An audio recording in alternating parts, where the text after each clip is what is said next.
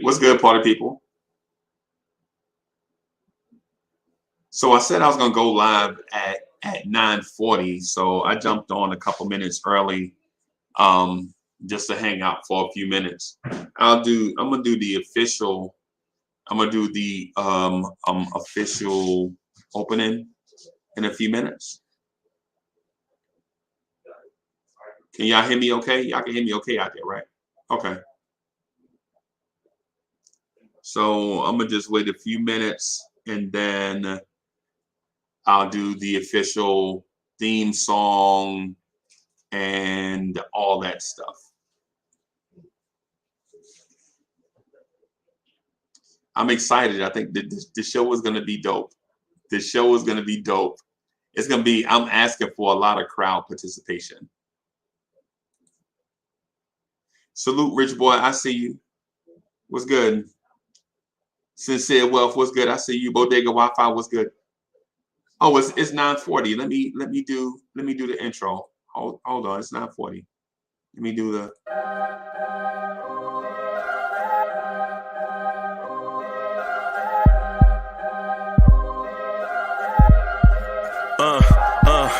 I rank where the view is nothing less than phenomenal for how I express and project from my abdominal. The only view better, both my daddy and my mama know. No living parents, my sons give me balance. My wife is my serenity, this mic is my identity. The world is foul enough, that's why I write without obscenities. Provoking danger with broken language and spoken anguish. Begging to get hurt, why would you ask to go through changes? Yes, Lord, life's a chessboard, master the angles. Control the tempo, be the one who holds the info. Acknowledge is just as deadly as machete swings. When spoken, the truth is as potent as that Medellin. While others swear the style is free, I just let it ring. Our time is undervalued, soldiers make us better kings. My fans on my shoulder, reaching after better things. Today I take the shot, for them I'd rather set the screen. My mama told me follow my dreams. My daddy told me get it by any means. Stand tall, make him bow to a king. But I've evolved, you can see the resolve. Look in my eyes when you speaking to God. Life and for those who we caught up in using what I was called with the muse. I guess they call it proving I'm more than an artist. Penciling out my darkest while stenciling out a harvest. And storing what gets me from A to B, just like garages. Instrumental with collages. Envision what I've been drawing. Broadway to give you rhythm like the great Lena Horne. So bent on, found comfort in the storm. Find peace and on when you see them others perform. Organized chaos, outcast it like hey ya. Yo, party people in the place to be. What's good? It's your man, Uncle Freezy. Welcome to the Knicks Morning Drive. Had a little whatever, little conflict of schedule. Y'all know how I go. You know what I'm saying? Two things trying to happen at one time. And then you like, and then work yourself out. So here I am, RAW. What's good? First, let me start off by starting with what we normally start with. A quote from the great American poet, prodigy. There's a war going on outside no man is safe from. You can run, but you can't hide forever from these streets that we done took. You walking round with your head down, scared to look. You shook, because there's no such things as halfway crooks. Give it up for Prodigy, ladies and gentlemen. Let's go. Blue tears, orange tears, Florence tears. Let's go. Let's go. Let's go. Let's get this energy up. Let's go. Let's go. Throw your hands in the air and wave them like you just don't care. And if you got some loot and a stick of juicy fruit, somebody say, oh yeah. Oh yeah. Let's go. Let's go. Staffordon is in the building. Staffordon, my brother, what's good? What's good? Jalapeno 59 is in the building. What's good? Let's go. Let's go. South BK is in the building. Rich boy. Sin Miz. I see y'all. What's good? Albert Bueller was good. Let's go. Let's go. Dripmore is in the building. What's good? Let's get it. Let's get it. Hey, anybody seen Mr. Vince? Oh, there he is. Hey, Mr. Vince is in the building. What's good, Mr. Vince? Mr. Vince says, good morning, Uncle Freezy. Happy hump day. And Ja is on his way. Will Knicks win? Oh, yeah. Oh, yeah. Knicks dub tonight. Brooklyn Buddha's in the building. Let's go. Let's go. Got an exercise for y'all. I want to talk about these Grizzlies and how they going down tonight, right? Want to talk about the Grizzlies and how they going down tonight, right? But y'all know me. I got some stuff that I want to talk to you about first, right? And it's not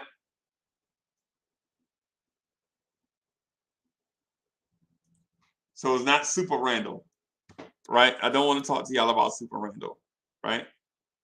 What I want to talk to y'all about is where's tip off? You know what? How about we tip off?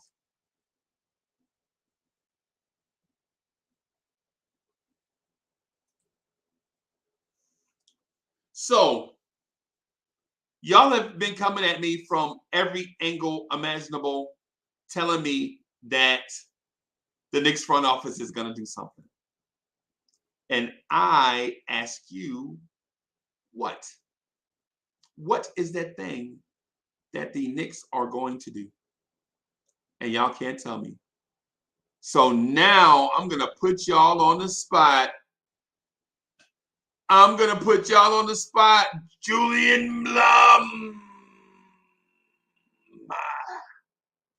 is in the building. What's good? What's good? So here is what we're going to do for a few minutes. Not all morning, right? Not all morning, right? But this is what we are going to do. I need you, Lawrence Tears fam, to help us build a championship team in 3 years. We ain't ready to do this all morning. This ain't going to take forever, right? But I want to hear from you, Dripmore. I want to hear from you, Allah Wise. I want to hear from you, Julian Blum, Brooklyn Buddha, Jeremy Maynard. I want to hear from y'all, right? Y'all are Leon Rose, right? I want to put something together. I'm giving y'all 3 years, 3 seasons to put together a championship team, right? Here's the rule. You got to win it within 3 seasons. You can only fire your coach 1 time. You can only hire 1 coach. And you can't go over the salary cap. Yes, I made it hard. Yes, I made it difficult. But I want y'all to chime in. And help me do this thing. Because, Mark Swift is in here. What's good, Swifty? What's good? What's good?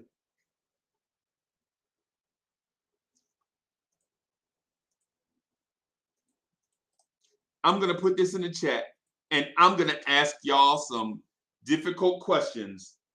But y'all are going to answer these questions and win the Knicks a championship. And look, after 3 seasons, if we felt like y'all did a good job, if y'all feel like y'all did a good job, I'm going to put a trophy on the screen and salute y'all if y'all did a good job. Right? Jeremy Maynard, if y'all do a good job, I'm going to put a trophy on the screen for you, for y'all, all of y'all. Y'all ready to rock and roll? This is what they call a project. Are y'all ready to rock and roll? Tell me yes. Put your thumbs up in the chat when y'all ready. Put your thumbs up in the chat when y'all ready.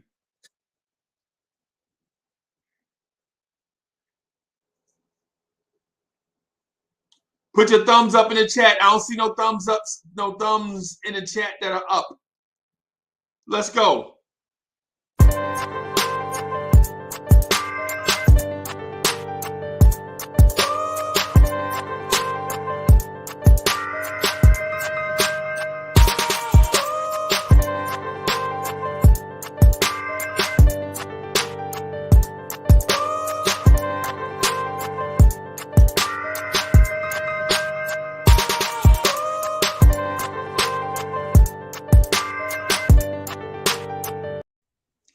Yo. That beat is fire. Is that a Chuck Allen beat? Nah, that's my beat. Get out of here. Why you coming here playing, bro? I get busy, bro. That's you for real. That's me for real, bro. Oh yeah, that's fire. That's fire. You do that. You do that. You know what I'm saying? But listen, hey, so welcome, D Poetic. I'm sorry, I'm screen name. D is balling. I keep D is. I might as well change it because I actually like Poetic better. But that's how. Well, yeah. So what we want to do is this. So every day, you know, we come on every day, Monday through Friday, 8:45-ish, somewhere in there, kind of. Mm-hmm. And we talk about the same thing over and over again. Tibbs rotations are terrible. Julius Randle body language.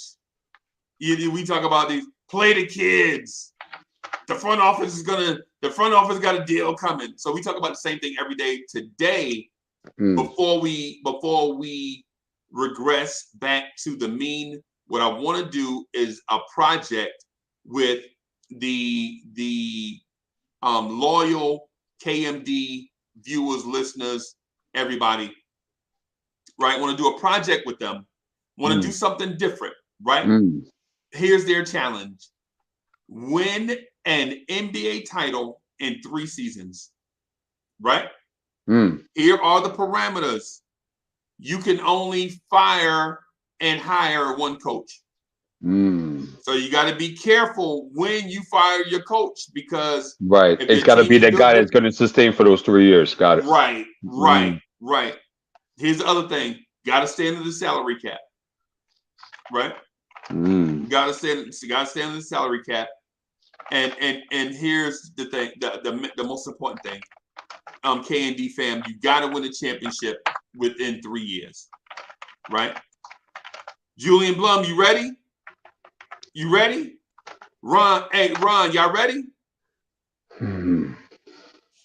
Let's do this. So first of all, let me ask the chat this.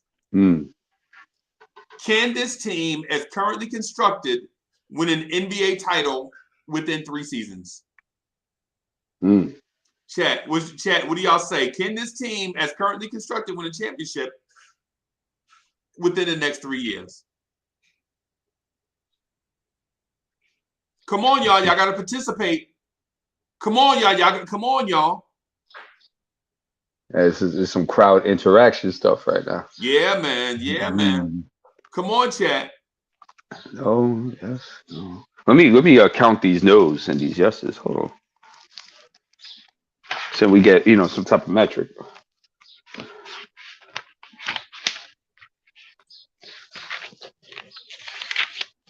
Okay. Hold up.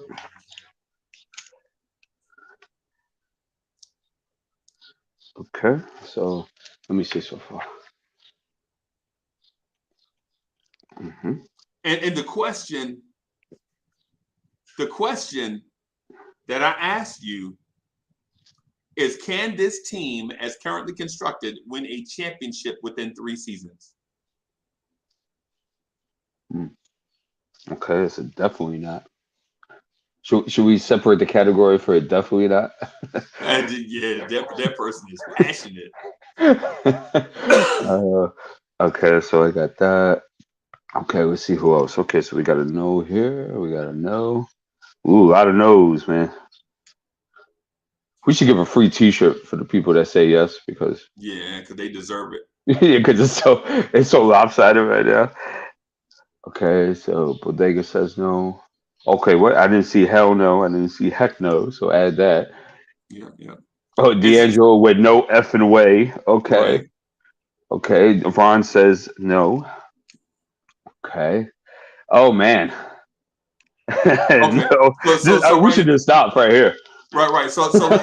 Okay. So here is the next question. If this team cannot win a championship within the next 3 seasons, what is the first move we should make in terms of establishing a championship run? What do we do to set this team on the championship path? What do we do to set this team on the champ? Y'all hear me? Y'all hear me? So what's the first move, right? You make in order to get towards that direction. Yeah. Like, what's the first step? What's the first step you take? Right. Okay. Okay. So let's see. First step. All right. So there is a point guard. Bring in a 2-way point guard. Julian Blum says, cut the fat. Blue Hefner says, trade Randall. Okay, so we have a Randall. Okay.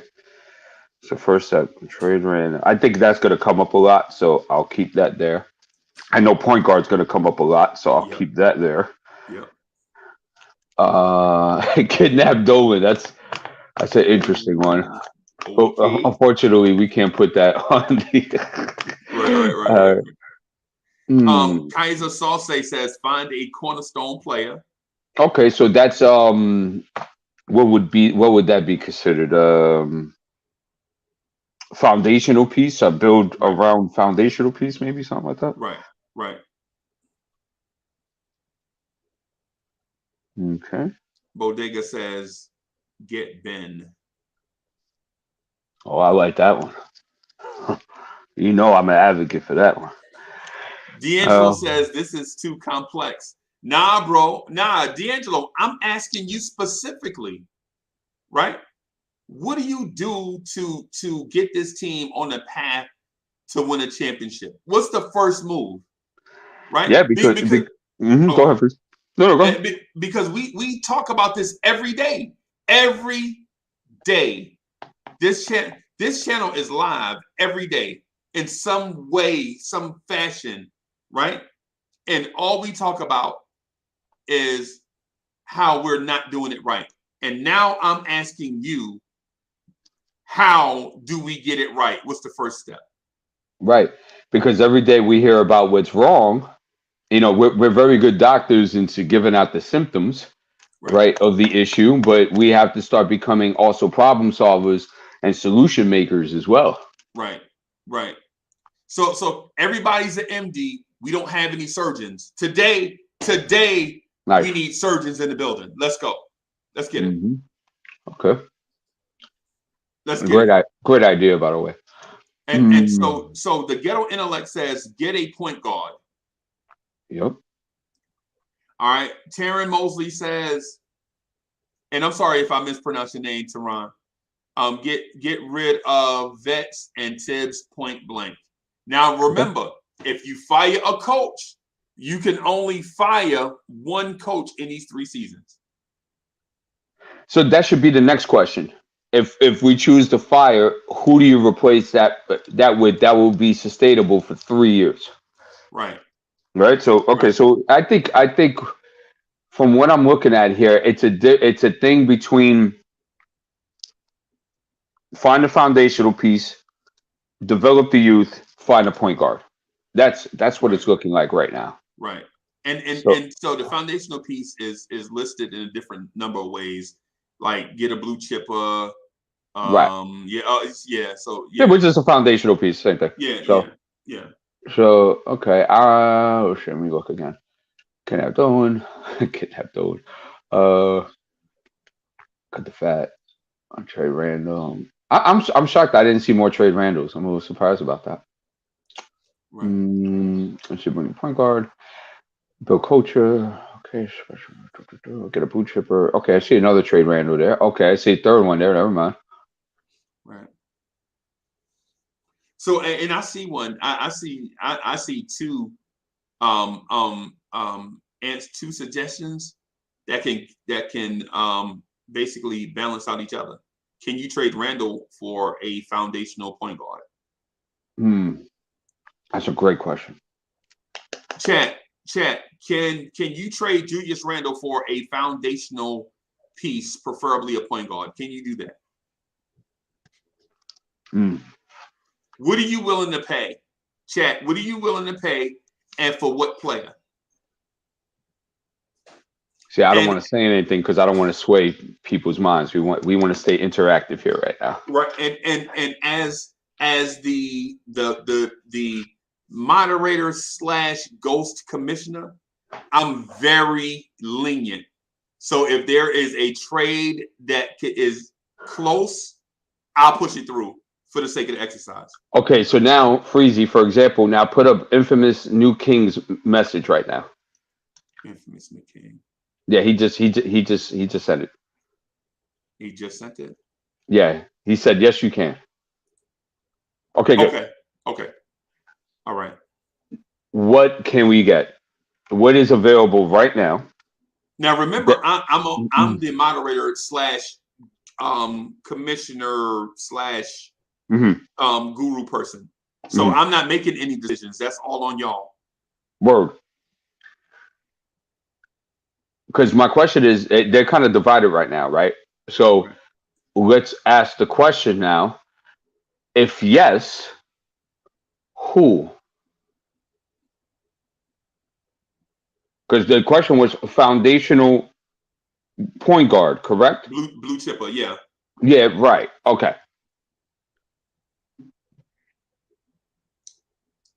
So the question on the table is, can you trade Randall for a foundational blue chip point guard?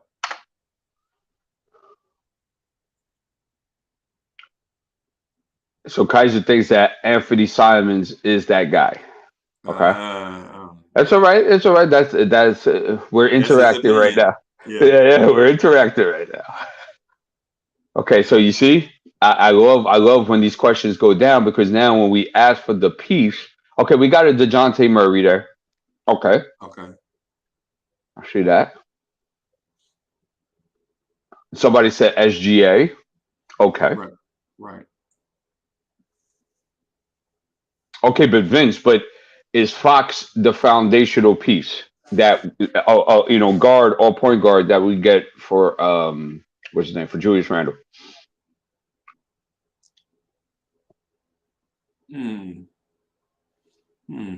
Interesting.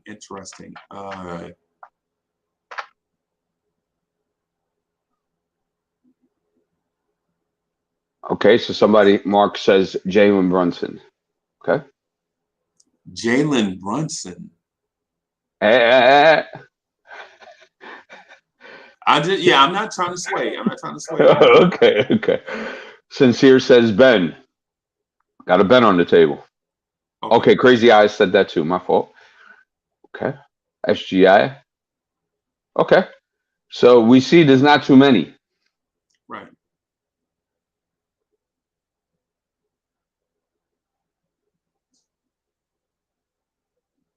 Right. All right. So we give them a few more seconds in order to come up with a suggestion, and the most popular one seems to be Ben Simmons. So if somebody has one more popular than Ben Simmons, and in second place DeJounte Murray, or in the third place I think it's Jalen Brunson. So unless that order changes, then those are the most three favorable. Oh, and Anthony Simons has been mentioned quite a few times as well. Okay.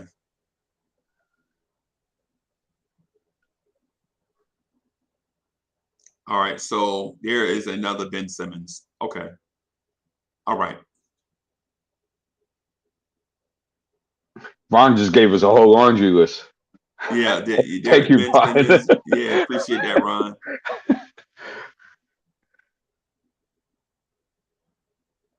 Oh, GI's not on the Ben Simmons train.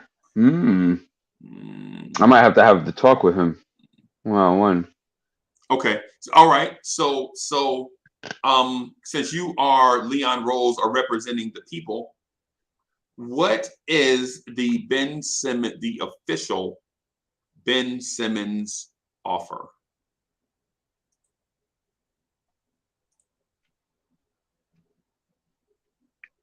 And we should go down to all the top list too. Like if they thought it was Brunson, for example, what do you give for Brunson?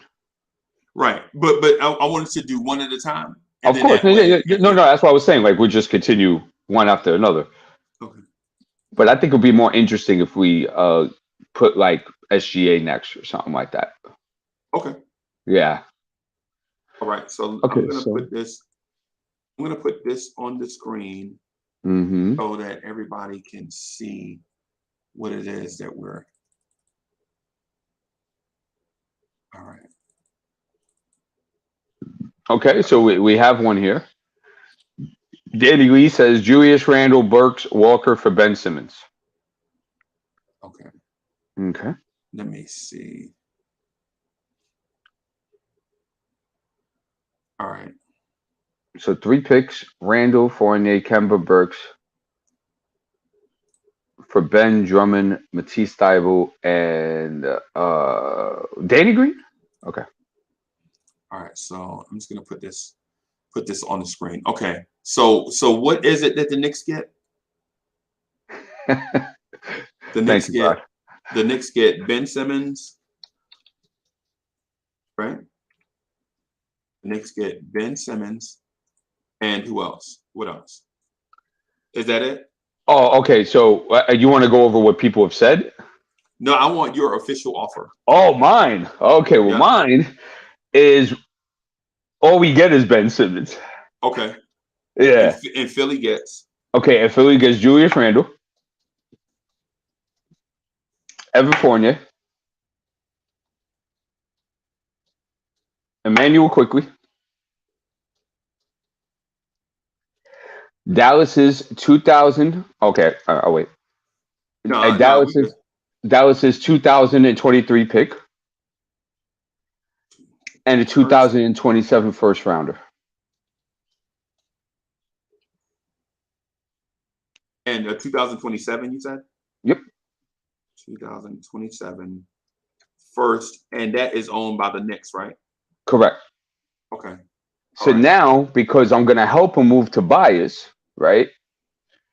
You also got to add 2 to 3 second round picks there, so you could choose whatever you want. You want to put 2 or 3 there, that's fine.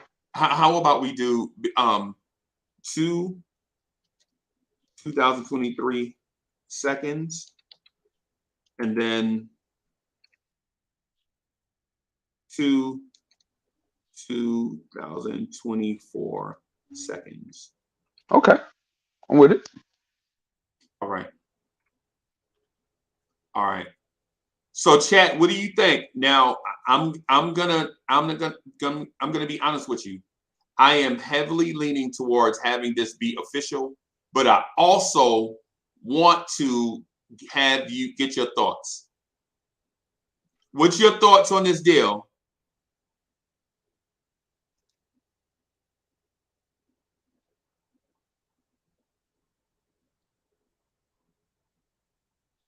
What's your crazy eye says press the button.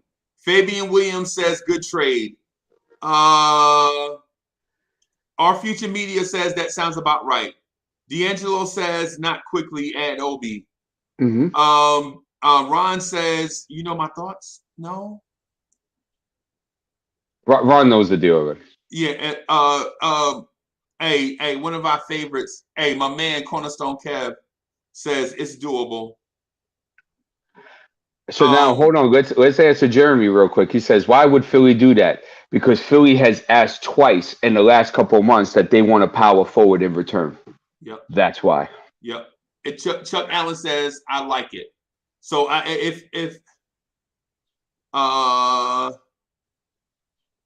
Dripmore, they need a backup point guard, or they need a backup guard, don't they? Right. Nobody said Quickly's going to start for Philly. Who said that? All right, so I saw about 9 yeses and 2 nos. And the 2 nos I saw said take out quickly, and they probably want to add another player. But if I see one more, all right. So Mr. Vince said he would do it. It's official. All right. Hey, listen. All right. Hey, so congratulations to the New York Knicks. You have officially traded for Ben Simmons. Right? You have officially traded for Ben Simmons. So I'm going to update the roster right now. Right? So right now the roster is at guard. Yeah, but Dripmore by IQ can go back to his shooting guard. We don't care what Philly do. Yeah, but just going through the possibilities of what fans are thinking behind it. Okay. All right. Kemba Walker. Miles McBride. I tell you, man, y'all are sleeping on Simmons, man.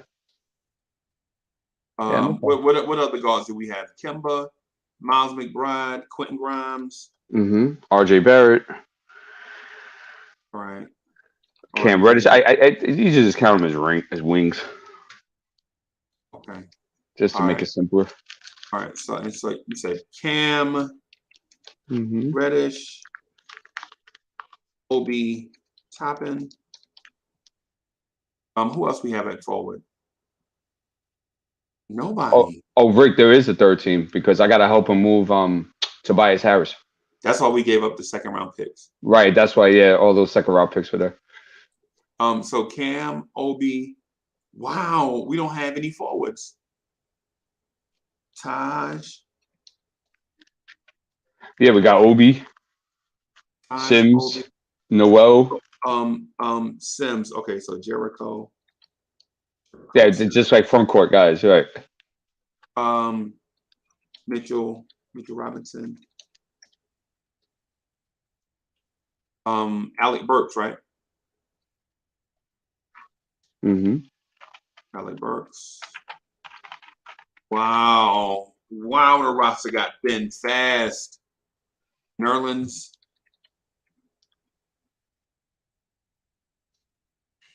Okay.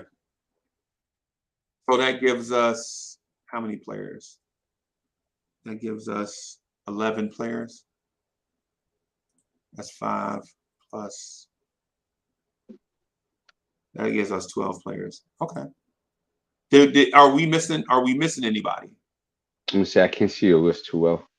Okay. Okay. I'll put it on the computer so I can see a little bit better. God damn it! I hate when it does this.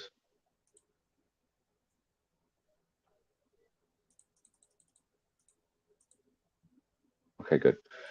Okay, all right. I can see a lot better now. Okay, so you look at that. So it would be Ben, Kemba, Miles McBride, Quentin, RJ, Cam Reddish, Obi Toppin, Taj Gibson, Jericho Sims, Mitchell Robinson, Alec Burke. That's a hell of a defensive team, bro. Yeah.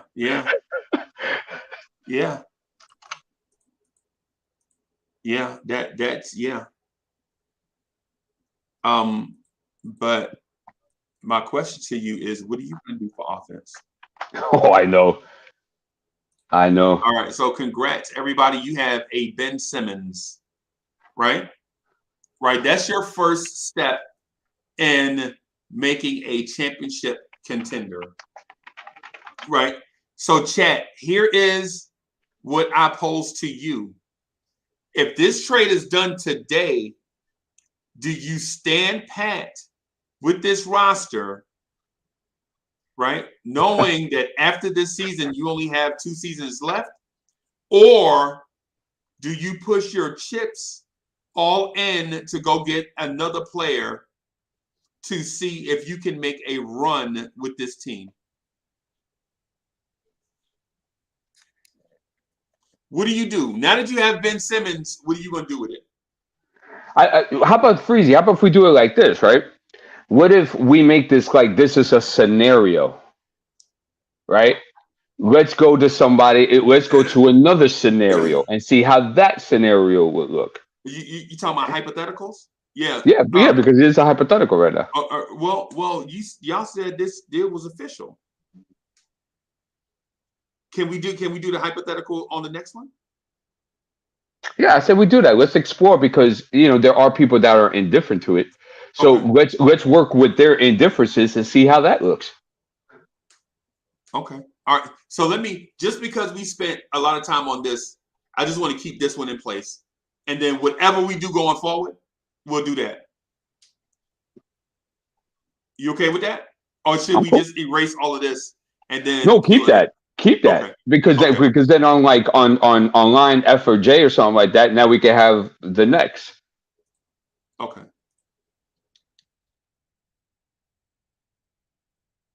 We have 13 players. Okay. I forgot. I did forget Derrick Rose. Thank y'all for pointing that out. Right, and we got Rose. Yeah, it's out of sight, out of mind. So Right.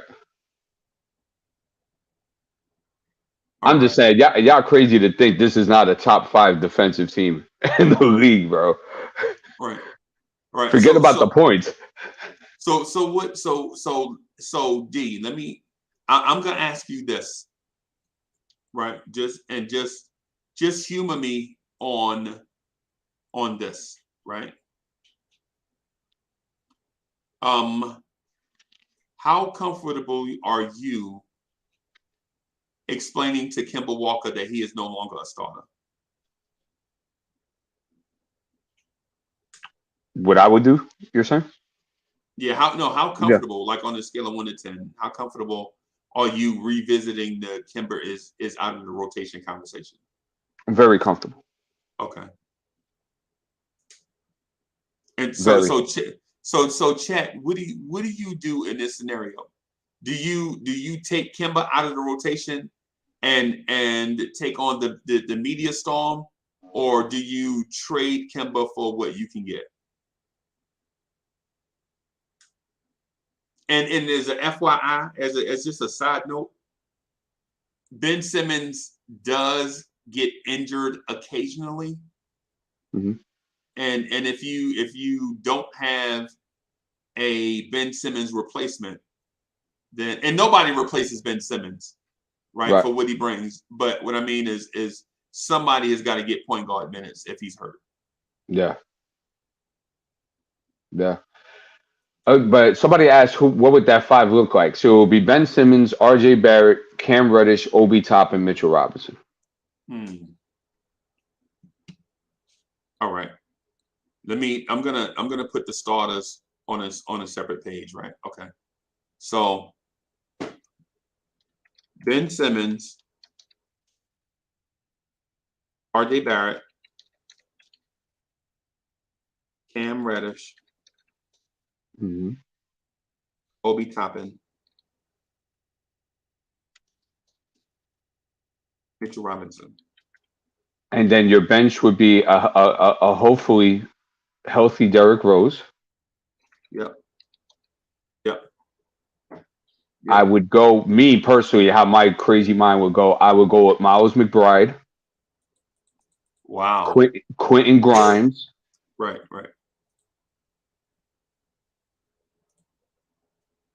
Because don't forget, my goal is to be the top 5 defensive team in the league. Okay. Forget about the points. They'll come. Right. But right now, I want to show that we can lock people down and we can get into transition. Okay. You see? So basically, you're satisfied with this roster then? This roster can make a serious playoff push. No, I think this roster is a great step to go in the right direction. Playoff push is going too far. So what do you need to add? I would need to add more shooting around Ben Simmons. So do you need an elite shooter, which might lead to flaws in their game? Like elite shooters are your Davis Bertans, your Buddy Hills, Mike Muscala, some of that nature. Your elite shooters, that are shooters only. Or do you look for an alpha to lead this group? Is Ben Simmons your alpha? Is RJ Barrett your alpha? RJ would have to assume the role because we know Simmons is not. It's not how he plays. It's not how he's bred. But keep this in mind too. RJ Barrett shot 40% from three last year. Right. And in his best month this season, he's at 40%. Let me Let me ask you this. Is now the time that you look to trade for Zion? Do you consider Zion in your 3-year plan? Well, I'm just thinking about this season right now. I'm not even, because don't forget, like, we still have draft picks and there's still moves that could be made from this. Do I just go straight to Zion? My only concern about getting stuff like that is that, are you gutting the roster to do it? You see, like with this, we still have we have wiggle room to work with. Well, if you get Zion, if you go after Zion, you know your starting power forward is going to be in the trade. Oh, Obi Top? I guess, if he's a starter.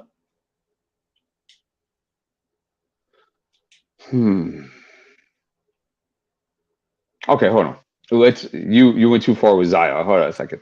I'm just trying to think how, because we were talking about surrounding more shooters around Ben, right? And it's like, well, RJ shoots 40. Yeah. Cam Reddish shot 40, I think 44, 46%, something like that from the corner this year. Right. Okay. Quentin Grimes is shooting about 40%. Yep. This year, this rookie season. Yep. Obi Toppin has been shooting a bit better this week. But yeah, he's shooting like 25 instead of 19. Yeah. But I'm just saying this week. Okay. So, you know, I can be positive and look for upside there. But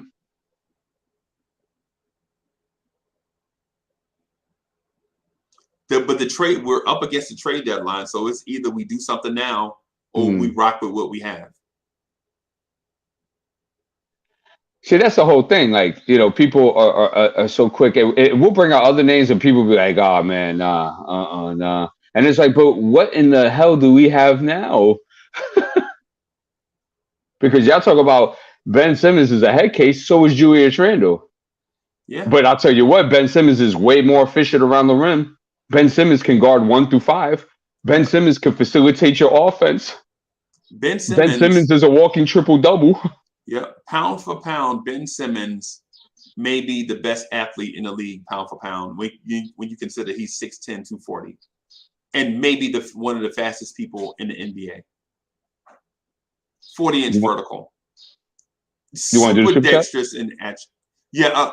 So Simon Ball, thank you for the generous contribution. Simon says, "Ha ha." Simon says, "Ha ha." No pun intended, but the pun is funny. Simon says, Randall, Fournier, and a first is a deal. Our 2 best players for Philly's second best make the deal. I don't know.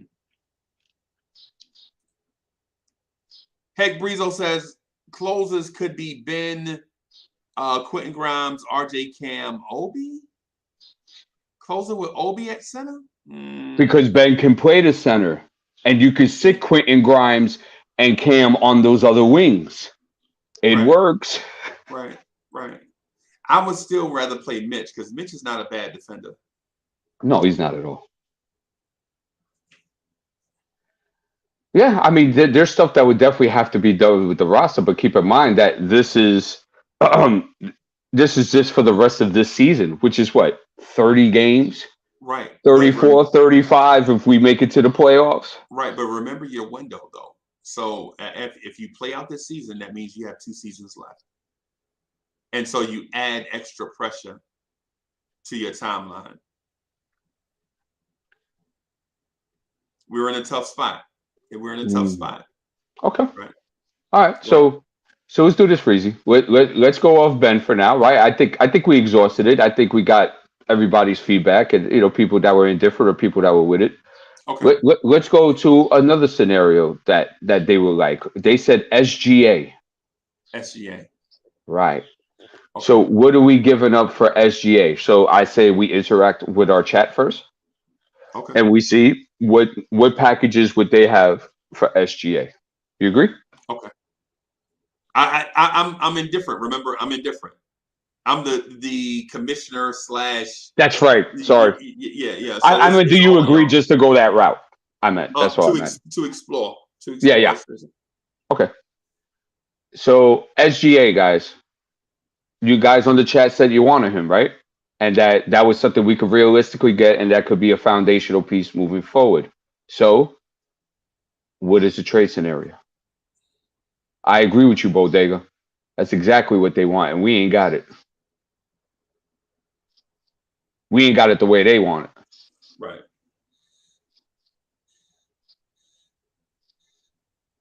I think OKC would love Emmanuel Quickly and Obi Toppin. And I probably said too much as the commissioner.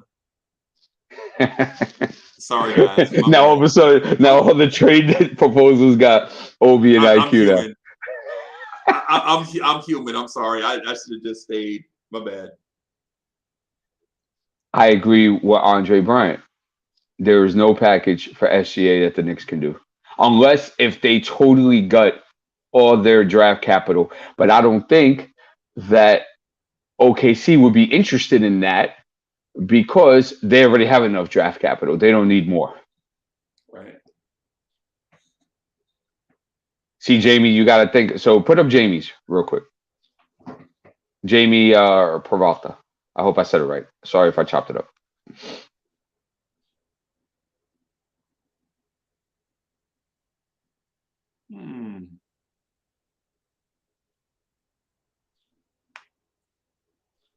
Okay. So we have our first proposal on the table. What do you guys think of that? Where is it? I saw it. Okay.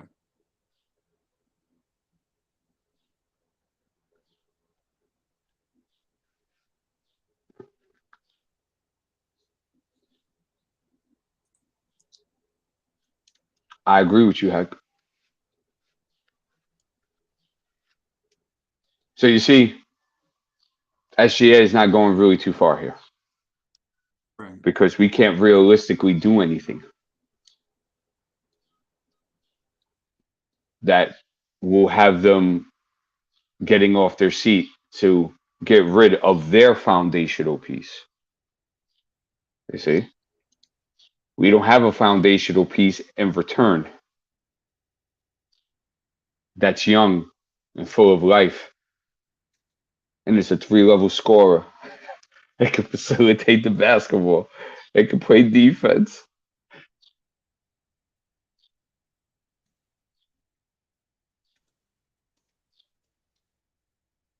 Shai Gilgeous-Alexander is not 28 years old, bro. No, he's not at all. The same age as Knox.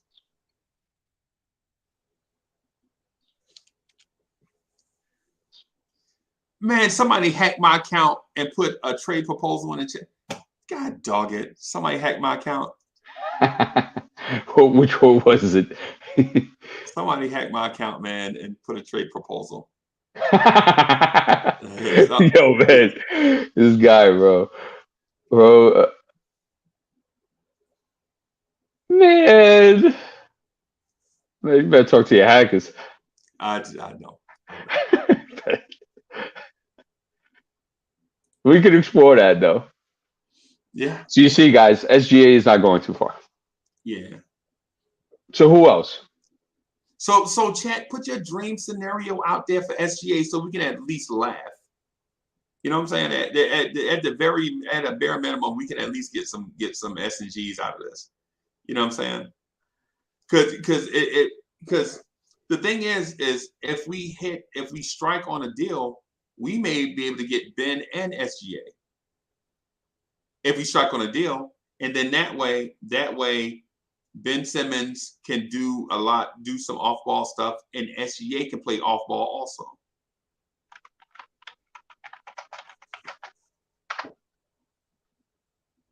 See, don't forget, we're not coming up with this stuff. This is what you guys said. So who else was on the table? Here's the thing, Freezy. Forget about SGA. It's not gonna happen. Okay. It's just not gonna. Nobody could really devise something. I can't even think of something that could really be worthwhile to OKC and say, you know what? I'll give up my foundational piece for him. Right. Here you go. Right. So what's the next move? Is the move to now stand pat at the trade deadline and just play out the rest of the season? Or Well, hold on, Freezy. We didn't explore the what else other guy said. So, for example, somebody said Brunson, right? Right. Brunson's come up a couple of times. So let's explore it. Let's see. SGA for Kemba, Noel, Burks, 3 first-round picks. Yeah, that's too much for me, man. I ain't giving up all that for. I just don't see how OKC would even be interested in that. Right. Don't forget, Vince, you're giving up your foundational piece that you're building your team around. And you're going to give him a Kemba that could barely play 2 or 3 games in a row. Noel that's played 1 game and been out 3 or 4 games. And Burks, which is a serviceable bench player, and 3 projected first-round picks. I say go all in for Anthony Davis.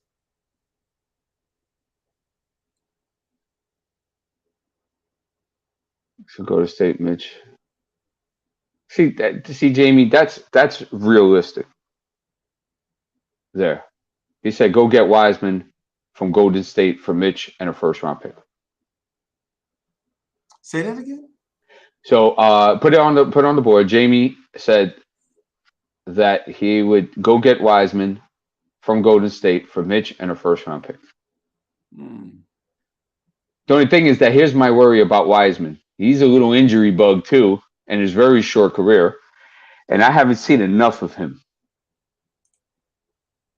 to see what. But I'm not indifferent to it.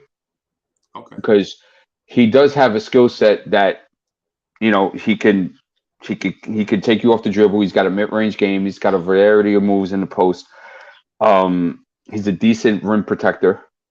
But here's the question: will he help you win a championship within the next 3 seasons? No. Yeah, right. I forgot. That was our concept. Finding that player to start with that, right? Right. You know, and given unsolicited advice, I think Mitchell Robinson can be a piece that helps you win a championship in the next 3 seasons. But I'm not saying he's the piece at center.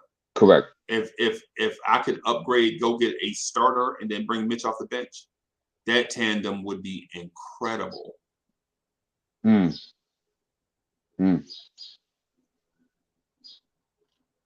Oh, definitely agree with you, Brian. He's definitely way more advanced offensively than Mitch. Absolutely. So, guys, you know, we do a lot of griping. We do a lot of bitching and whining every day, but there's not a lot of solutions I see here. Let's see what we got here. We got a super chat here. So Simon Barr, thank you for the generous contribution. Simon Barr says, Ben, Grimes, RJ, Obi, Mitch to start, IQ, Burks, Cam, Taj, Noel, Sims, bench. We're immediately a better team, especially on the defensive side. Absolutely. We go to an instant top 5 defensive team in the league in the last 30 games with that lineup.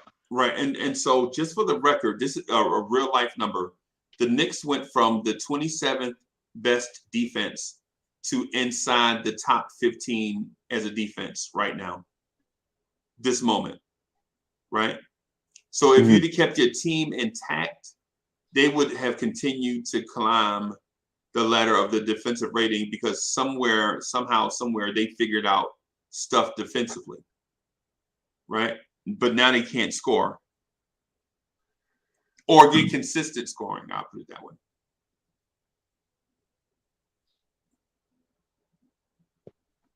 Not a lot of solutions.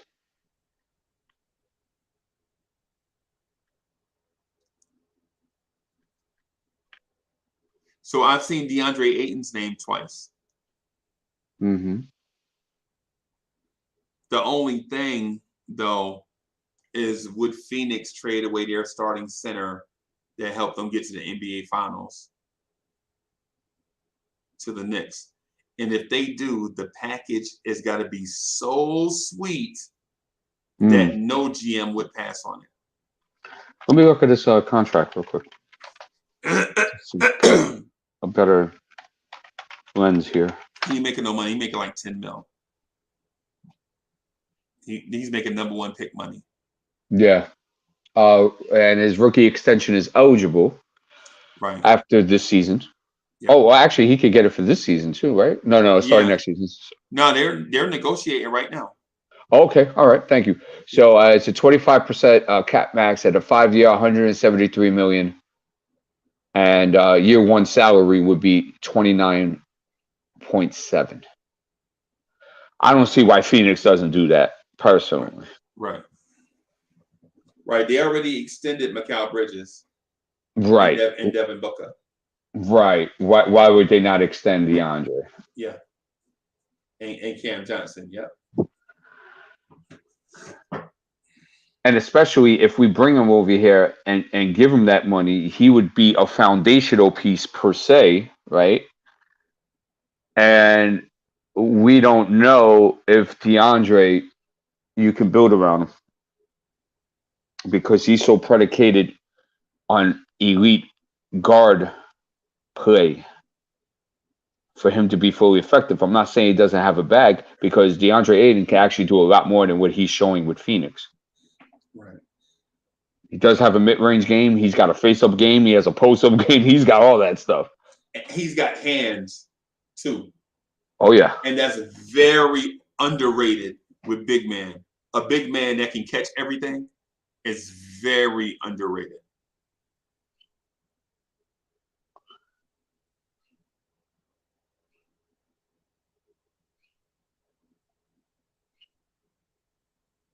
Well, D, cool. The thing with Simmons and Embiid is that we've known for 3 years that doesn't fit. D, cool. This don't have your perspectives on what you saw last year in the playoffs. We knew they haven't been a good fit. And I could show you his advanced analytics when what's his name? When Joel Embiid wasn't there, right?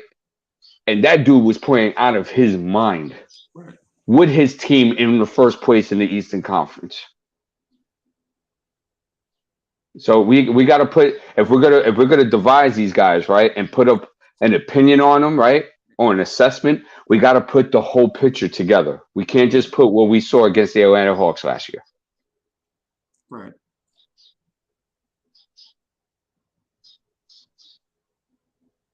So what are we gonna do, guys?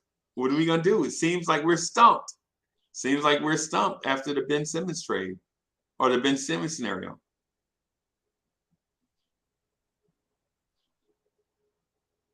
Now, remember, when you play out this season, Mitchell Robinson comes off the books and he's no longer an asset. And remember, the vets that you're keeping, those 30-year-old vets, are going to be a year older at the beginning of next season. So at what point are you going to start getting diminishing returns? Here we go. I got a good one. Right? This was my second most appealing trade if the Ben thing didn't work out. Why can't I just get Julius Randle for Domantas Sabonis? He's 2 years younger. He's a better version of Julius Randle. They practically do the same damn things. He's a better version. His BPM is at a 5 this year, which means he's doing a hell of a lot on the basketball court positively. Right. He's a better team guy. He can actually play some 5. Right. And all I have to do is give up Randle and what? You might just have Randle in a pick. Like a halfway appealing pick. Yeah. Like a 2025 first. Let's get it. So what about this though? We thought you were trading Randle so you could play Obi. Hold on a second. Let me ask a question. You know why, Steven? Because the way that I'm going to appeal to the Pacers is that you're not winning with Sabonis anyway. So why keep him?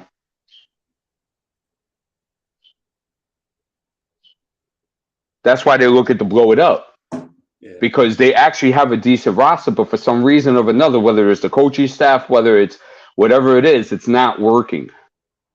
And plus, those guys have been injured on and off anyway. I don't know if I like the deal. If it were me, I would favor a Randall for Pascal Siakam. Hold on a second, Parrish. When you read his advanced analytics, you'll think otherwise.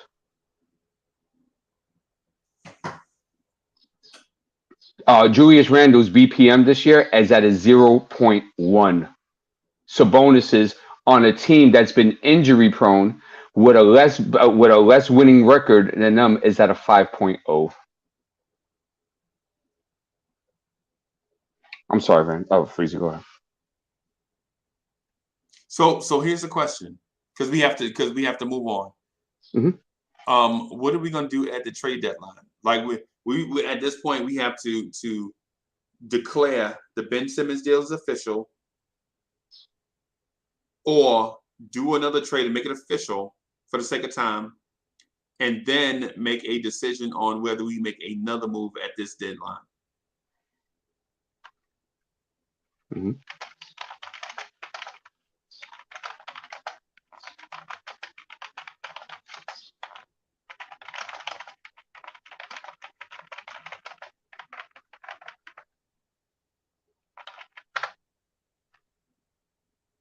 So what do we do?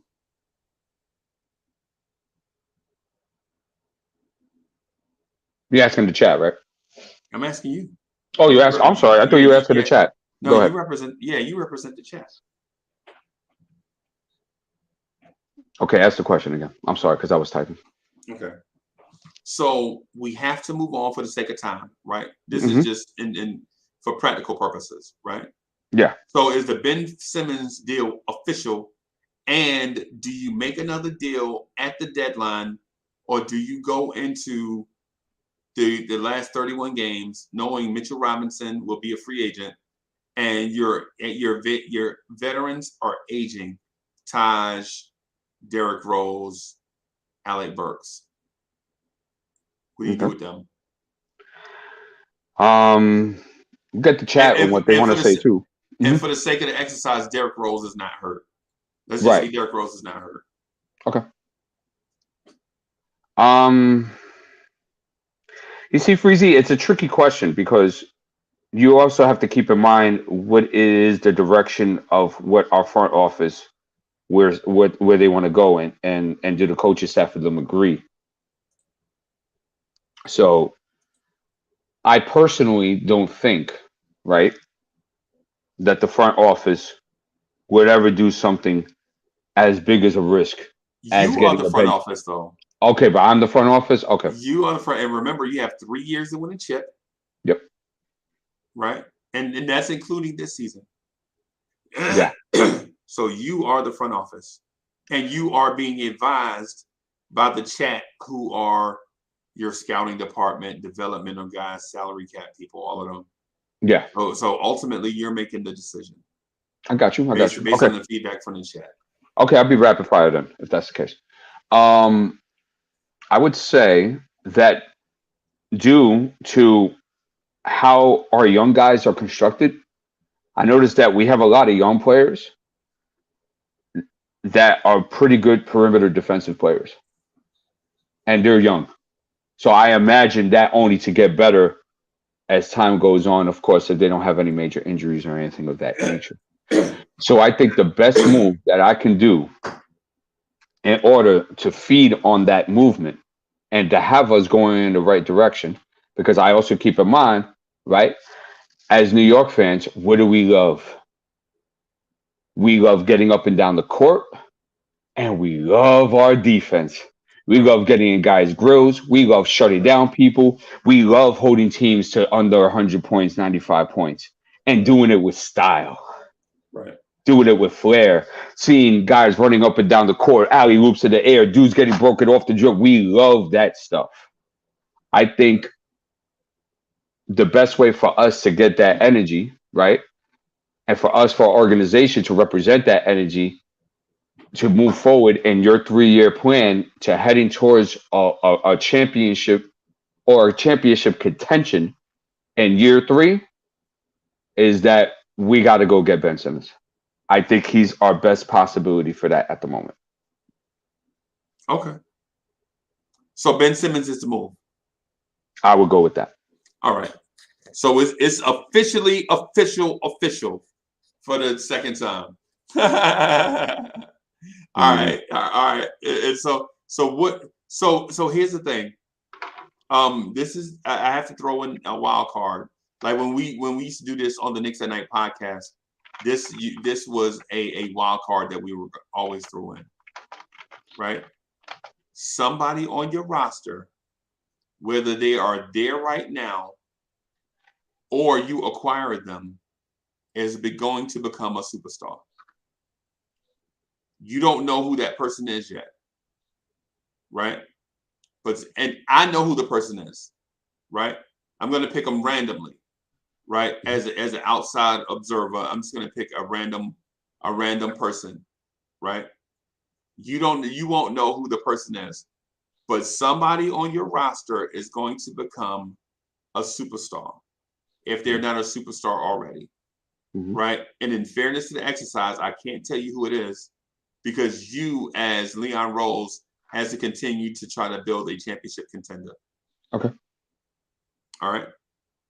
Okay.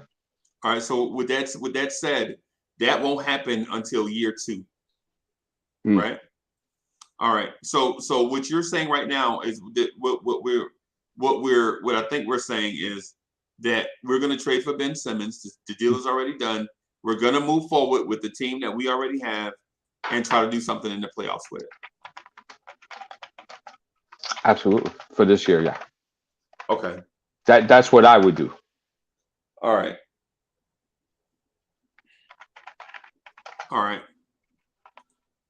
So we'll move on. Okay. So Chet, I'm gonna fast forward this thing, right? To the end of the season. The Knicks finished the season with the addition of Ben Simmons. The Knicks finished the season 41-41. So they finished the end of the season red hot, right? And get to 41-41. So I think they finished 17-14 or something like that the rest of the way. So they turned things around. They finished 41-41, and they finished with the 8th seed, and they play the Miami Heat in the first round of the playoffs and lose. Yeah. Right. So the off season begins. The Knicks have made the playoffs 2 years in a row. Right. They made the 8th seed. They lost to Miami Heat. It wasn't competitive. They were outmanned, but they made respectful. They made a respectful attempt. Right. RC Creative, thank you for the generous contribution. He says Knicks should put a package together for Jamal Murray. Nuggets good without him, and he could offer a reasonable package without gutting the team. All right. So here's the thing. Mitchell Robinson is a free agent. Yep. You got one shot to sign him back. What's your offer to Mitchell Robinson? Because I feel that there's a lucrative market out there for him. I think there's a lot of teams that would love his services. And I think there are teams that will overpay him to do it. So I have to think that if I do sign Mitchell, I'm looking at him as a pillar towards my championship aspiration. Okay. So in light of that, here's the beauty about Mitch that I think people don't look at. We've never seen Mitchell Robinson play in a competent transition offense ever. And I think he would be dynamite. Just seeing Mitchell work on his conditioning on the offseason, get him ready to go. Forget about muscle mass and all that. I just need you to be able to keep your breath control. Right. And I think this will be him up and down the court. Up and down. Up and down. And as you and me already talked about, we think that Obi is one of the fastest going north and south, correct? Is that what you told me? Right. Which I agree. So I got 2 front court guys that are possibly one of my fastest front court guys in the league. Okay. So I throw a nice little bag for him. Okay. I have no problem. Because look, let me bring this up for you, right? Because this is important. Just bear with me for 1 second. This is where I see the value with Mitchell Robinson. Watch this. Because I haven't discussed this with you yet. Watch this. Mitchell Robinson is 10th in the league in win share per 48 minutes. Wow. Okay. Do you want to know who he is in company with? Wait a minute. Is this centers or everybody? This is everybody. Wow. You want to know who he's in company with? Watch this. Watch this. He's in company with Nikola Jokic, Rudy Gobert, Giannis Antetokounmpo, Jimmy Butler, Joel Embiid, Robert Williams, Jared Allen, Montrezl Harrell, Chris Paul, Mitchell Robinson. Okay? That's an elite group to be with. That is a very elite group. That's elite. Okay? He's also 7th in block percentage. He's also 9th in blocks per game. He's 16th in win shares. He is 14th in total rebound percentage. He is 3rd in offensive rebounds. He is 18th in offensive win shares. Okay, this guy can barely get the damn basketball. Right. And he's 18th in offensive win shares. That shows you how effective he is around the rim offensively. Offensive rebound percentage, he's 2nd. And that's all I have for the moment. Okay. So this dude is valuable, bro. Okay. So I'm throwing him. Let me see. So if I throw that, it would be 20 a year. I have no problem throwing him a 5 to 65 to a 70.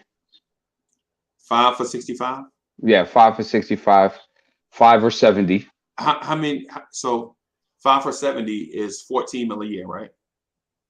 Yeah. Is it? Yeah. Let me see. 15, 30, 45, 60, 70. Yeah, okay. So I might have to give him a little more because teams will be very interested in his services. Yeah. Imagine Golden State with a guy like that. Yeah, man. That just does all that for you. Yeah. Mitch, just go down there and just do what you do, what I just described here. With the Hall of Fame point guard. They'll love him. Yeah. Forget about because I mean, well, Steph is not really like point guard. Right. But Draymond Green is. Right. Draymond Green would throw that boy lives all day. All day. Especially how they run their split screen action and their curl action and stuff like that. Forget about it. So I think I have to throw him even more than that to keep him. Okay.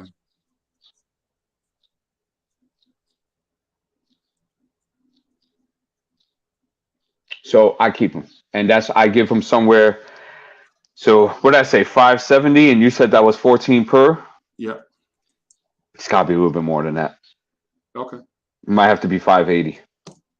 5 for 80. That is 16 mil. Is that 16 mil? Yeah. Sounds about right. Yeah. Yeah. 16 mil. Okay. I agree with that. So make your official offer for Mitch. Okay, I'll give him the 580. Okay, done. Mitchell Robinson just re-signed. Yep. All right. All right. So the draft is here. What are you gonna do at the draft? Ooh. Okay, so we have to keep things into perspective here. Yeah. Let's say, for example, we made the playoffs, right? Right. And we go against a Miami or something like that, right? As you propose. That means that we're around like a 7th, 8th spot, somewhere there. 8, right?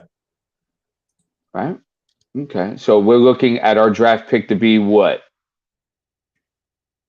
Hopefully hopefully the end of the lottery, maybe 17, 18, something of that nature. 15, 16. Okay, 15, 16.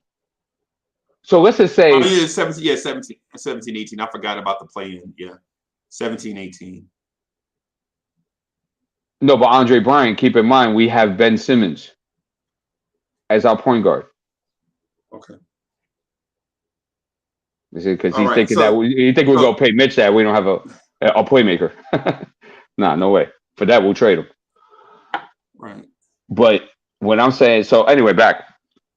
Okay. So, what are the things that we're looking for? I'm asking you. You're Leon Rose. I know. Now, don't forget, we have Rokas coming.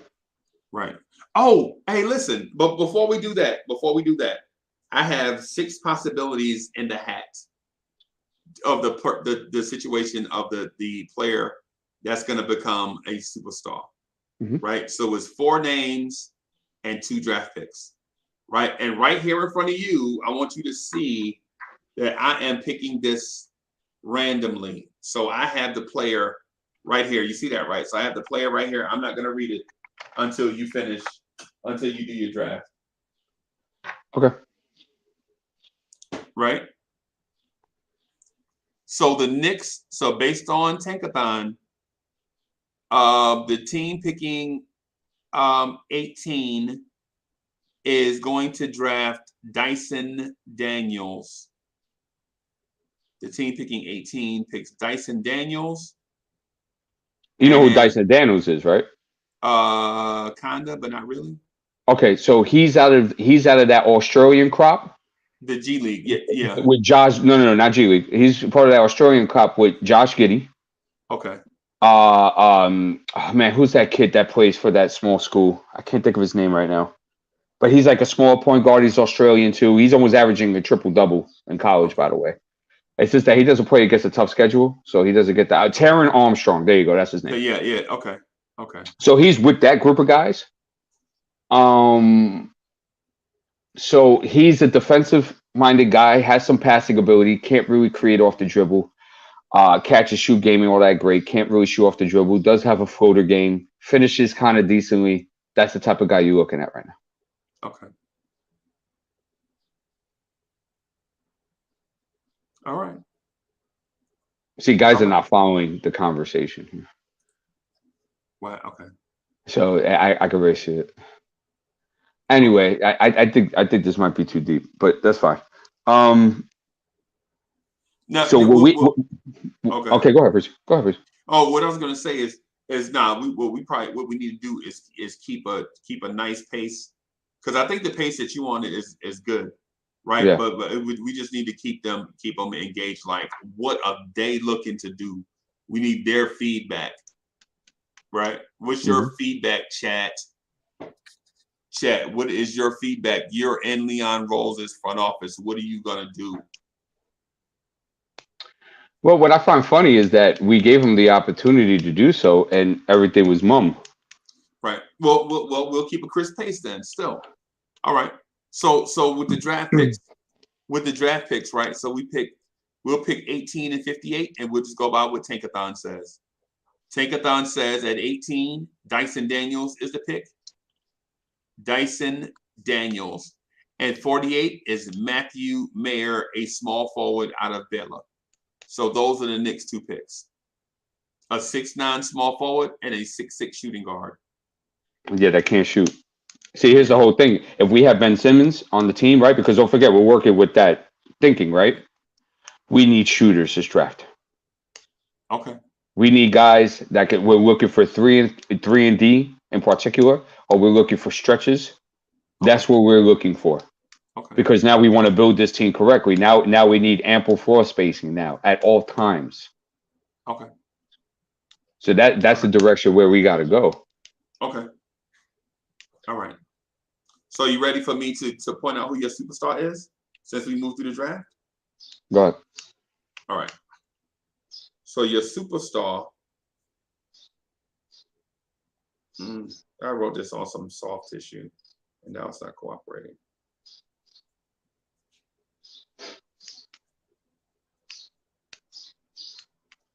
I don't know if you can see this, right? Can you see that name?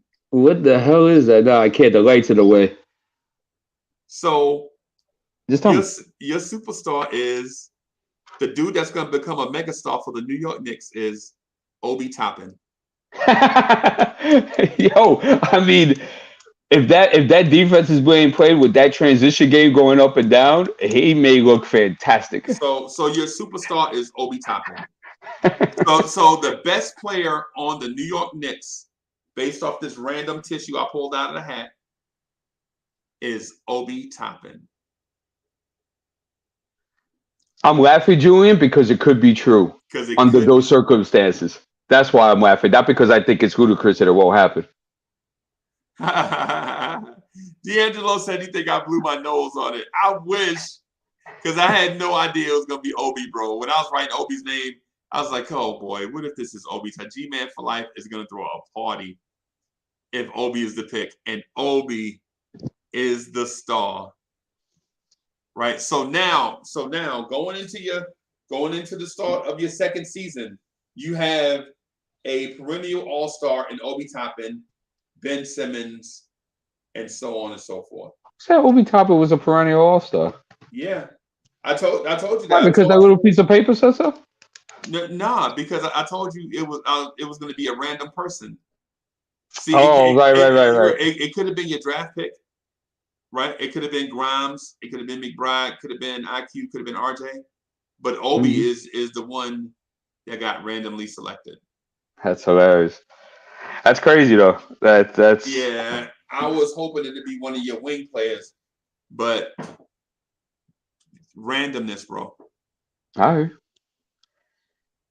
And plus, people, just to keep in mind of something real quick, I want y'all to give me the roster that Ben Simmons had when Joel Embiid wasn't there, that he had that made that Sixers team first in the East, and the half season he wasn't there in 2017-18, and when they were first in the league in the 18-19 season.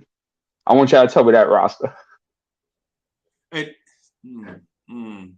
So what move, or do you, now that you know you have a perennial all-star power forward that can shoot the three, defend a little bit, get you about 23, 24 points a game, what is your next move?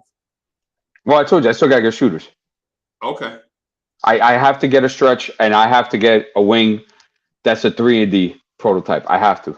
So now that you have an all-star power forward, all-star caliber point guard, are you gonna sacrifice some of your babies to get your shooter? I don't have to. I'm drafting him. How? You already drafted. Remember the 18 and 48 are 48 is Matthew Mayer, small forward out of Baylor, and 18 is Dyson Daniels. Yo, why are you going off with that stuff for, bro? That's not realistic. What? Dyson Daniels at 18? Look, right. I don't want Dyson Daniels. Okay, all right. I got Quinn Grimes. Okay. I don't need him. Let me do this then. Let me do this. Look at this. What we need is we need more shooters. Right. So if you do that, then I gotta put Obi back in. Okay. All right. Because we have to do it in a certain order. All right. All right. Can you because the chat's bringing up something which I completely agree with, and believe me, I've thought about this. You're going to need 4s and 5s that are going to be able to stretch the floor in order for this to work. So that's why I had names like, and I told you about this, Freezy. I was looking at guys like Kelly Olynyk, right? Okay. You had mentioned Marvin Bagley, which I thought was a decent choice. I was thinking of a guy like PJ Washington that could stretch the floor. I was thinking of guys like that I won't have to pay too much. I can get them for a bag of potato chips, and they'll be very serviceable defensively and can stretch the floor. Okay. So free agency, I'm looking towards something like that. But in the draft, I'm kind of looking to something similar too, because you know, right. I already have my point guard. Okay. Now I just need guys that can spread the floor and killers that can get inside the lanes when that floor is spread. That's why I like a RJ Barrett. Because I think a RJ Barrett, it's say for example, you have shooters around the floor, right? And it's spaced out. And I throw it to RJ Barrett and he has a one-on-one with a wing player, I think he's destroying them. Right. Okay. So I just need shooters. I need guys that can defend and guys that can shoot at that point. Okay. Now remember, you only have one free agent spot left, so you have to make a move. Yeah. Right. Because you have to make a move in order to clear space because you wanted to keep Alec Burks. So you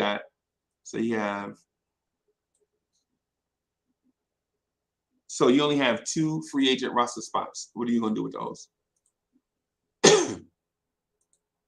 And that's with the current roster I have. I have to decide what to do with those guys. Everybody else is under contract. Yeah. Well, the beautiful thing is that so that would be Taj Gibson and Derrick Rose, right? What do you mean? Those 2 free. Oh, wait. What am I talking about here? I'm sorry. No. So your roster is Simmons, Walker, McBride, Grimes, Barrett, Rose, Reddish, Toppin, Gibson, Sims, Robinson, Burks, Noel. That is 13 players. Mm-hmm.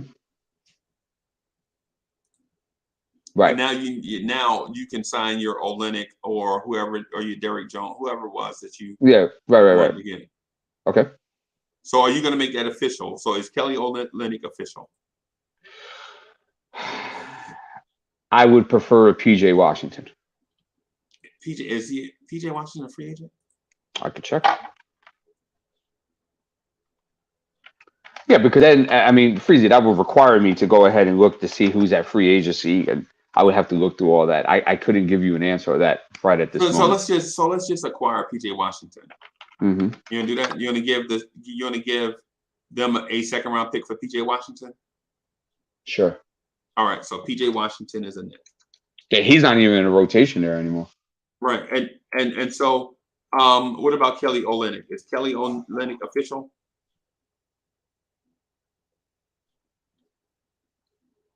I would have to think about that one. Because like I said, if I had to choose between them two, I would prefer him. Oh, look at that. He's up for his rookie extension. Yeah. After this year. Ooh, didn't think about that. I mean, he's not getting 5-year 181. I mean, I hope he's aware of that. Okay. So you gotta put it on the screen for me, Freezy, so I can see where we're at right now. Okay. Because don't forget, we also have Rokas coming in too. Right. So we got to keep that in mind. That's another roster spot. Right. Okay.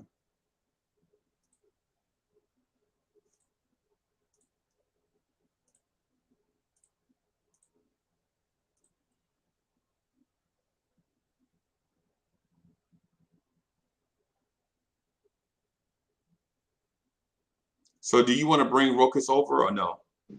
Oh, absolutely. Okay, well, those are your spots then. Yep. Because I'm gonna breed him to be my backup point guard full time. Okay. And if he really pops like that and say everything's going well with Ben Simmons and the team is moving swimmingly, that's a great draft, a trade capital right there. Okay. To get something that I may need more at the moment. All right, so there are your 15 guys, right? Oh, you can get Kemba out of there. We're waiving him. You want to waive him or try to trade him? What am I going to get for him, bro? I'm not getting anything for Kemba Walker. Yeah, he's a expiring contract. He's more valuable in his second season than he is in his first. Oh man, but he's not gonna play though, bro. He's not gonna play. For that, I would just keep good relations with myself and the organization and just say waive him and let him go wherever the hell he wants for that. Okay, so you're gonna all right. That's not right what y'all doing to Kemba, bro. You know, he sacrificed so much in his life in his NBA for so long. Y'all just have him on the pond. I got you. So what do you do with the Kemba Walker roster spot? Well, that would be my draft pick, wouldn't it? Yeah, who are the draft picks? So I have to look. But I would definitely want a guy, if it's a first round,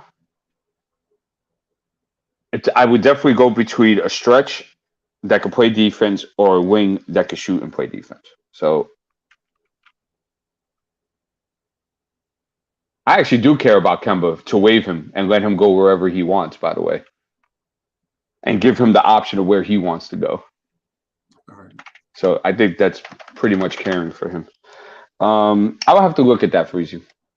But for the time moment, because I didn't know it was going to be broken down like this, so I didn't have ample enough time to really break down exactly what I want. Right, because we wanted to get feedback from the chat, remember? Yeah, and then it went mum. Yeah. Right. I hear you. All right.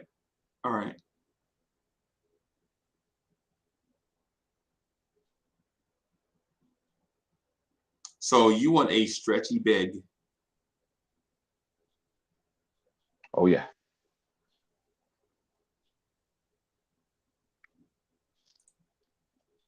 All right. A stretchy big in between, say, 16 and 25.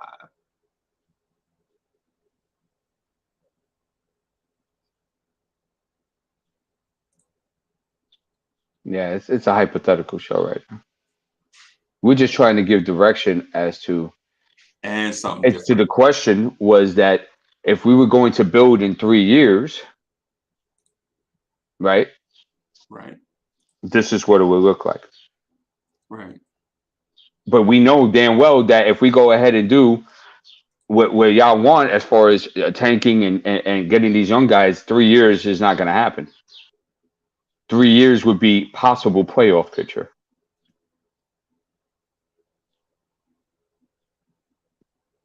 Okay, anyway, to Paris Dugga, I didn't ignore it. I just didn't see it. So, you know, if you could just post it back, that's fine, and we could look at it. JJ, I throw that to Mitch because Mitch is a very important defensive anchor that I need. My stretch is coming. You see, I'm developing my stretch. So if Mitch comes out, say, for example, my stretch comes out and he could play dynamite defense just like Mitch, right? And he could stretch the floor. I could have him back it up, Mitch, for a bit, and then have Mitch playing at an all-star level, and then I can get rid of Mitch.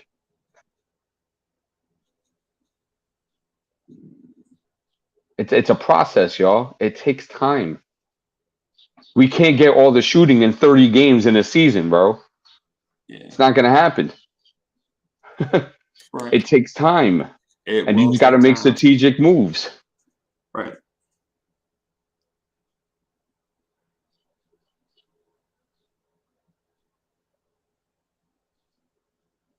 Oh, somebody said Jonathan Isaac. How do you like the Jonathan Isaac possibility? Love him. Can he stay healthy? I love him, though. He'll be great. Right. But my concern is his health.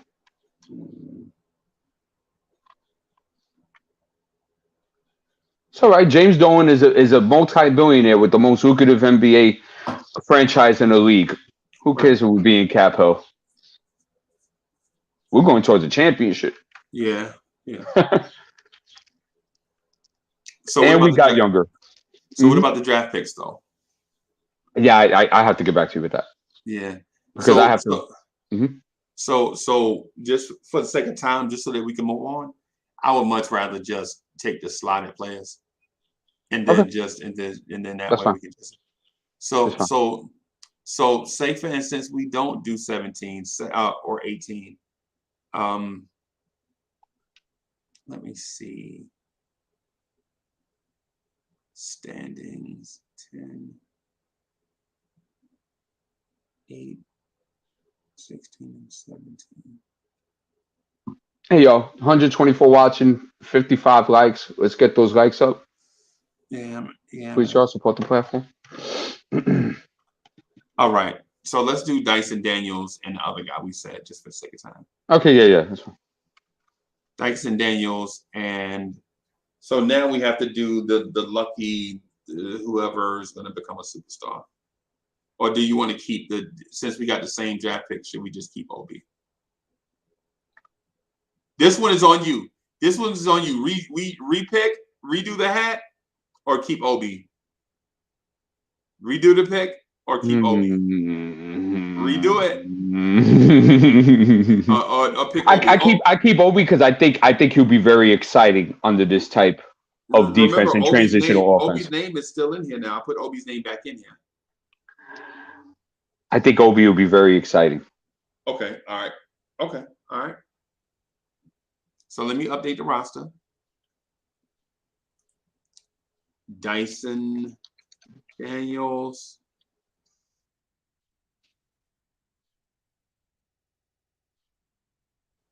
Dyson Daniels, and the other guy is Matthew Mayer.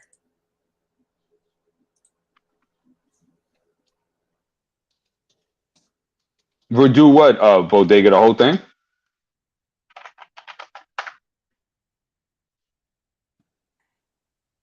All right. All right. Is there a trade out there that you would explore?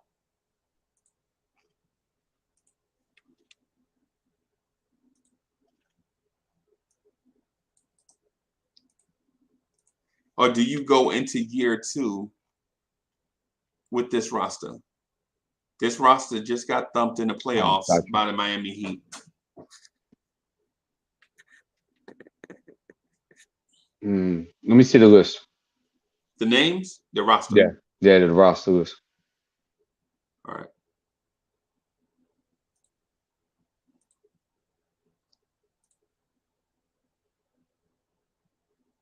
What happened to...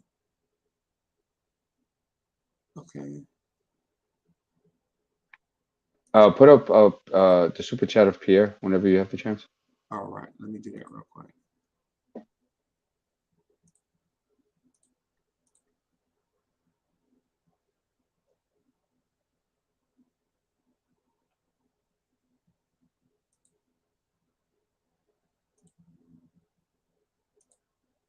Why is Excel not wanting to show? I understand that was.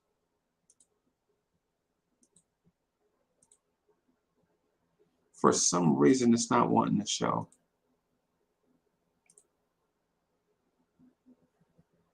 Okay, there we go.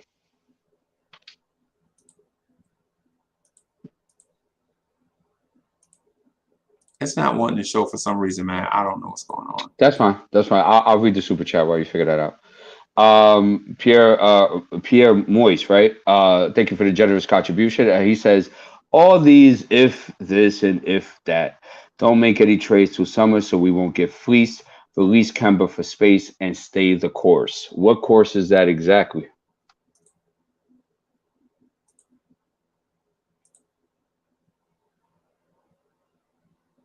And what trades do we make? That's why we asked before, bro.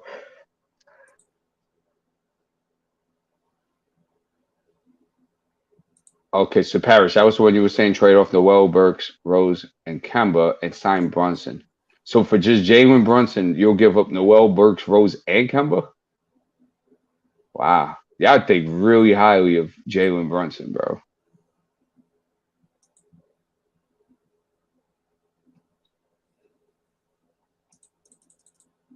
No emotional trades. I don't know what that even means. Okay, there you go. You got it. Yeah, there it is.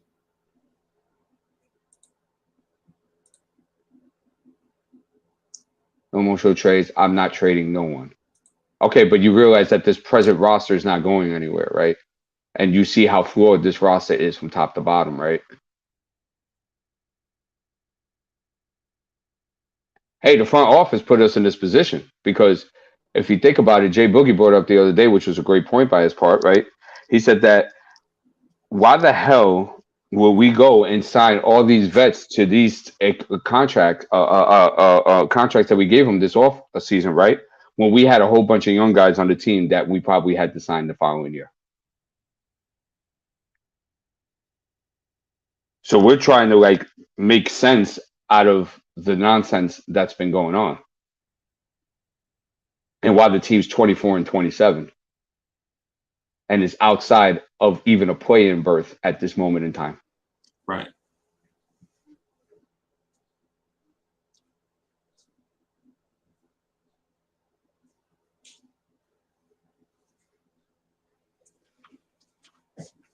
All right. Okay. So here we go. Thank you, Bodega. Bodega explained exactly what happened. So let's see. Boom, boom, boom. So that's the roster, right? Right. Yep. You see now, and there's so many like possibilities out of this because what if within this roster, right, RJ Barrett becomes a consistent, efficient 20, 21 point per game scorer? Okay. What if Quentin Grimes, because he's feeling so comfortable, right? And we're playing up and down and we're playing defense, he starts averaging 14, 15 points a game. That's about what we expect. That's about what we expect. We expect a natural progression from the young guys.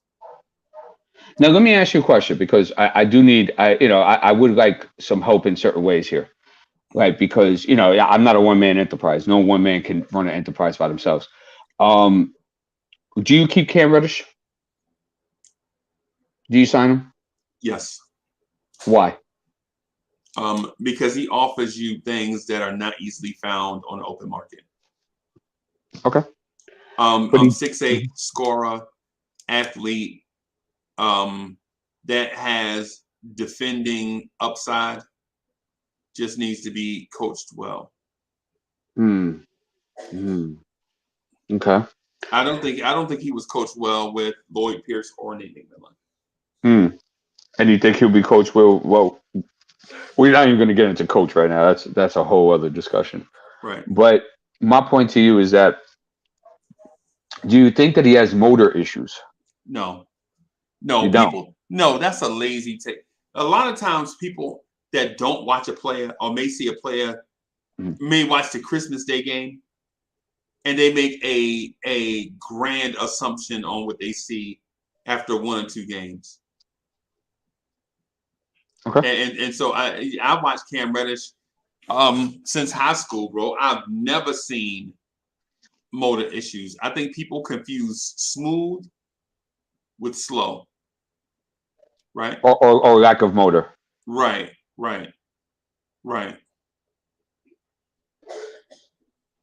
Okay. Because if he's on this team and we do pay him, right, he's going to have to start. And he's going to have to produce on both sides of the floor consistently, which is something he has not been able to do so far in this league. You see flashes of it. You see glaring lights of it, but you don't see consistency with Cam. Right. But at the same time, you have to look at the situations he's been in. You have the Atlanta Hawks been consistent. Like think about this. Were the Atlanta Hawks a playoff team before last season? No. No, they weren't. No, they were a flash in the theoretical pan like the Knicks.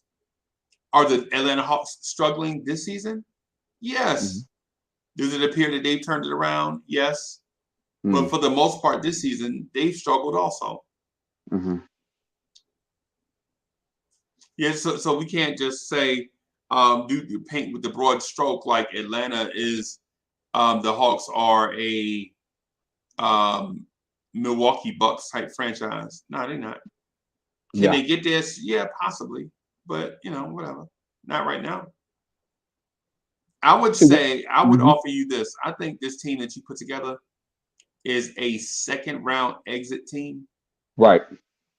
Right. The only thing though is if this is a second round exit in year 3, you gotta make a major move in order to Oh, win I already have the major move in place for that third year. Oh, hell. Here we go. Oh, you're gonna love it. Oh boy, you So set listen, me up.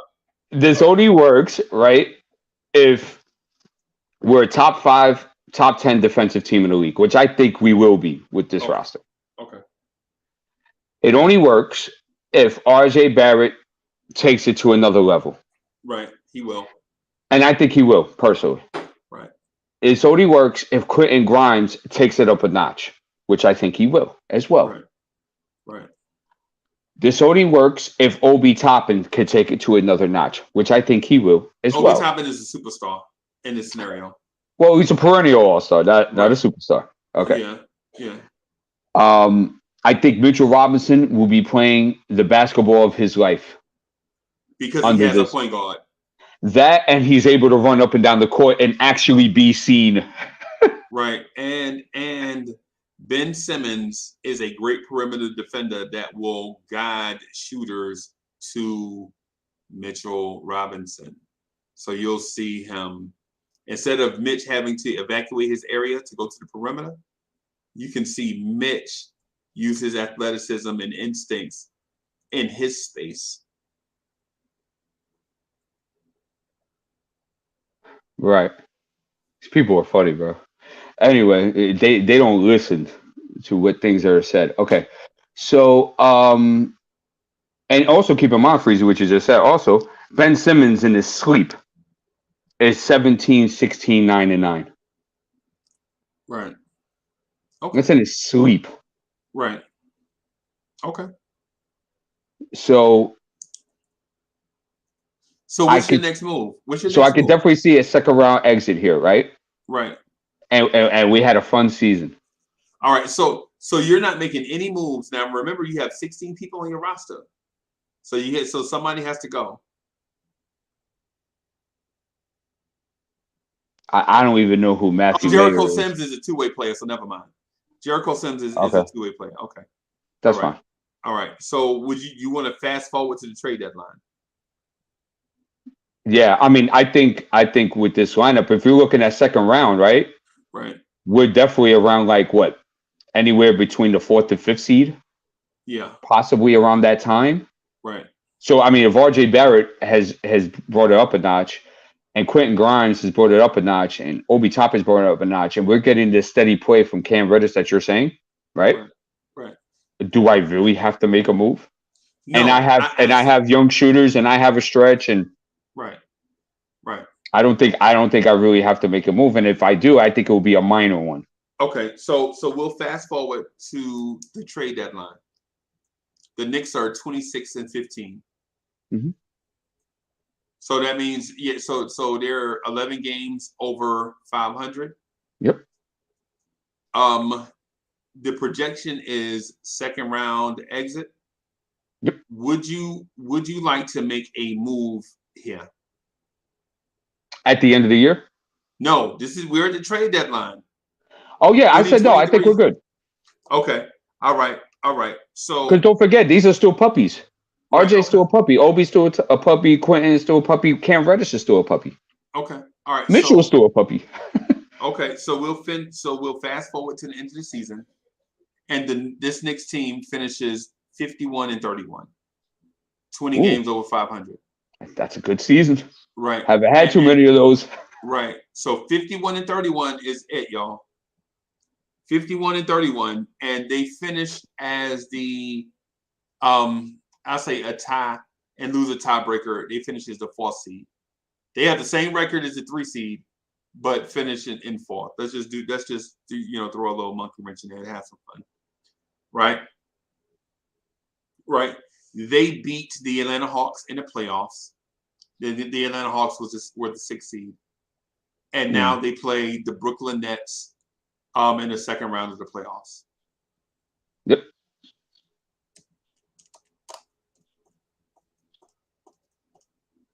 And you know what happens? The Brooklyn beats the Knicks 4-2 because Brooklyn has 3 Hall of Famers and the Knicks have talent but no playoff experience, no real playoff experience, because the team is too young. Right. Right. I was hoping that this scenario would be one where we could make the Eastern Conference Finals, but if we face Brooklyn, we already know. It's just. Well, I mean, we don't know because honestly, we have a wing defender for each of their stars. I'm not saying we're going to stop them, but it could cause fits. Right. Our issue would be how potent would our offense be with these guys emerging, and especially them being in unfamiliar territory in the second round. So, but as I was speaking to this, my deal is if you put Ben Simmons on Kyrie, that means you put Quentin Grimes on James Harden. Right? If you put Ben Simmons on Kevin Durant, that means you have Cam Reddish guarding James Harden and RJ guarding Kyrie Irving. With Mitch protecting them. Yeah. Actually, I would do it like that. I would have Ben on KD. Okay. I would have Grimes on Kyrie. Right? And I would work between RJ and Cam for James. Okay. Anyway. Yeah, I still think giving the Knicks a 4 games to 2 loss to Brooklyn is fair. Because even though they lose, they did beat Brooklyn twice. Right. So hold on, I want to keep some in mind here with this chat here. Yeah, I talk about Ben Simmons free throw shooting. Yeah, we know it's bad, bro. Okay. But Magic Johnson wasn't always a very good free throw shooter when he first started out in the league as well. Yeah, they used to call him Tragic Johnson in big right. moments. Correct. Right? And what did he do? He got his butt in the gym. Turned it around. Right? For a whole summer. Isaiah Thomas has a great story about that. Throughout the whole summer. Okay? So you mean to tell me that I can't bring 2 free throw coaches to help out RJ Barrett, Ben Simmons, and Mitchell Robinson to at least bring their percentage up together to a 75, 77%? You're going to say that's not realistic? Yeah. Don't forget, I don't need Ben Simmons to shoot. I just need him to hit free throws.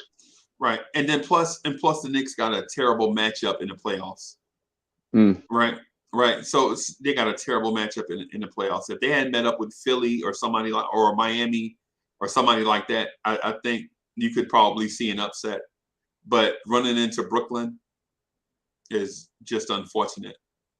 So Ken, I'm using that example to show you that anybody can turn around aspects of their game. It doesn't matter if it's Joe from the corner store, if it's Magic Johnson, it doesn't matter who it is. Because whether it's the past, future, or present, guys still have to develop regardless. Right. So, okay. All right. So the Knicks lose in the playoffs, right? Yep. Do you think this, because you got 1 year left, right?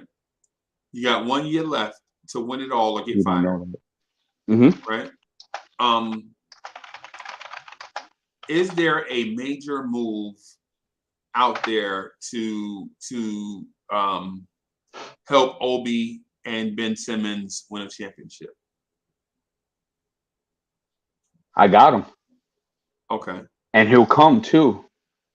Because things are a little shaky where he's at right now. He has a co-star that is injury prone. You're right on going. Yeah. Right? He's been out the last couple of years, and though they are great together, how much can you really stand and carry the team? Supporting pieces always hurt too. Right. So, how long can you stand and just really carry the load? All right. Right? I can see us being successful like that, right? And your projection. All right. And what happened? Go ahead, man. I'm sorry. And us grabbing, because don't forget, we're winning now. We're a top 5 defense in the league. Right. We made it to the second round. We had our best season that we've had probably since 2013. And we have one glaring need. One glaring need. And that stopped you from beating Brooklyn. Right? So maybe something like that, right? We just need we need a rocket launcher now. Right? To get over the top. Right. Our young pieces are emerging. So we got youth, we have steady point guard play, we're a top 5 defense. You're going to tell me that Nikola Jokic would not be interested to come to New York? Chat, what do you think? Chat, what do you think?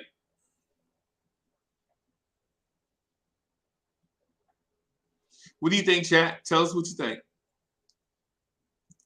The Knicks lose in the second round to the Brooklyn Nets, 4-2. Obi Toppin is a star. He did the random star we picked out of a hat. So I'm not, we're not saying that Obi gonna do that. We're just saying.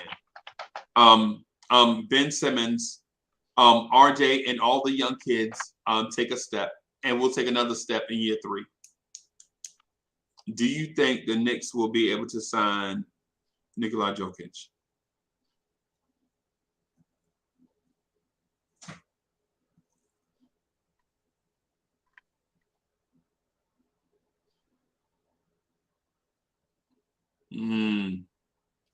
So the early on consensus is no. Mm-hmm. All right, but it's still early. Go ahead, chat. Put your opinions out there. Put all your opinions out there. We're reading all of them.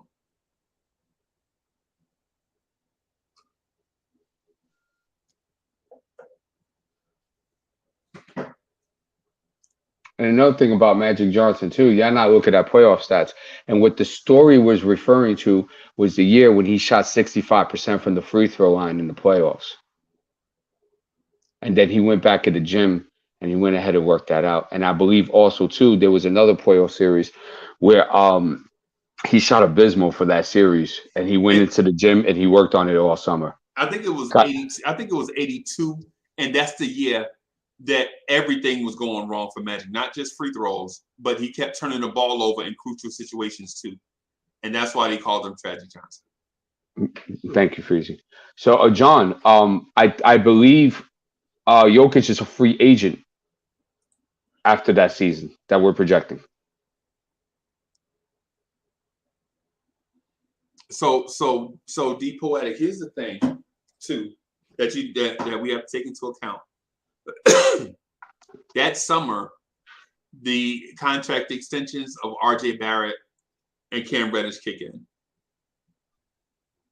So you'd have to take some of these salaries off the books. Yeah. Like your Burks, your Noels. Yeah. You'd have to turn down their team options. Yep. Include and maybe Derrick Rose also. Yeah, I heard. Okay. That's all right. That's cool. For him, sure. No, I'm just putting I'm not trying to sway you either way. I just want to add some stuff to, I got you. To the equation. I got you.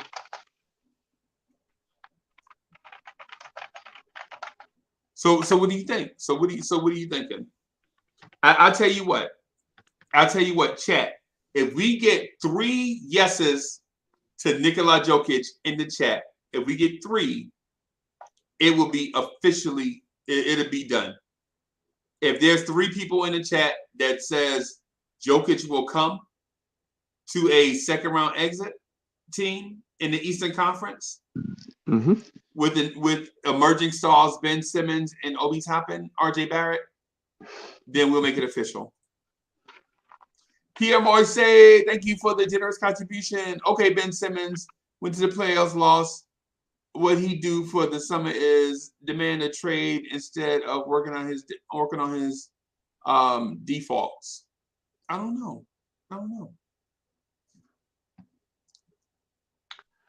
We don't even know if he's working on it. All right, so we have yes.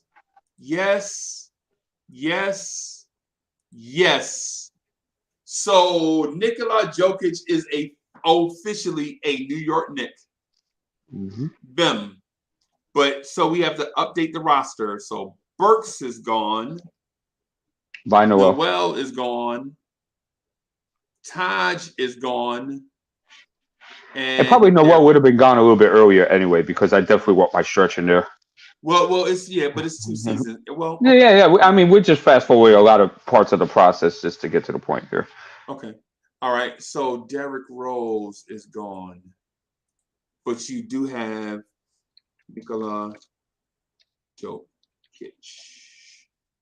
And and that's why we could trade off Mitch. Yeah, and now you have 3 open roster spots. I could trade off Mitch because Mitch will be having a stellar career with us. I can get a lot of juicy capital for that. What's the Mitch trade look like? Because somebody said that, like, if you get Joker and Mitch is on the team, like, that would be messed up because, like, Mitch would be at his prime playing the best ball, but who says Mitch will be there? But the thing is Mitch will be in his prime. He will be playing his best ball, and you will have Jokic. That means you're going to have about $60 million tied up at center per season. Yep. So do you trade Mitch to fill other spots? Of course. So what's that trade look like? Well, I would have to think about that because I didn't think that far. But I'm saying that if I'm think on the surface, if I'm bringing in what's his name, Jokic, that's barely injured, by the way. Right. Right. It's funny how the dudes that don't get in shape never get hurt. You never notice that? That is crazy. And don't forget, Jokic has played with grown men since he was very young. Yeah. So he's used to that bang and bash, and he's always been very durable in this league. But also too, I could get back a lot for Mitch at that point in time. How do you feel about the combination of Ben Simmons and Jokic? Oh man, with an emerging RJ Barrett, with Obi Toppin playing the best basketball of his career, and Quentin Grimes becoming my 15 to 17 point scorer, I have a championship caliber team now. Okay. All right. So who do you add? Because what we want to do, I want to fast forward a little bit. We want to move on. Because man, this thing is taking 2 hours, bro. Yeah, I know. Yeah, let's wrap it up. Let's get guys in the chat and stuff. So your draft is coming up. Let me see. I don't want to do that one. I want to do 2023 NBA draft.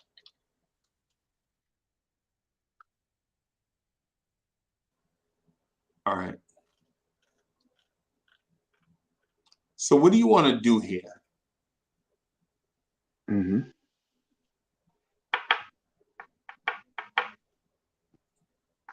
Because don't forget, you can't get the big fish unless you could show that you could win, you could develop, and that you're heading towards the right direction to championship caliber contending team. That's when you get the big fish. Now they come. Okay. Because they ain't trying to waste their time. Okay.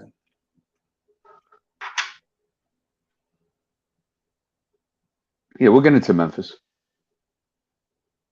We'll talk about that tonight. Definitely want to hear what everybody has to say about that. Yep. So what do you want to do here? So what do you want to do? Do you want to just move forward with this roster? Just assume random rookies or what? Yeah, just do it like that. Okay, so random rookies. Okay.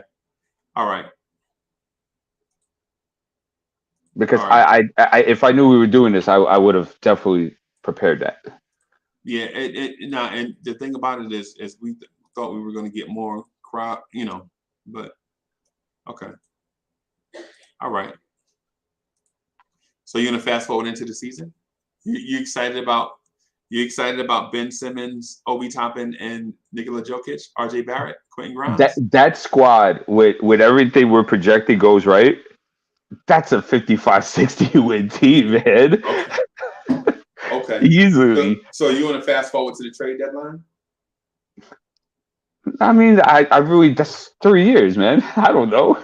What would you do? So okay. Let's not make a major move then, and fast forward to the trade deadline. At the trade deadline, the New York Knicks are 31-10.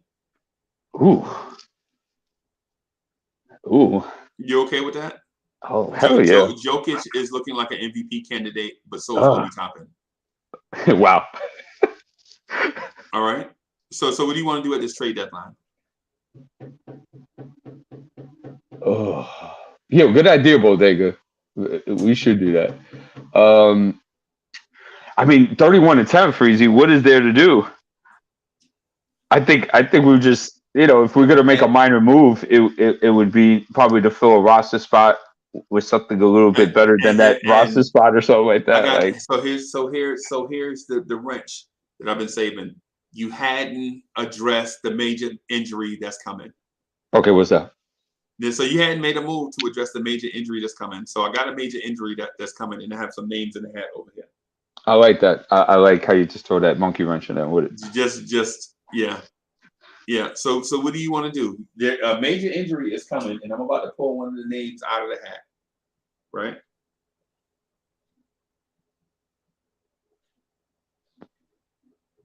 So do you want to make a move, or do you want to stand? Do you think you have enough depth to sustain a major injury?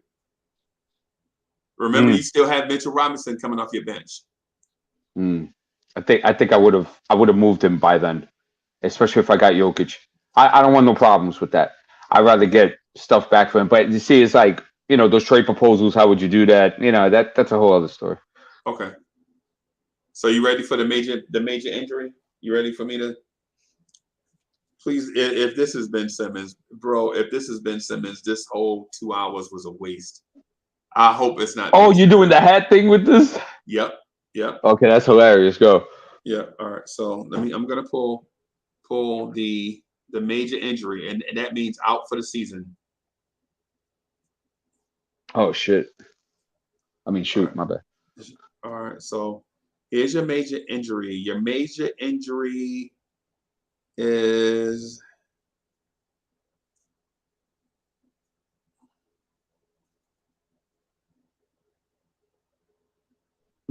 and we don't develop well to be tanking like that. So here's your major injury. I can't see. Just tell me. Quentin Grimes. Ooh. God, dog it. Okay. Possibly my second best wing defender. God, dog it. All right.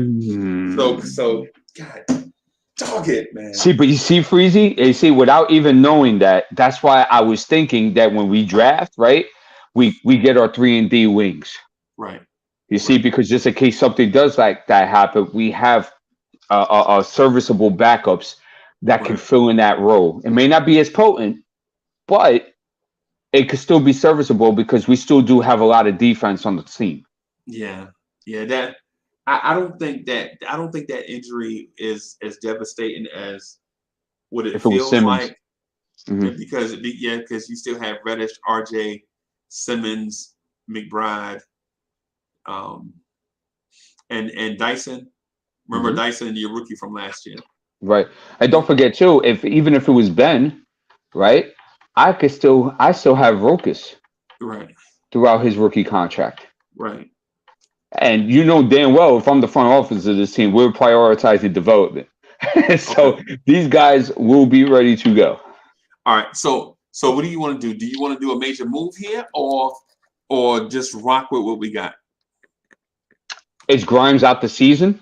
Yes. Shoot. He's gone. Don't you? Ooh, that's a toughie. That's a toughie. Yeah, you won't see him until whenever next year. Oh man. For this scenario, he's gone because once we, make the playoffs, that'll be it for this scenario. I think we have enough. I think we have enough because that means that I might need 2 or 3 more points a game from RJ. Okay. I might need 2 more 3 points a game from Reddish. Right. I know Jokic is going to do whatever is possible to get the job done. I ain't worried about him. So you want to fast forward to the end of the season? Yeah. So the Knicks finished the season 62-20. Ooh, I knew it was going to be 60. Yeah, 62-20. The Knicks finished 62-20. Right. The Knicks sweep their first round. Sweep the first round and sweep the second round and make the Eastern Conference Finals. Eastern Conference Finals. Wait, and we get swept in the Eastern Conference Finals? No, I didn't say that. No, what'd you say? No. I said that the Knicks sweep round 1 and they sweep round 2. Ooh, they make the Eastern Conference Finals. Right. Where they beat the Brooklyn Nets 4-3. Right? The Knicks make the NBA Finals. All right, you ready to talk about Memphis? Wait, hold on. So they make the finals, and do they win? Let me see. I'm gonna do this. You missed the most important part of all that. Okay. So let me do this. All right. While you do that, JJ, but you have to understand though, it's not so easy to hire a coach for development like that. We haven't been able to develop in 20 years. While you have organizations that have been doing it for years, like Toronto, like Miami, like who's another one that always passes my brain that develops very well? Dog, I can't think of it at the moment. But there's guys that have had these line of develop. So you can't just pick up guys that can develop from a tree like that. Doesn't work that way. Oh, hey Joe, how you doing today? Love your resume. Come in. You're going to develop the team now. Right. Doesn't work that way. All right. So since winning NBA championships the first time you get there is difficult, I am adding 2 L's and 1 W. Right? 2 L's and 1 W. Right? All right. Since it's hard to do it the first time you get there. So there are 2 L's in a hat and 1 W. 2 L's and 1 W, everybody.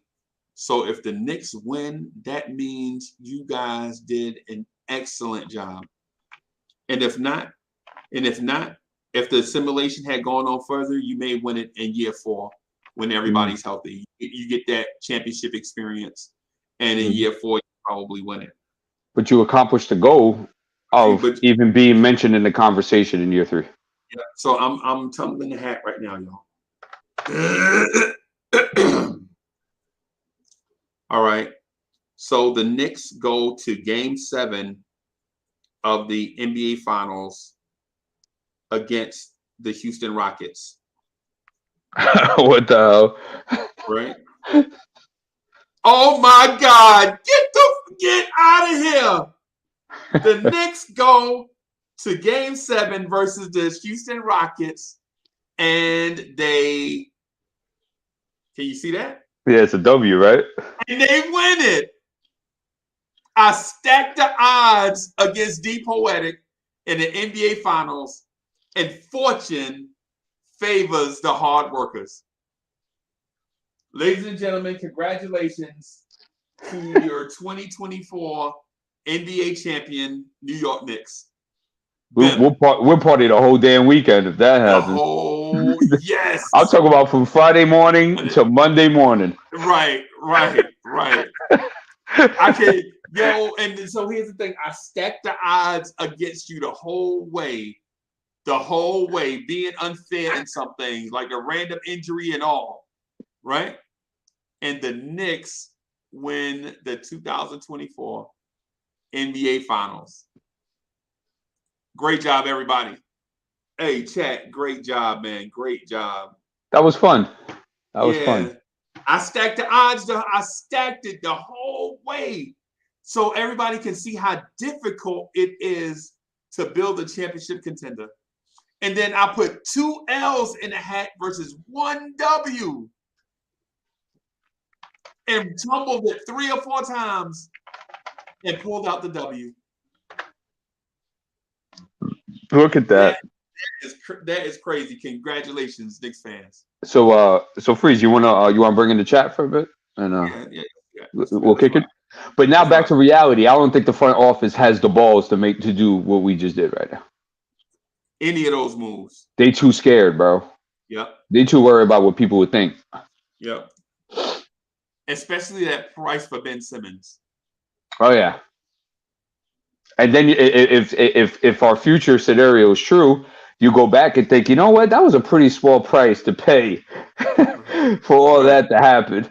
Right. What? Does Julius Randle, Evan Fournier, Emmanuel Quickly, and a couple of first rounders? Really? Bro, you cut Kemba Walker. And I waived Kemba. Oh my God. Oh, okay. And you gave Mitch the superior bag compared to what other Knicks fans would say he deserves. Yeah. Man, that is crazy. But back to reality, front office sucks. It's not gonna happen. So first of all, let me say this. So you did an excellent job of maintaining integrity and not like doing the stupid trade. Nah. Because I threw the Brandon Ingram out there to see if you were gonna bite on it. Not for that proposal, though. Yeah. So, for pure entertainment value, if you're watching this and watch this play out, as the drama is building and the pressure is building at the same time, bro. Hey man, listen, I'm glad y'all had a good time watching that. Right now we're gonna jump into some Memphis talk. Yep. So I have a weird feeling that Memphis is gonna look to blow us out. Not because we're just a team on a schedule. Oh shit. But because of how things played out last year. Yeah. The Taylor Jenkins getting ejected. Right. Having a meltdown because Tibbs was getting every call. John Morant, having a meltdown. Us bullying them, pushing them around on their home floor. I think tonight is going to be. Hey, Karen Fung, I saw you backstage, but your device is not connected. So now, Freezy, right? With that in mind, do you feel that it's a game? It's one of those nationally televised games where, we get the brakes being off us, or do you feel that it could be a competitive game tonight and we see fight from this team? How do you look at? How do you think our team will come out today, especially that they did enjoy a rare 20-point victory over the Sacramento Kings on Monday night? I think the Grizzlies are going to exploit our clear weaknesses, right? Okay. So what does that mean? They have a big, tough, strong center on the inside that's going to rebound well. He's going to screen well, and he's going to finish around the rim well. Talk about Steven Adams. Yep.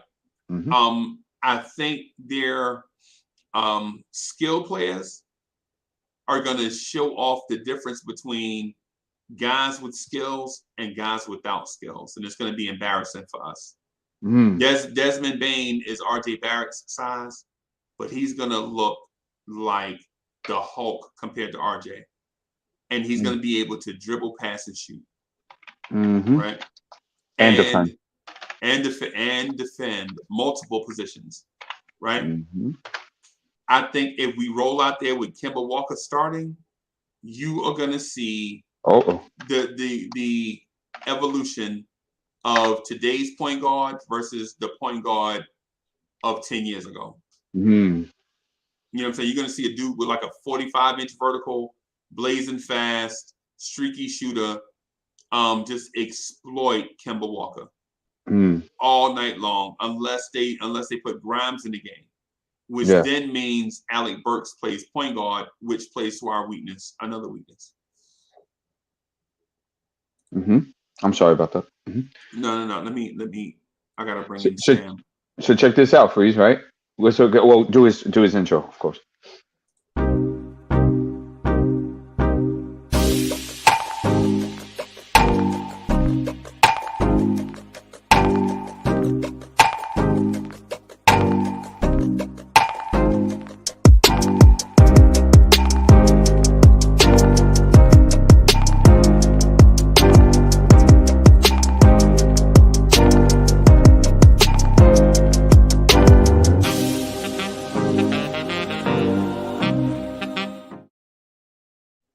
All right, got one more.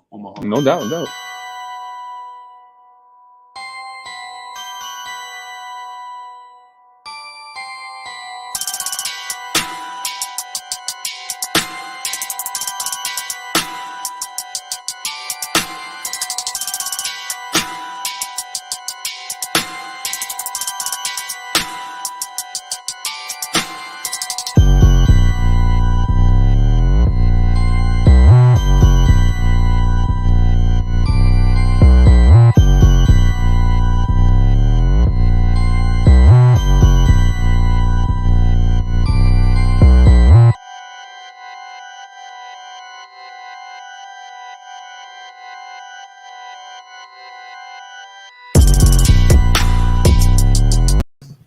Bro, y'all beats be fire. Salute. Y'all beats be fire, man. Salute. Good, Sam. Good, Chuck. What's good? What's good? Sam, Unc, D. Hey, what's good, boss? Yo. How'd you like our puff pass dream fantasy scenario? Hey, I listened to it, D, but it sounds good in fantasy world. Hey. We know the Knicks will never do anything like that. Yeah. Well, you know it. And the reason for the exercise though is because we get hit legit. I already know the conversation is going to devolve into Julius Randle body language, Tom Thibodeau rotations. He's stubborn. The front office need to make a move. Cut Kemba Walker, bench Evan Fournier. So we just decided to do something different just to cleanse the palate, so to speak.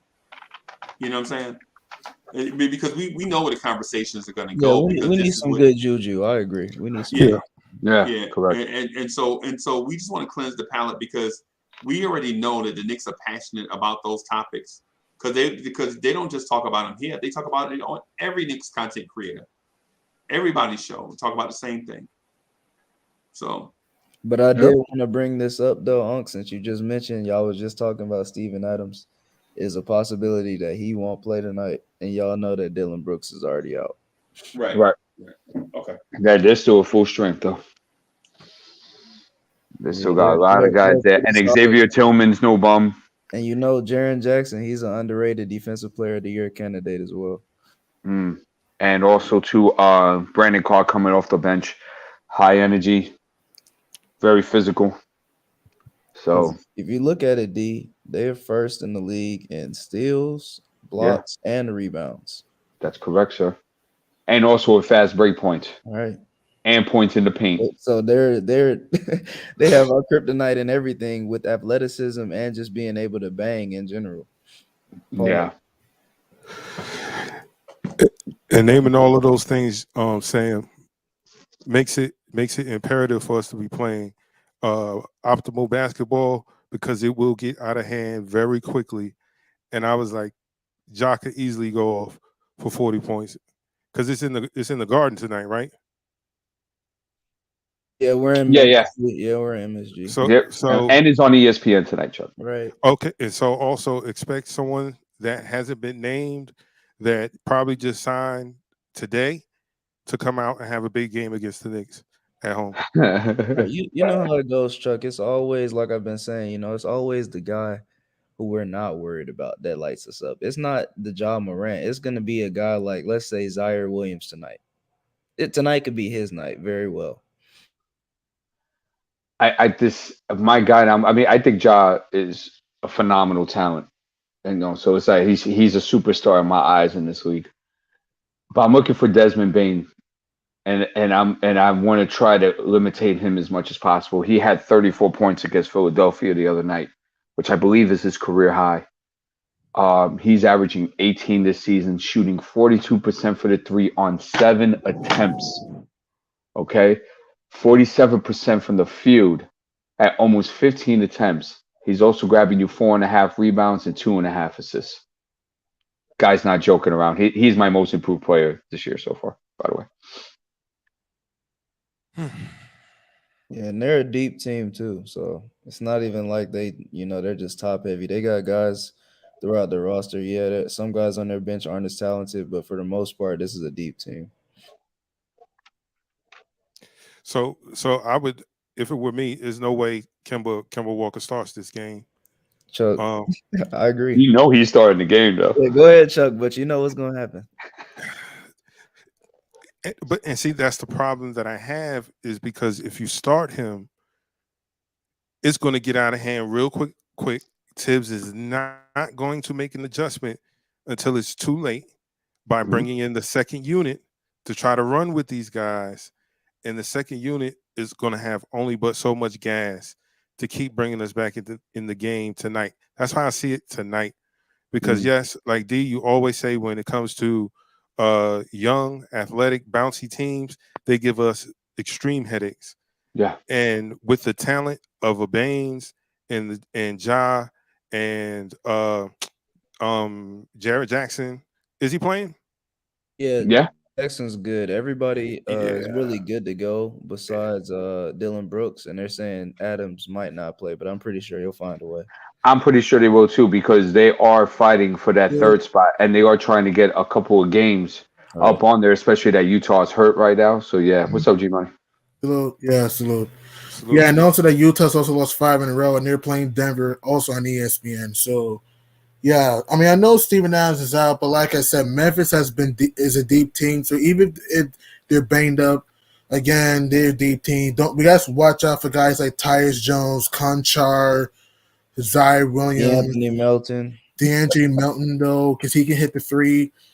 And we got to watch out for, and also we got to clog the paint with Ja, force him to the perimeter. I understand Ja Morant improved his jump shot a little bit, but he's still not a great shooter, you know? You still got to force him out of the house from the perimeter. Well, he's been streaky this year. And he's had games where he shot very well, and he's had games where, you know, like, for example, against Philly, he was 0 for 5. Right. And he's had games this season where he's been like 5 or 6, 6 or 6 from 3. So it's an on or off night with him, right? Right. That's what I'm saying, man. Salute,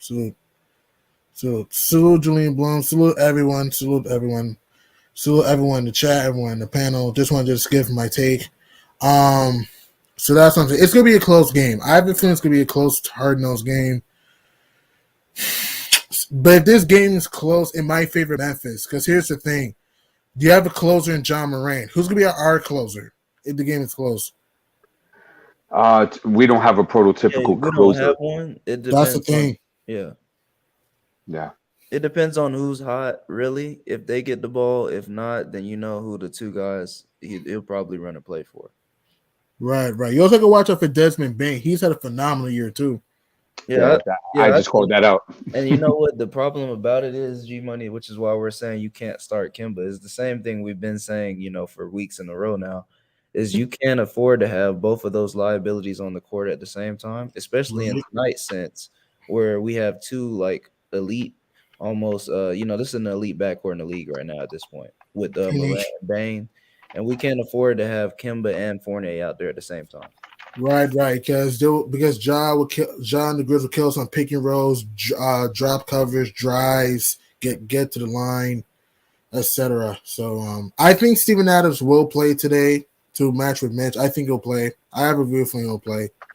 So I know they don't have Dylan Brooks. I understand that, but like I said, the Grizzlies have been a good team because they're deep and and Taylor Jenkins has done a good job, their head coach. So I just think there's gonna be a tough game. Because, again, even if you play against an injured team, we have seen injured teams find a way to beat healthier teams. So even if, let's say, the Grizzlies don't have Steven Adams, who knows? Maybe some random guy might go off. So that's why I'm saying that it's going to be a tough game, man. And I think tonight, as far as, like, the lineups go, if Adams doesn't go, more than likely they'll either slide Jaren Jackson to the 5 and put Clark in the starting, or they'll just leave Jackson there and put Clark at backup. Because right now, Brandon Clark is the backup center for that team. Yeah, so let's keep it around in the cipher real quick. What are your player matchups? What's a matchup you guys are looking for tonight, and what most interests you and think will have the most dynamic effect on the game today? I'll start off with Sam. For me tonight, I think it's going to be between Jaren Jackson and Julius Randle. And the reason I say that is because Jaren Jackson, like I said, in my opinion, he's a defensive player of the year candidate. We know Julius Randle is looking to, right his wrongs for this season so far. And we also know that he likes to show up on televised games. He might not have done it in the past couple of games, but for the most part, Julius Randle shows up on televised games. I like to see what he does against somebody with the defensive makeup of a Jaren Jackson Jr. The only reason I wouldn't highlight RJ Barrett is because Zaire Williams is a rookie, and I don't really know. I haven't seen too much on Zaire. He can shoot the 3s athletic, though. Yeah, that's the thing with Zaire. I just want to give you his what he does. He can shoot the 3s athletic. Okay, hold on a second, G Money. We're going around the cipher here. We're letting Sam get his, and then we're going to go around the truck, and then we'll go around. Sorry. I was just trying to tell him what Zaire Williams does. Sorry. Just write it down, if anything. No problem. Hey, G Money, you good, because that's my matchup right there. You good? Okay. Yeah. Okay. So, all right, Sam, you good? Yeah, I'm good. Go ahead, G Money. Okay, Chuck, go ahead. Well, I'll go in this part right now. Yeah. No, let G Money, because it seems like he's gonna Yeah, it sounded like he finish was up on something percolating Sam with was something. gonna No. say. So I let Chuck. You want to go first, man? Chuck, hey, since you were there first, I'll let you go first, man. No, I want to hear you. I want to hear Yeah, your G take. Money, you was If about to it's percolate, man. right, I need you to go ahead and get it off. My matchup really for me is just the bench. Our bench just have to play their bench. That's really for me. Our bench just have to outplay their bench, and that's my matchup for me. So, and to me, it's the battle of the benches. Whoever's bench performs better wins the game. That's just me. Well, our bench has played well for most of the season. Yep. I think we could all to agree to that. I think we all could agree to is that if it wasn't for the potency of our bench, I don't think we would have had as many wins as we have this season. Yeah. Facts. Due to the fact of the inconsistency of our starting unit from we call that first and third quarters. Right. So just to get yeah, go ahead, first. Hey, let me bring my guy in real quick. Hold on. What time is it? I would like to introduce. We need a beat.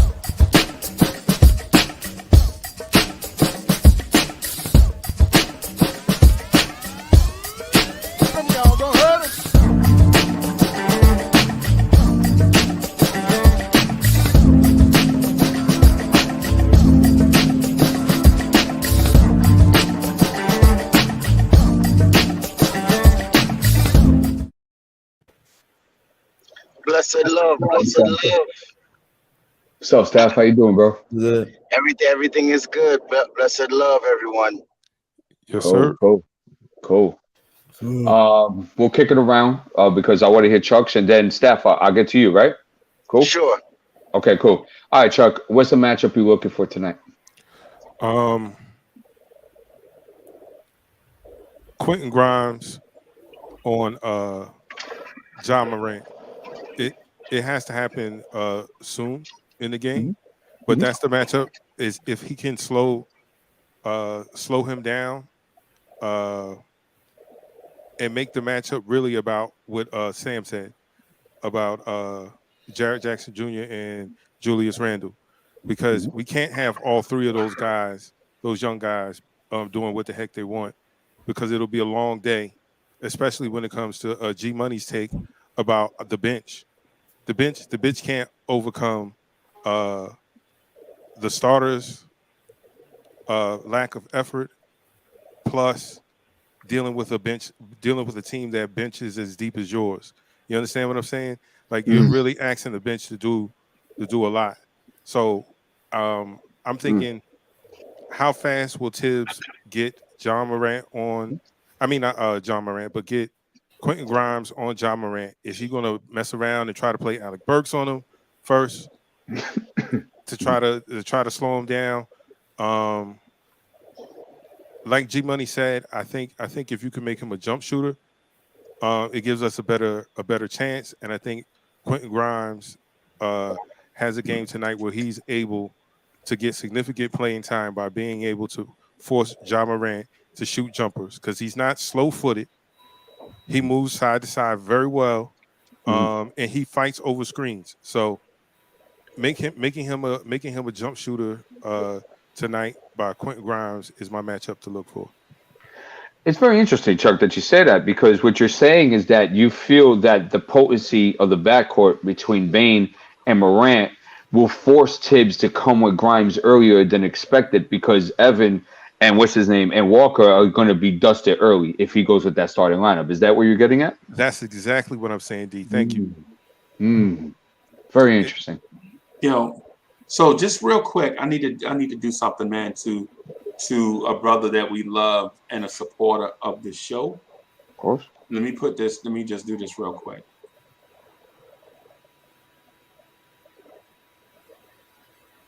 Thank you, J Boogie. Thank you, J Boogie. Respect in all aspect. Appreciate that, Boogie. Jay Boogie's a different dude, man. He's a different dude. A gentleman and a scholar. And a scholar.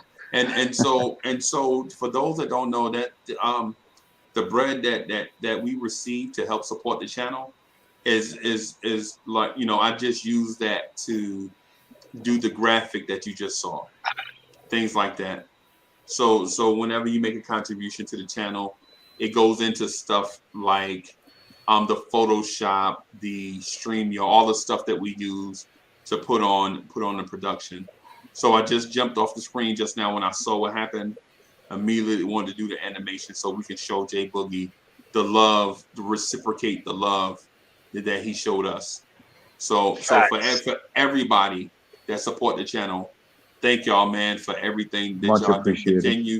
Continue to come in here and hang out with us, and we're gonna continue to try to put forth dope content that's different, because we are different as individuals, but yet stirring and jarring. Sometimes we say we'll jar you, you know what I'm saying, because it's not the status quo. So just want to say thanks to Jay Boogie, and thanks for everybody that support, because we try to put on the best joint possible. We don't want to give you the same old recycled stuff that you guys hear everywhere else, because we understand that you can go get that mess from somewhere else. So appreciate y'all. All right, cool. Thanks for that, Freeze. Okay, so I see where you're getting at, Chuck, and that's something to definitely look for tonight. Absolutely. Okay, Steph, first off, before you start, shout out your show. All right, give a nice promotion for that, please. NBA 1-on-1. With me and my guy Soul Finger. We go into the trades, rumors. We get into a little bit about our Knicks. But basically, we just scout the whole NBA and give you what's going on in the league. So shout out to Soul Finger number 12. What time is it on? Oh, sorry, Sundays. Yeah. Sundays at 4 p.m. Cool. Sundays at 4 p.m. Give thanks, D. Yeah, no doubt. So now, what matchup are you looking for tonight? Well, I think somebody said Steven Adams. Is he playing, or he's not playing? Game time decision. All right. Mine is a little different. I'm going with the big man. Okay. I'm going Mitch against Steven Adams. I'm expecting Mitch to have a big night in rebounding.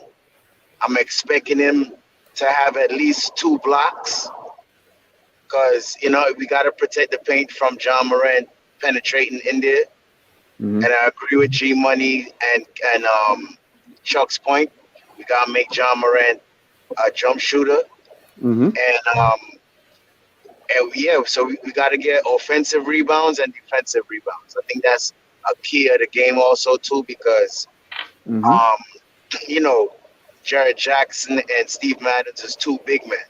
So we got to make sure we get them off the board. So we need to dominate on the board. So I'm expecting Mitch to at least come out.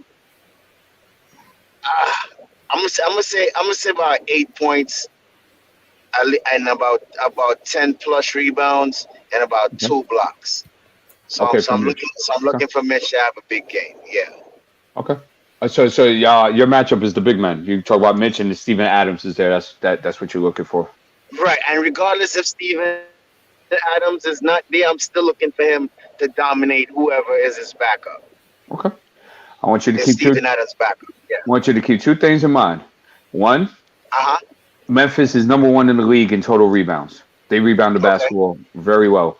And number 2, they also are number 1 in the league in points in the paint.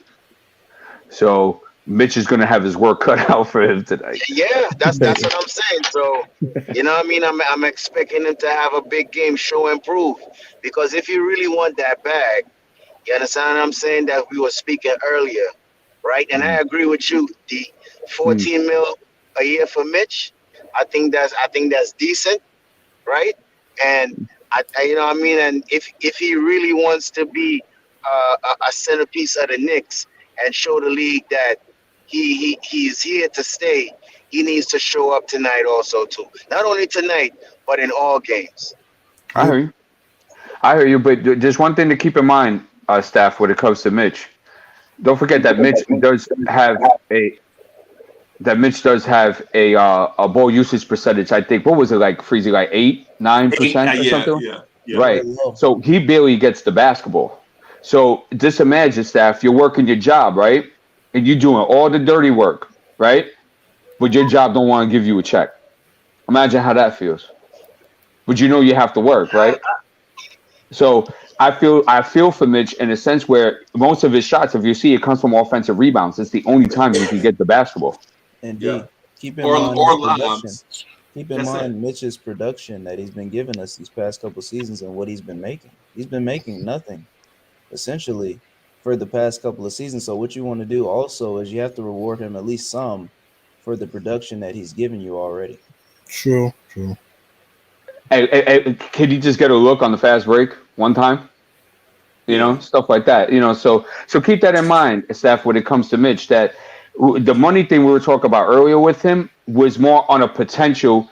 If that move was to happen, we know what it would look like with their defense and them getting up and down, and Mitch being able to thrive in that, and knowing that we would have a point guard that would get him the basketball. You see? Right. So okay, Freezy, any matchups you're especially looking for tonight? The matchup I'm looking the most forward to is Tibbs versus Taylor Jenkins. Right? Good one. Very good. And so here is why. Nobody in the league prepares better than Tom Thibodeau going into a game, right? But in my opinion, Taylor Jenkins is a top 3 adjustment coach in game. So what that sets up is a chessboard of a young guy that thinks the game like Rain Man, kind of, not like Rain Man, but I'm talking about, you know how all the thoughts be going. Remember the movie and all the things going on, right? Yeah. Versus a guy, an old man, coming to the game with a bunch of notes in a notebook, right?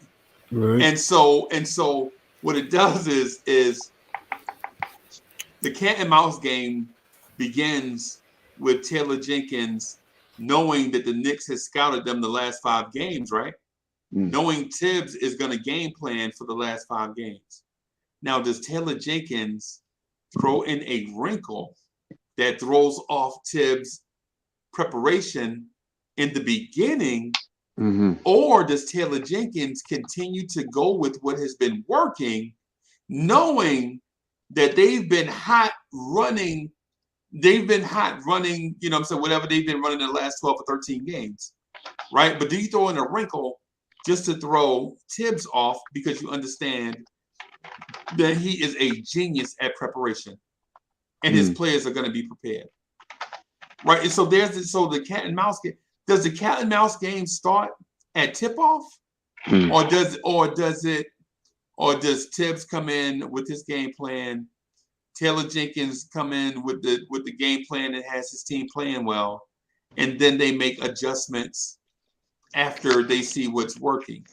I think, personally, the Grizzlies are full of emotion, and what they want to do is impose their will on the Knicks. So what they'll do is come in and do what they've been doing well these last 12 or 13 games. But if you do so, you know Tibbs is the master blaster, so to speak. If you put it on film, Tibbs will figure it out. So that's why I'm thinking the head coach versus head coach thing is the most intriguing to me, right? Okay. And furthermore, and I know this sounds so nerdy, and I can't help it, man. I know people wanted me to say Steven Adams versus Mitch Robinson. I don't care nothing about that, bro. I care about the higher level of intellect that's going to be on display tonight, right? Because I think Taylor Jenkins is an excellent in-game adjustment coach based off of what I read on the internet and based on what I've seen, the few Memphis games that I've seen, right? But here's the thing. What if you do if you're Tibbs?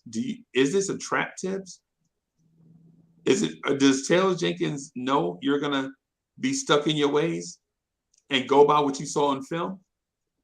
And have you prepared for that only to come out and show you something different to try to jump on your team early and break their will? So it's a lot, to me, it's a lot of stuff that's going into it, right? A lot of stuff that's going into it. And if you're Tibbs, do you have a plan B? Because Tibbs never has a plan B, right? No, he doesn't. Tibbs always says, Tibbs' thing is go with the game plan and then play harder. I need more energy. You know what I'm saying? Instead of changing the game plan, he wants you to play harder, right? And so will that be to our detriment tonight on a nationally televised game at home? It's a good thing to look for, Freezy. And my bad for being nerdy. No, dude, be yourself, man. It don't matter. What we're saying is that was a very good perspective. And that is something we definitely want to look. And that's something fans should be looking at every game. Not just this one, every game. Yeah, coach versus coach. Like Alvin Gentry, like what Alvin Gentry did against us was a shame before the Lord. Right? He ran the exact same offense that the Knicks were running, knowing his team was on an extended road trip to the Eastern Conference. Those guys were tired, you know what I'm saying? And all they wanted to do was just get back home to the West Coast. That's it.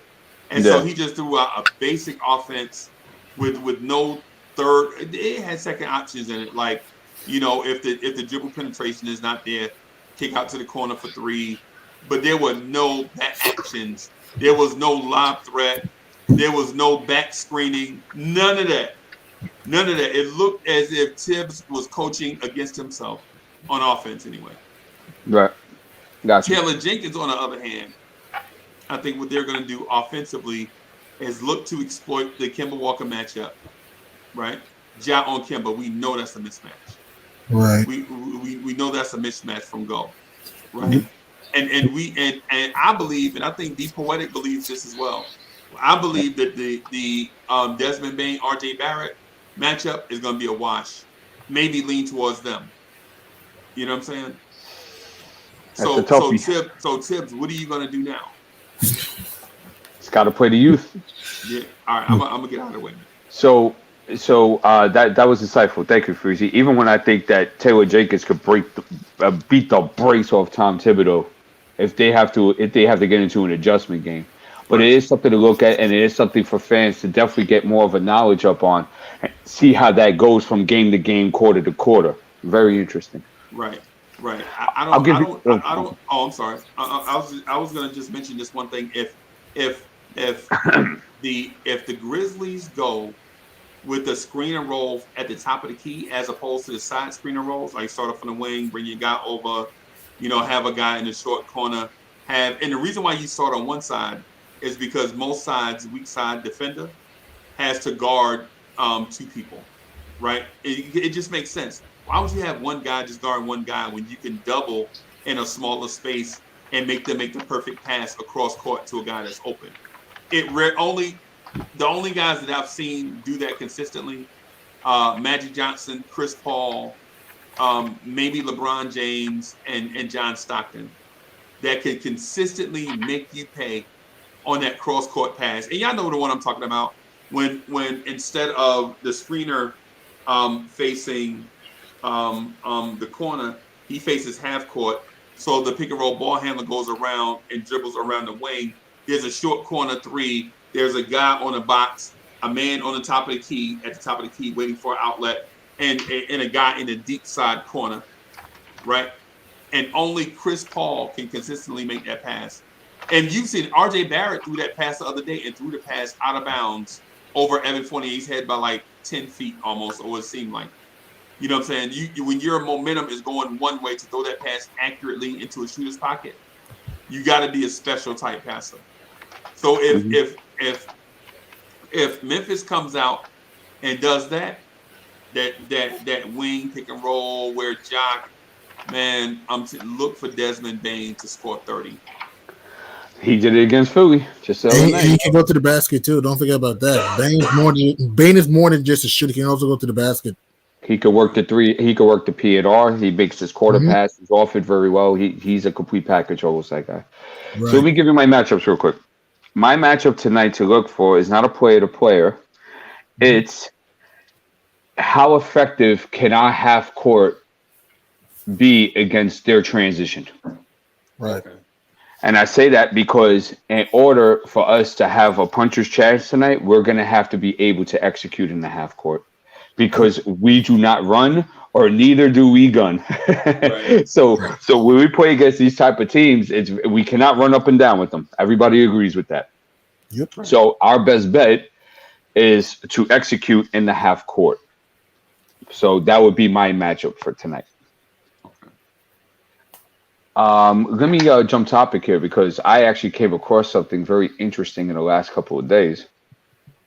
So let me ask you guys a question. Just anybody could just shout out and then I'll break it down.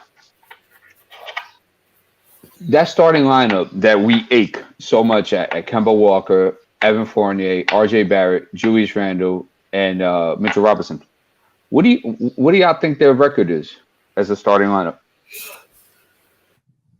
Garbage. Okay, garbage. Who else? You want like a number? Yeah. Just throw them. Just have it fun. Just what do you think that starting lineup's win-loss is? Like 3 out of 9. Okay. Okay, no problem. Who else? I'll say out of all the games this year. Yeah. This year, that's starting 5. Yeah. That's starting 5. Mm-hmm. Below 500. Okay. Yeah, I would say probably like. Yeah, I'll probably go with Chuck, man. Yeah, 9 wins and the rest losses. Yeah. Okay, no problem. G-Man, what do you think? I guess he stepped away. Yeah, he stepped away. My fault. Okay, we're 11-11 with that lineup. That's a shocker to me. So our next lineup, so we played 22 games with that lineup. The next lineup that we played as much is 9 games, which is RJ Barrett, Alec Burks, Evan Fournier, Julius Randle, and Mitchell Robinson. What do you think our record is with those guys? Was that the lineup that we played during that stretch where RJ was like real hot? Part of it, yeah. Because remember Kemba was out after Christmas and stuff like that, right? Right. I would say that's over 500. Okay, good. Anybody else? What's up, Danny? I'll say over 500 too. Okay. I think it's 500 even. Okay. Danny Landis, I know you just got in. How you doing? How's everything? Pretty good. How you guys doing? Everybody's good? All gravy. So what we at is that we're talking about the records of starting lineups that we've seen this year. All right.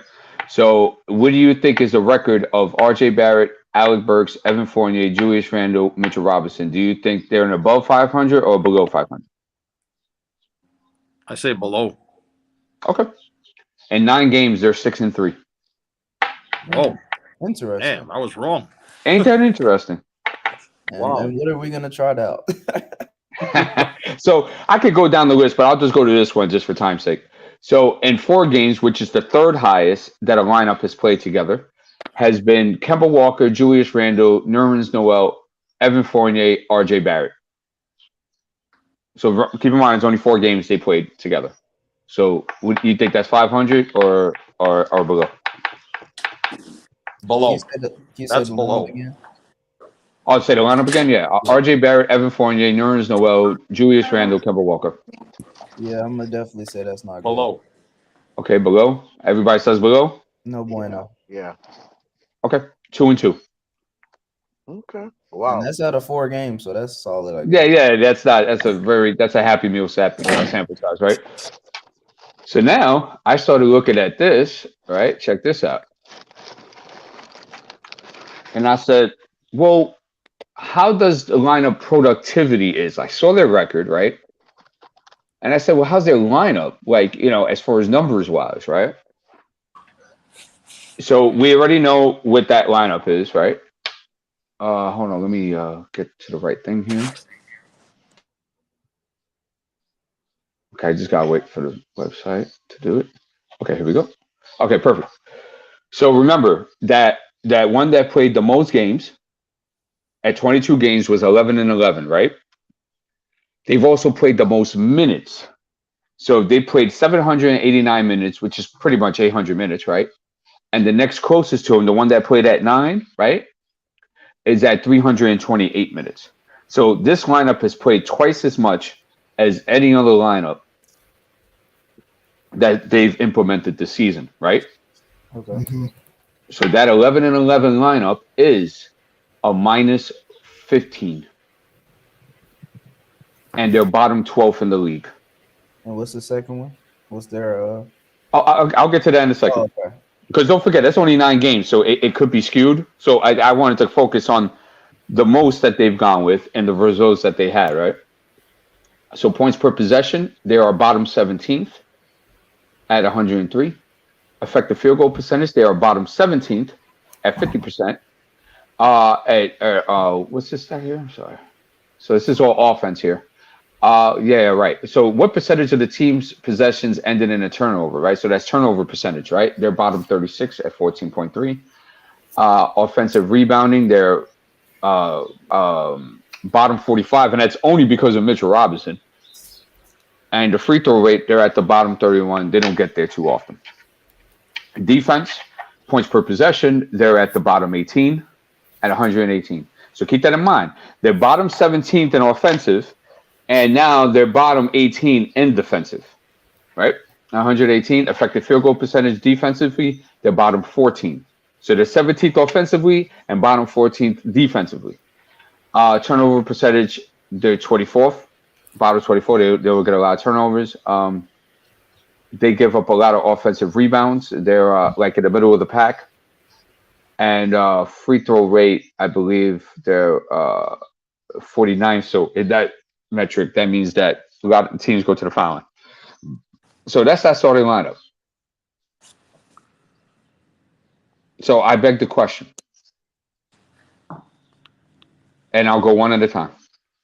Sam, do you continue going with that starting lineup? And if not, right, where do you go? Well, I think clearly you have to make some type of change. If it doesn't come with changing who's starting, at least with the minutes that they're given. So if guys need to get less minutes, then that's what needs to happen. But I'd ultimately go with just not having that first unit as the starting unit moving forward. Okay. So what changes would you make? We had Kemba in that starting lineup as well. Yeah, so it's Kemba, Evan, Barrett, what's his name, Randall, and Mitchell Robinson. So even though I know this would probably never happen, what I would like to see is one of the two in the backcourt bench. Ideally, I would probably say Kemba Walker, but I know that's not going to happen. And with Evan, I don't know if they really bench him because of how well he's been playing as of recent. But if they were, I would prefer Kemba to get benched. Mm-hmm. Just go ahead and slide somebody else in that position, especially in games like tonight where it is situational and you can't afford to have Kemba and Fournier both in the backcourt. Okay. So who's your lineup again? Just to. So for me, since he probably wouldn't put IQ or Grimes in starting lineup, I think he'd probably put Burks, Barrett, Fournier, Randall, and Mitch. So you're going with that 6 and 3 lineup and see where that goes. Essentially, yes. Okay. Freezy, if you're around, put up the super chat real quick. Okay. Rich Boy, thank you for your generous contribution. Rich Boy says, thanks for the great content. I appreciate you all. Keep up the great work. No problem, Rich Boy. That's what we're here for. We want to bring you the best content possible. Can I just clarify too? I'm not saying, I know Kemba got taken out of the rotation earlier. I'm just saying, like, as of right now in the season, I don't know if he would do that.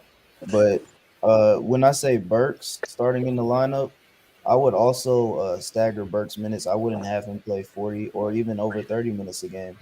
I would have Burks play around 25 minutes and just have him as the starter. Okay. All right, no problem. All right, Chuck. So you heard the stats of that starting five. Do you continue to go with that? And if you are going to make changes, what changes would you make? Of course, I would make changes. These are my changes. So I would definitely start Quentin Grimes and Cam Reddish.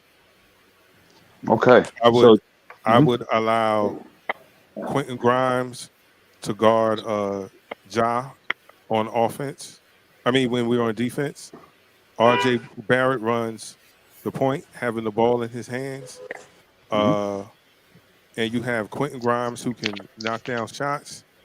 You have Cam Reddish, who, if anything, will be a good slasher and getting to the paint against this formidable team.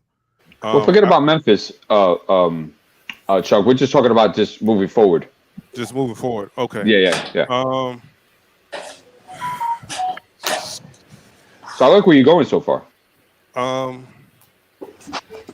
would trot that lineup out against anybody because I feel like when we talk about the point guard position, in the NBA they do a lot of switching. Right. So all you have to do is find a guy that can stay with that can pretty much guard whoever he's switching on. I would definitely start Quentin Grimes, and I would definitely go with Cam Reddish because, to be honest, you really can't play Fournier or Kemba, even if you don't have one of them on the floor with Julius Randle. It's not defensively. It doesn't work. And then at this time, you can get RJ involved in the game earlier. You cause a matchup problem for those smaller guards against him going forward. Quentin Grimes becomes a better shooter because now he has volume in game experience. He gets the valuable experience of guarding better players than second unit guys. You maximize his potential, and then we find out what we have in Cam Reddish, so that we'll make an accurate decision on him and his Duke counterpart in a year and a half from now.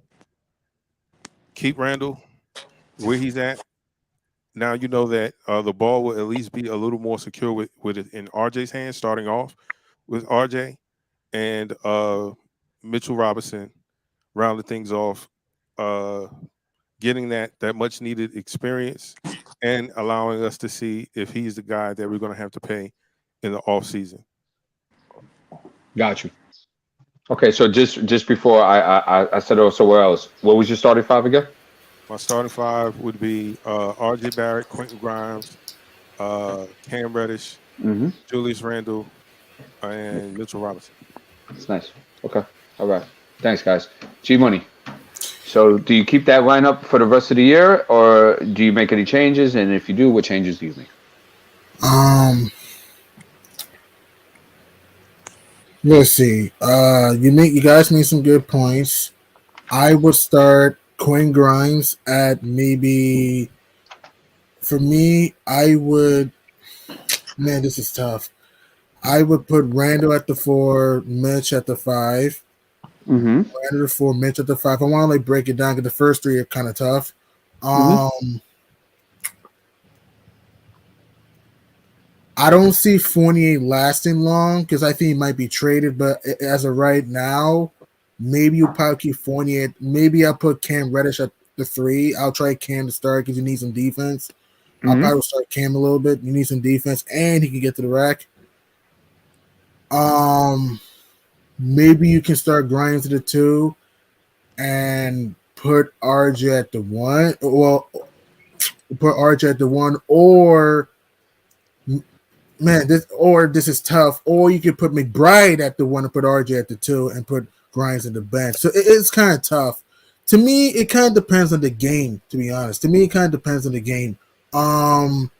But put it in a perspective where you feel that this is the best lineup that you could come out with on most nights. Think of it in that fashion. Because Tom Thibodeau thinks that the lineup that's 11-11 is the best lineup. And it's not, clearly.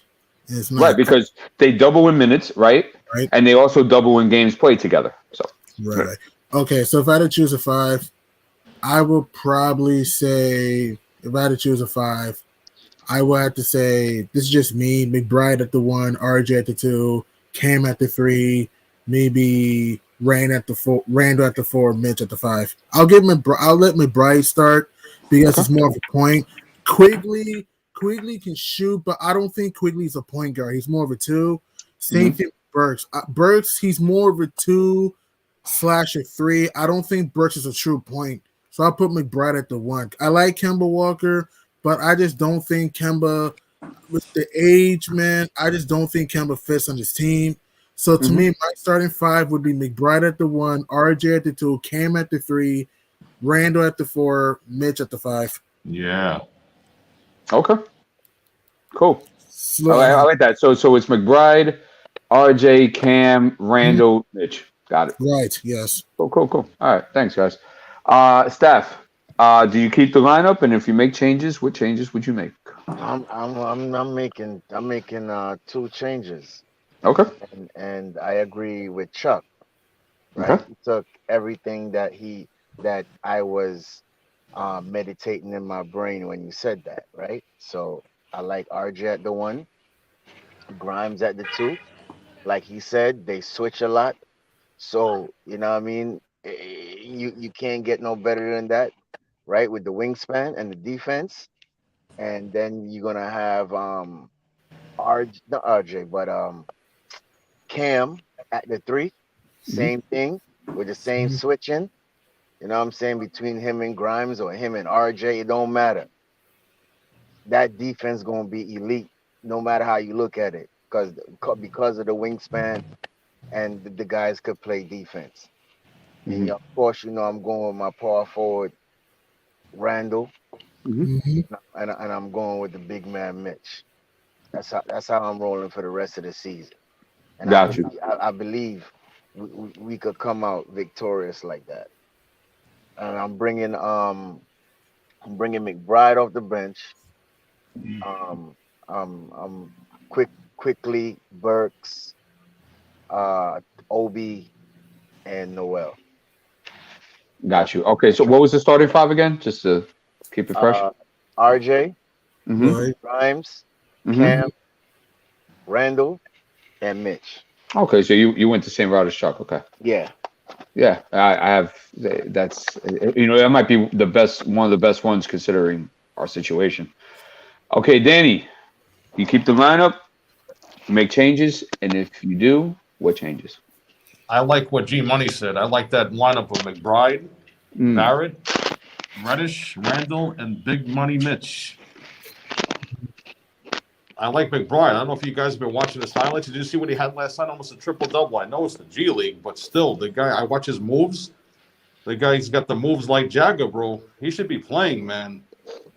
He should really be playing. I like G Money's lineup. I'm agreeing with G Money on that.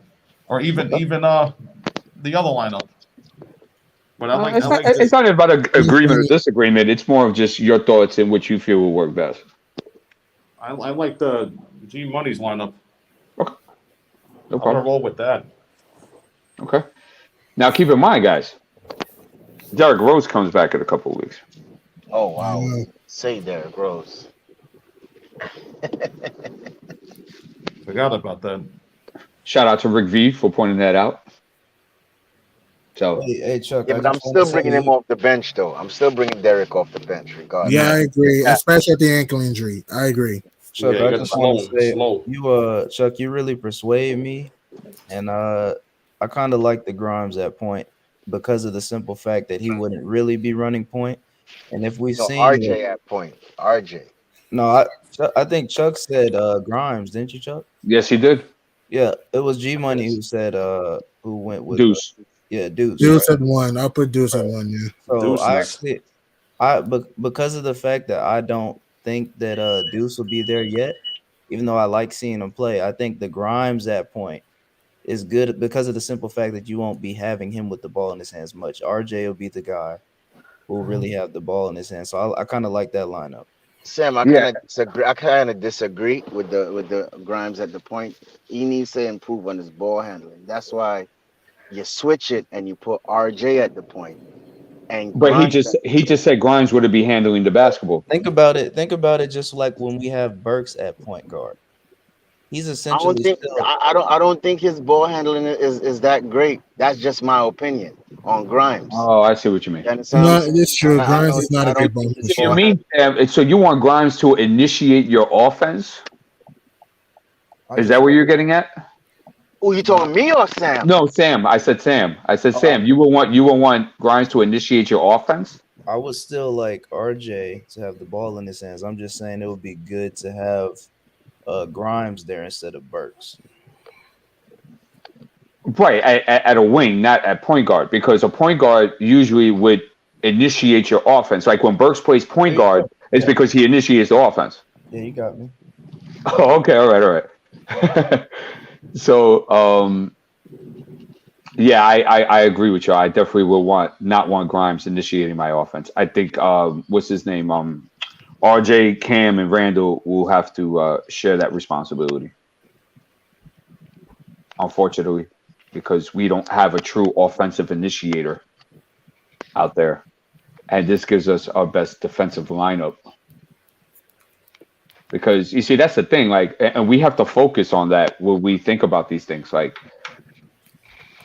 our pride should be on defense right now, because we just don't have the offensive tools. We said a free agency, right? Like an offseason, talking about how we're going to prioritize offense and stuff like that, and it's not good. And if we're being honest, like I forget who mentioned Cam in the starting lineup, that can actually be a possibility. Even with Fournier still here, I actually wouldn't be opposed to that because of the simple fact that, like you just said, D, we need to prioritize defense. Right. And versatility. So yes, that's why I agree with Chuck. I will put up that lineup against anybody on a given night. Just because of the defense. The offense gonna flow. Go ahead, Chuck. And then with the second unit, what better than to have a bunch of savvy vets going against possibly, rookie second-year players, or professional bench players. That gives us an advantage there as well. A lot of second teams offenses aren't as potent as what we could possibly trot out there with a bunch of veterans like Alec Burks, Evan Fournier, Emmanuel Quickly, Obi Toppin, and Noel. You would have to respect our 3-point shooting, and we know that Burks is capable at the 3 to be able to put the ball on the floor. This should get Obi Toppin way more easier looks because we saw in the Sacramento game, even though they were playing below sea level, we saw Obi was aggressive and taking the ball to the hoop. So you put a bunch of shooters around Obi Toppin and give him the ball and let him work in the second unit. You can, I think, the production of the second unit would go up simply because you have a bunch of savvy vets going against a little some less experienced guys, and you have your youth being able to run with the youth of most starting lineups, and you have defensive guys around the perimeter and an anchor for the defense in Mitchell Robinson, and hopefully, if he's not traded by the deadline, we can start to see semblance of last year's Julius Randle, where he's just scoring and playing the right defense at the right time. I think that would be the best for us. No Kemba Walker in the lineup at all. Right, I agree. I think Kemba's getting bought out. I don't think he gets traded. I think he might get bought out. That's my guess. Yeah. Chuck, 100% agree. 100%. Yeah, I'm with it, Chuck. a thing that Andre Bryant said. He said here, I think Tibbs needs to be on lock of the offense with experimenting lineups where Obi and Randall play together. Well, here's the problem. Right? And it is something I think we will all want to see something get explored more, right? But Tibbs loves his rim protection.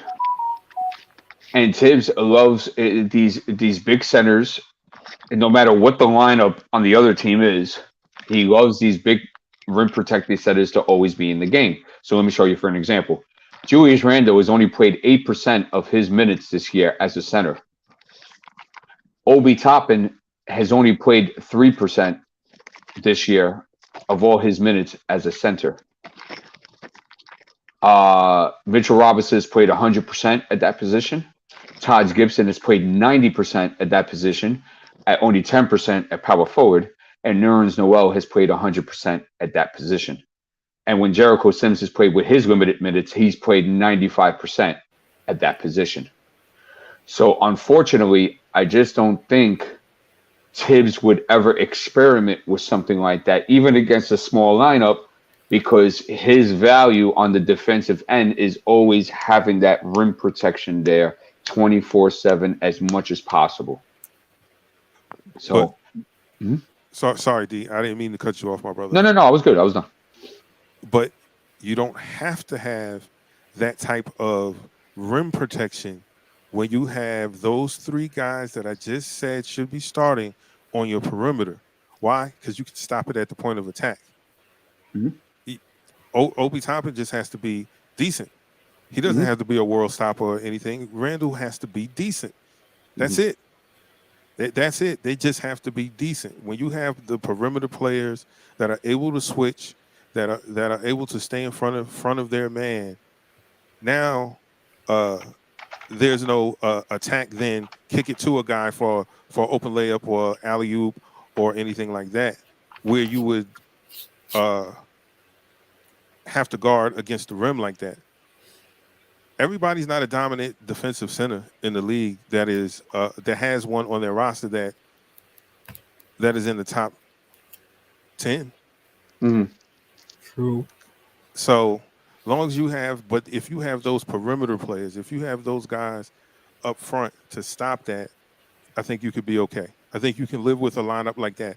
Not often, but in certain periods and instances in the game. I know. Like you don't take buck shots when you go hunting rabbits. Take bird shots. You shoot a rabbit with a buckshot, you're picking up pieces off the ground. So you just got to know how to use the tools that you have, the ammunition that you have. Like, okay, now this is a good, because even the Phoenix Suns ran small ball periodically. They didn't do it the whole game. They did it periodically in stretches. So I think a Julius Randle,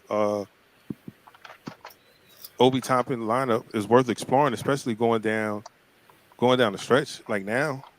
Yeah, that's a good point, Chuck, because, like I've been saying too, in agreement with you, this is the time to try out these things, trial and error. You have time to, get out the kinks and all these lineups that could possibly work out in your favor.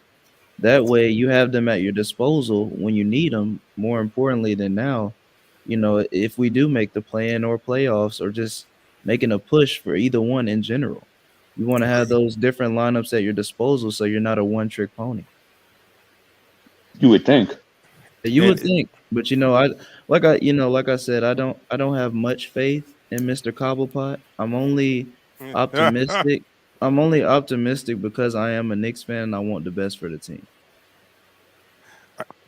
I'm with you. I want the best for this team in the sense that we don't have a superstar player, right? Right. So when you so like in the NFL, when you don't have a every down back, a guy that's going to be able to carry the ball 3 downs, catch out the backfield, what you do is assemble running back by committee. You might have a running back that can run through the tackles and then one that can bounce it on the outside, aka a scat back. I think you should play this team in that way. Like, we don't have a superstar, but let me put in lineups and matchups But that goes back to what someone said earlier about the coaching and your coach being able to make adjustments. Our coach won't be able to do that. He's too stubborn.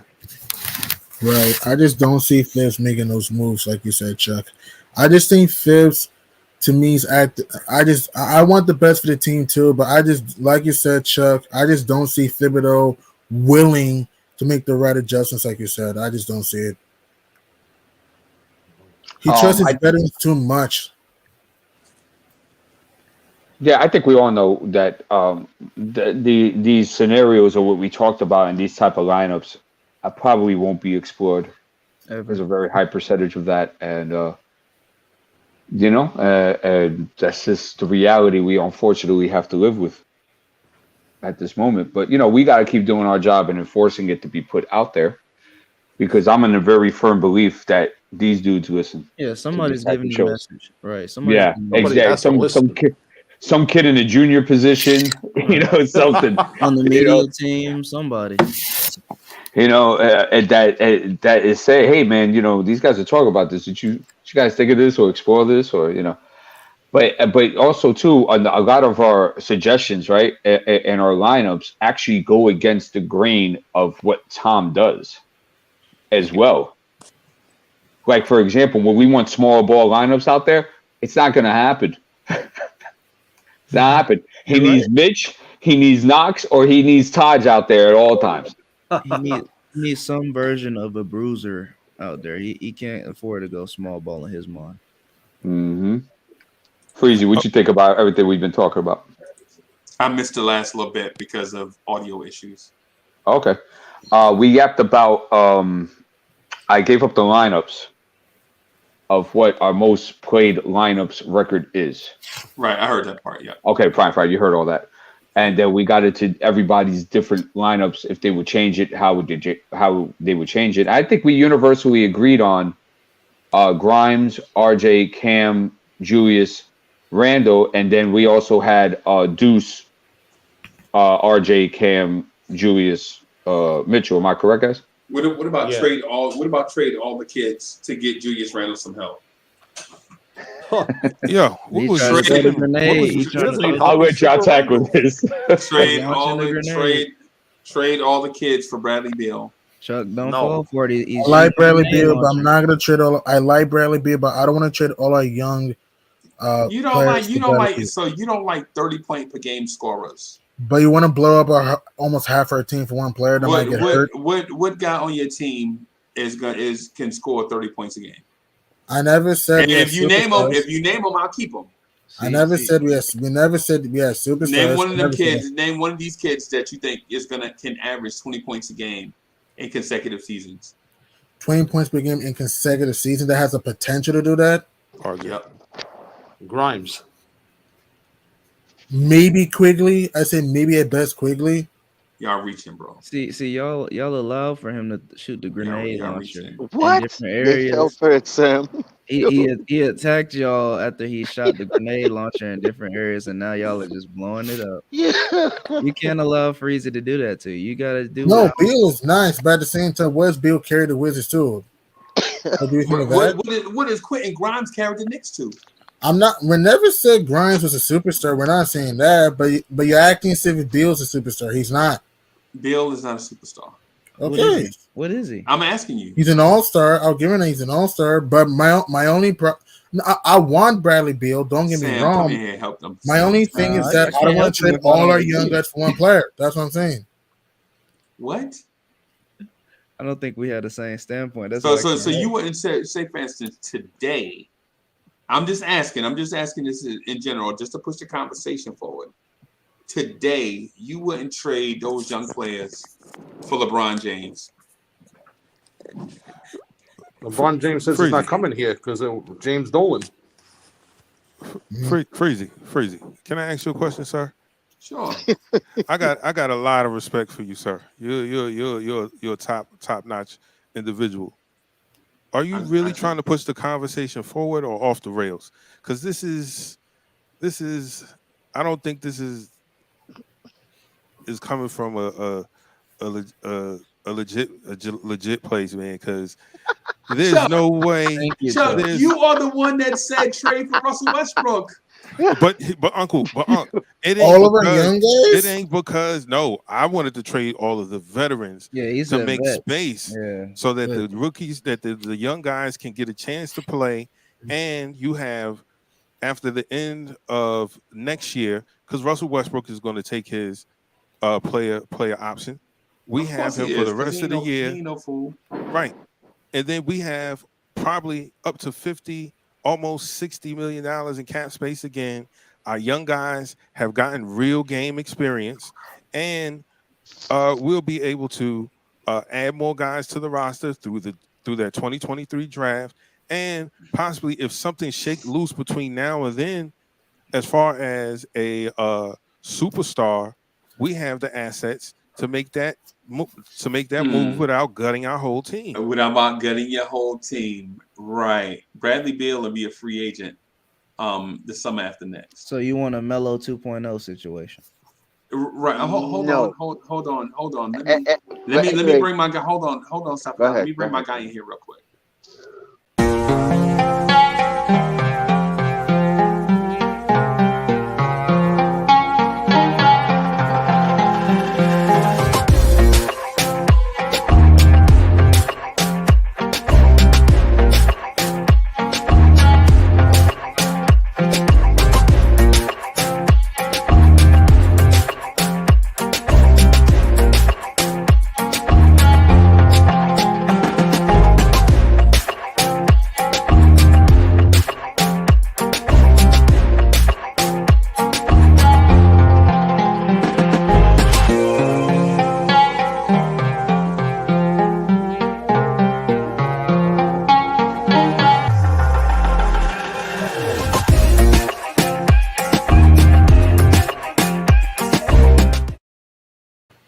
Oops, my bad. I meant to play this one. Sorry, y'all. Damn.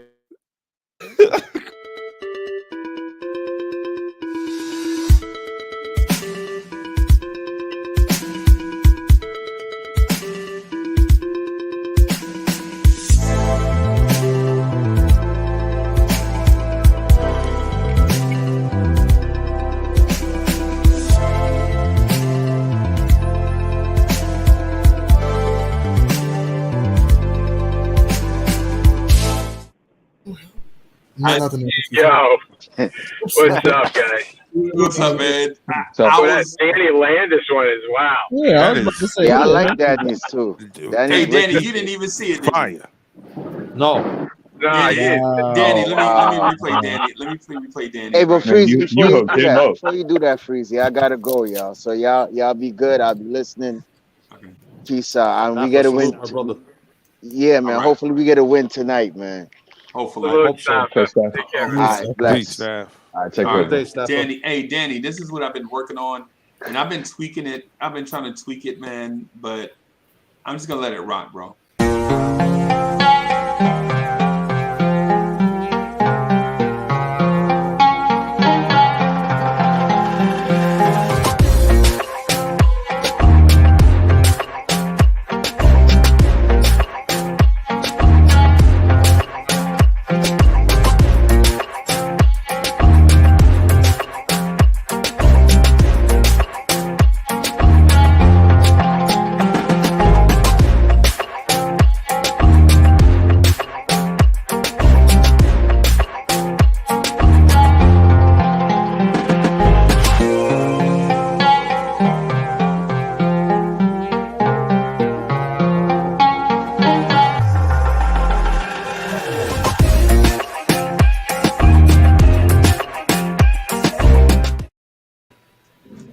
So I got a little cheesy with it, man.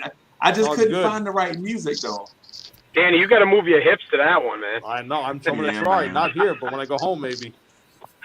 That's good, Freezy. Thank you. I wish I looked like that guy. Yeah, man. I've been tweaking some stuff, man. Nah, it's hard to find the perfect mix of personality, Knicks, and music, man. It's tough, man. It's tough, man. I just hope I did you proud on that. I hope it ain't whack. Thank you. That's all. Thank you. Yeah, man. Yeah, man. No doubt, man. Much love to Danny Landis. Is in the building. Yes, sir. Yes, sir. Much love to all the guys. You guys are all great. Thank you. Yeah, so that's the one I settled on, man. That's what I'm gonna play every time I see you show up backstage. So thank you, Freezy. Yeah, man, no doubt. I'm sorry to cut you off, D. You didn't cut me off. Staff was going, and then you had to do all that. Okay. I'm good though. I was just here spectating, chilling. I think you were getting into it with Chuck, yeah. That's Chuck. Thing. Yeah, right. Yeah, Chuck didn't fall for it. He didn't fall for it. Sam, listen, if you want to be on the side of right, come to the dark side, bro. You know what I'm saying? Come to the dark side, bro. You got it, Sam. Don't and listen, the only reason why I actually brought this up is because I think the conversation is one-sided towards the kids, right? I prefer to blow it up and have the kids too, but I don't want to talk kids all day. Oh, well, Quentin Grimes is going to be Bradley Beal. Nah, come on, man. How about go get your Bradley Beal, right? Go get your Bradley Beal, sacrifice some of these youngins, because you don't know what they're going to be. Go get you a Bradley Beal. Go get your Zach LaVine, man. Why wait? Try to win right now. Let's go. What are we doing? That's why we got Tom here, right? Yeah, I'm about to say, you sound like Tibbs. I'm just saying this is another part of the conversation. Uncle Tibbs. Like with me, to be honest with you, with me, if I can trade Quentin Grimes, Obi Toppin, Miles McBride, and Emmanuel Quickly for Cade Cunningham, I do it right now. That's a different type of thing, though, because that's a young superstar. If I could trade them for Anthony Edwards, guess what, y'all?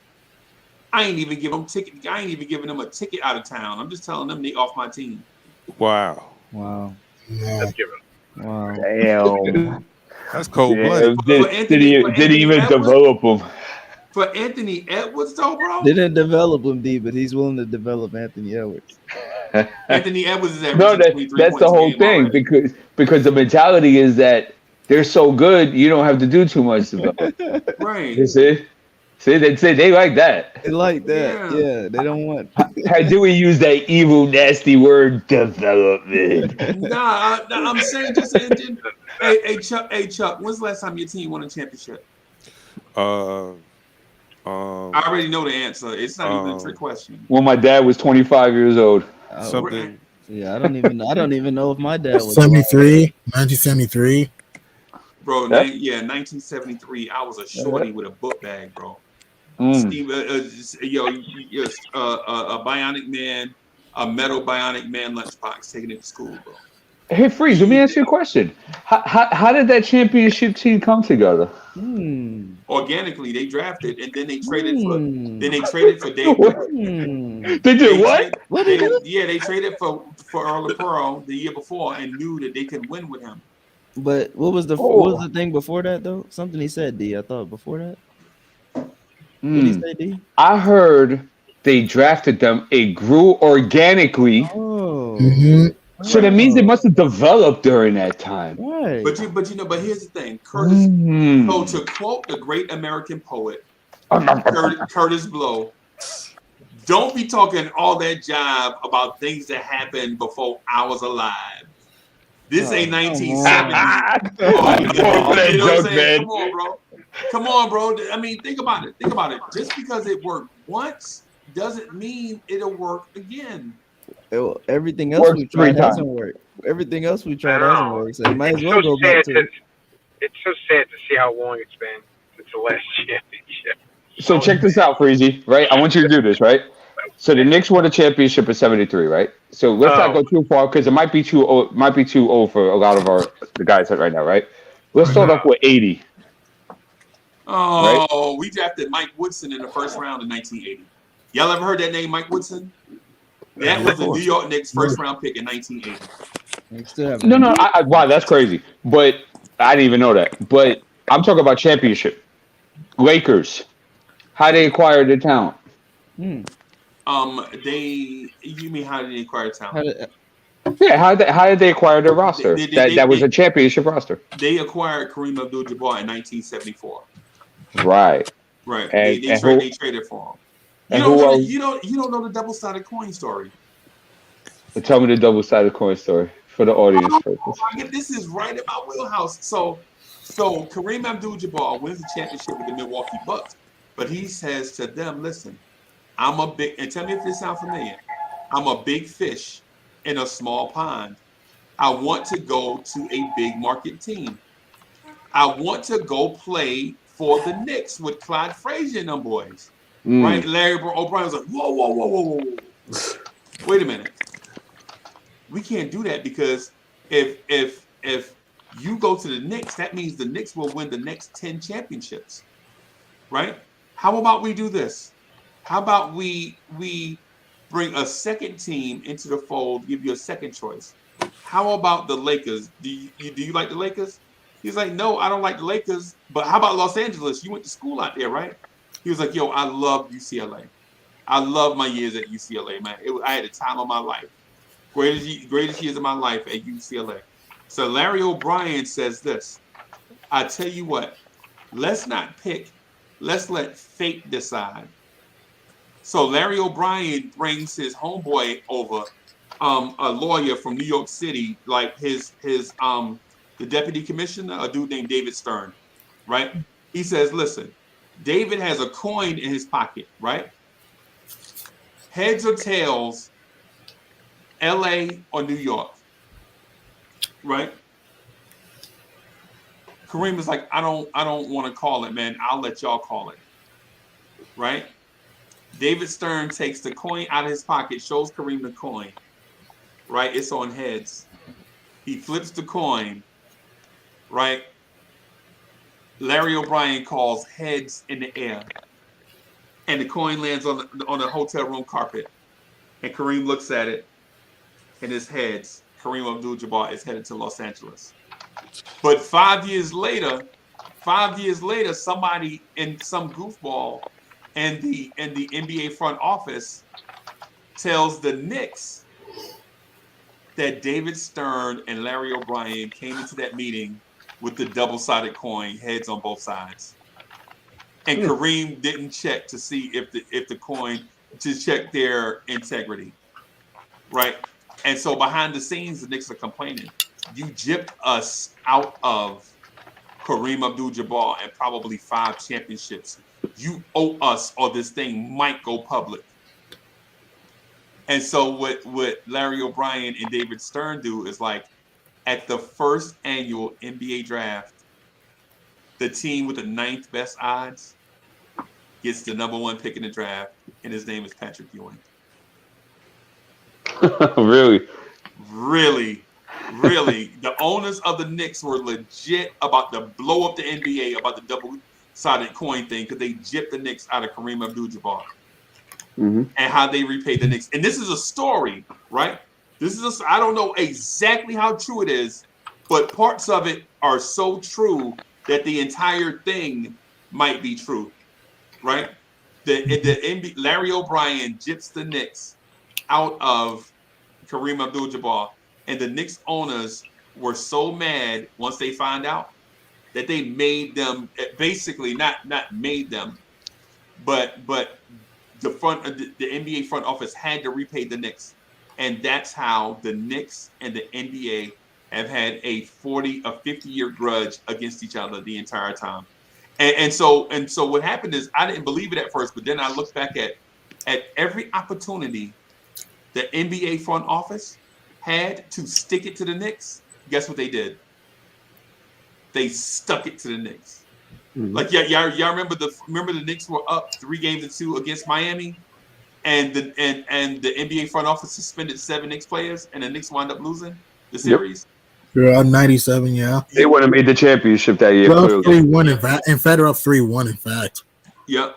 Every year, or every opportunity, the NBA front office gets to stick it to the Knicks. Guess what they do?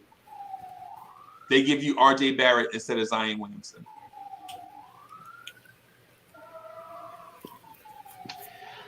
Okay. And I'm just saying. We could cry or whine about that, but regardless of the matter, right? There's still a job that needs to be done. There's a formula for success. For reason, I've been trying to tell you this for like 2 years now. There's a formula to success. So I'm here to tell you that the NBA front office don't care about the Knicks' formula for success. Yeah, I know. They don't care. They legit have a grudge against the Knicks. It's the reason why. Man, think about it. Free agents go to Brooklyn, but won't go to Manhattan. I think it's because of Dolan, I'm just saying. I'm just saying. Okay, so check this out, bro. Los Angeles Lakers in the 80s. Yes, they acquired Kareem, right? But they drafted Magic. Right. They drafted Worthy. Right. They drafted Byron Scott. Yeah, they did. Did they draft Cooper? I'm not sure. I'm just asking. I think they drafted Michael Cooper. They did, I think so. So you see how that goes, right? And these were guys that were very integral to their championship pieces, right? Right. Boston drafted Bird, drafted Parrish, drafted McHale. They traded for Parrish. They traded for Parrish? Okay, Parrish, correct me as I. Parrish was an all-star with the Golden State Warriors. That's fine. That's my fault. Right. Okay, but the point is that you still drafted major pieces that were a part of your run.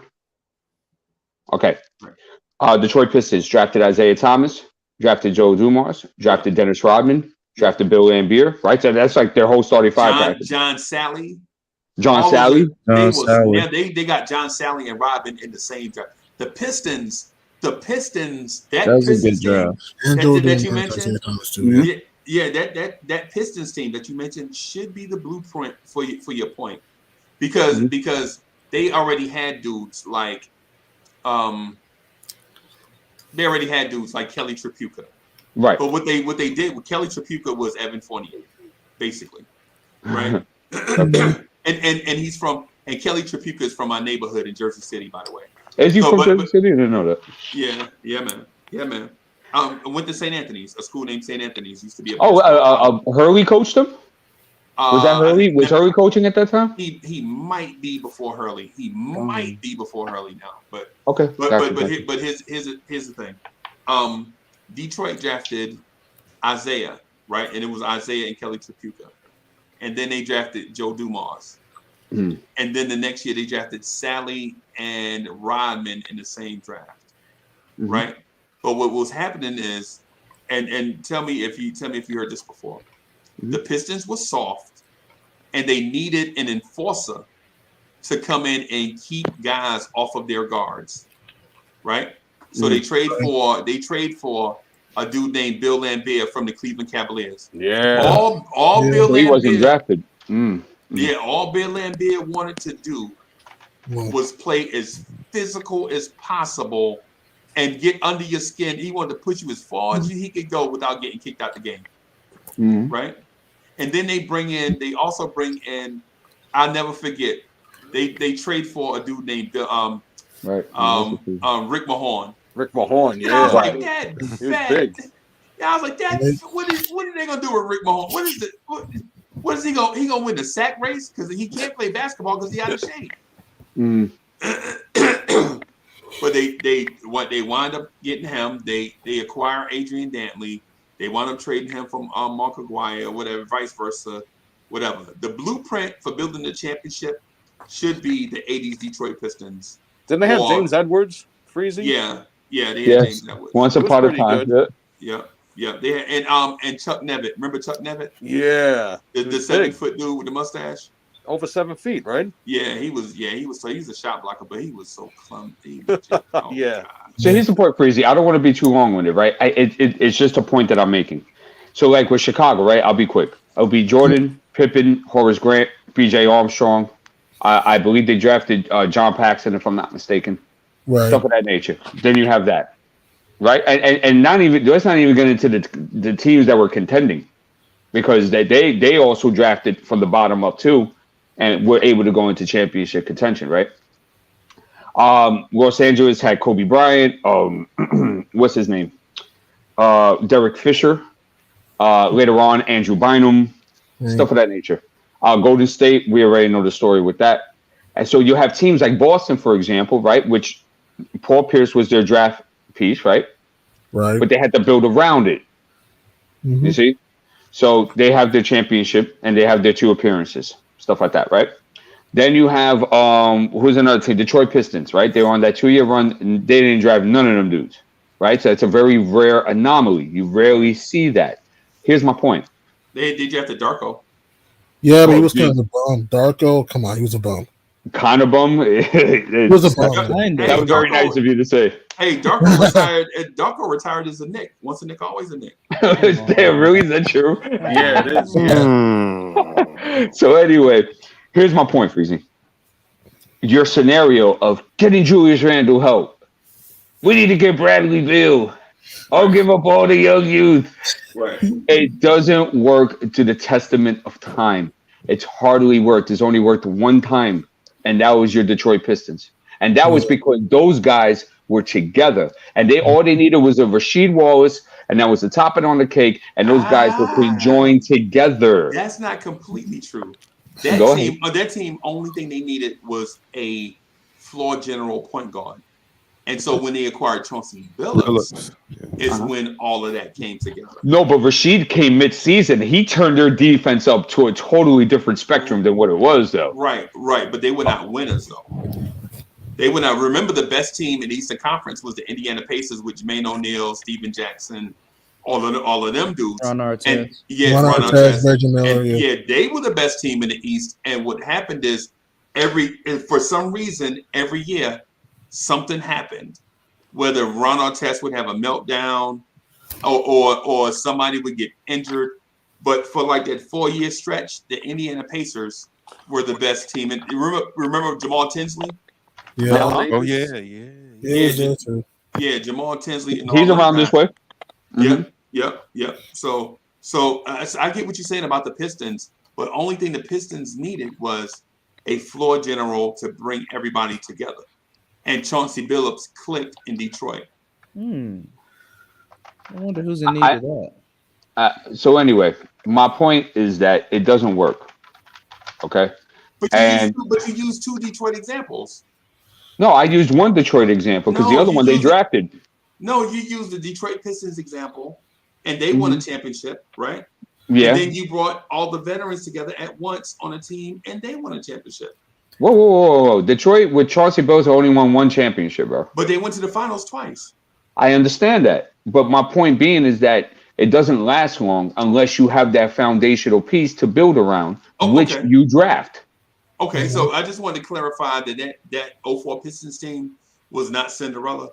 They did make the finals and lost to the Spurs, right?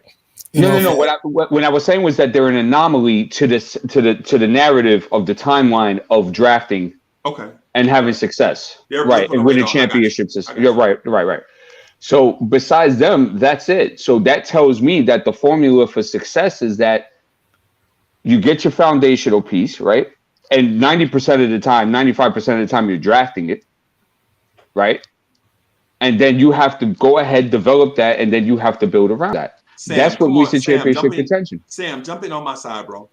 I want to know exactly what your side is before I jump in. Okay. So my side is this. In this conversation, maybe not in general, but in this conversation, for the sake of this conversation, you can win with Frankenstein's monster.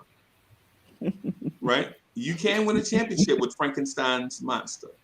You know what I'm saying? Parts from all over the place. You can win a championship. Yeah, it's possible. With that team. You know how I know? I watched the Toronto Raptors do it. Oh man. 1 year. Yeah, that was kind of anomaly too, though. Yeah. Right. Because people think Kyle Lowry was drafted by the Raptors. Guess what? Yeah, he wasn't. He was not. Yeah, he was acquired. Right. Yeah. Only person drafted was DeRozan. That was pretty much. And Siakam. And Siakam. Siakam, Van Fleet. And Van Fleet wasn't drafted though, right? Yeah. He's an unsigned free agent. Yeah. But yeah, same thing. I mean, it don't matter. They still got him as a rookie. True. And Freezy, don't forget, Portland Trailblazers back in the days, right? They drafted Clyde. Mm-hmm. They drafted what's his name, Clifford Robinson. Right? They drafted Terry Porter. No, Terry Porter wasn't drafted by them. That's my fault. Yeah, he wasn't drafted. But you see the foundational piece, Clyde Foundation, Kevin Duckworth, right? They got Buck Williams from the Nets. Yep, I feel you. Right, and then Seattle Supersonics. You draft Gary, you draft Kemp. You draft Nate, you draft right. Vincent Askew. Right, Utah Jazz. You draft Stockton, you draft Malone. You see? Right. So it's the same thing over and over again. You have to do it that way. You basically have to have guys grow together, and you have to develop them. You're saying we got to draft, at least a few of those guys, basically, D, or at least one of those guys to be a foundational. For this point to be accurate, you have to have drafted 3 guys, and they don't all have to be starters, right? But they at least have to be key players, contributors on your team. See, what I'm saying is that I blow it up in that direction because I know that I'm not going anywhere with this team. And even if you bring a Bradley Beal to help out Julius Randle, you have to consider 2 things. One, Beal hasn't won where he's at, so what would be the difference him coming here? And number 2, you have to consider, does Julius Randle play nice with others? We already see with this team, he don't. Beal's injury prone too. Don't forget about that. Right. Okay, we could consider that too. I'm gonna go get a sandwich right quick. I'll be right back. Okay. No doubt. Get it. Enjoy. So I just don't know if Bill makes his teammates better would be my question. Good point. Salute, Cully. So scoring 30, that's pretty much that's pretty much just like, Randall getting his stats, but even to a lesser degree because Bill, I don't even think Bill is close to Randall when it comes to assists per game. Well, the reason I wouldn't do it because it's not like Bradley Beal was that guy on a bad team. It's like, yo, this guy's really, really good. If he could get some help, he would be in a better position. He's played with John Wall. Sure. He's played with Russell Westbrook. Mm-hmm. He's now playing with Spencer Dinwiddie. He has gotten help, and they got young pieces. That Laker trade gave them some pieces. They ain't doing nothing with it. So, he's not a guy that I would bet the farm on simply because given help, it didn't help much. Like so guys like that, like I want to get a good example.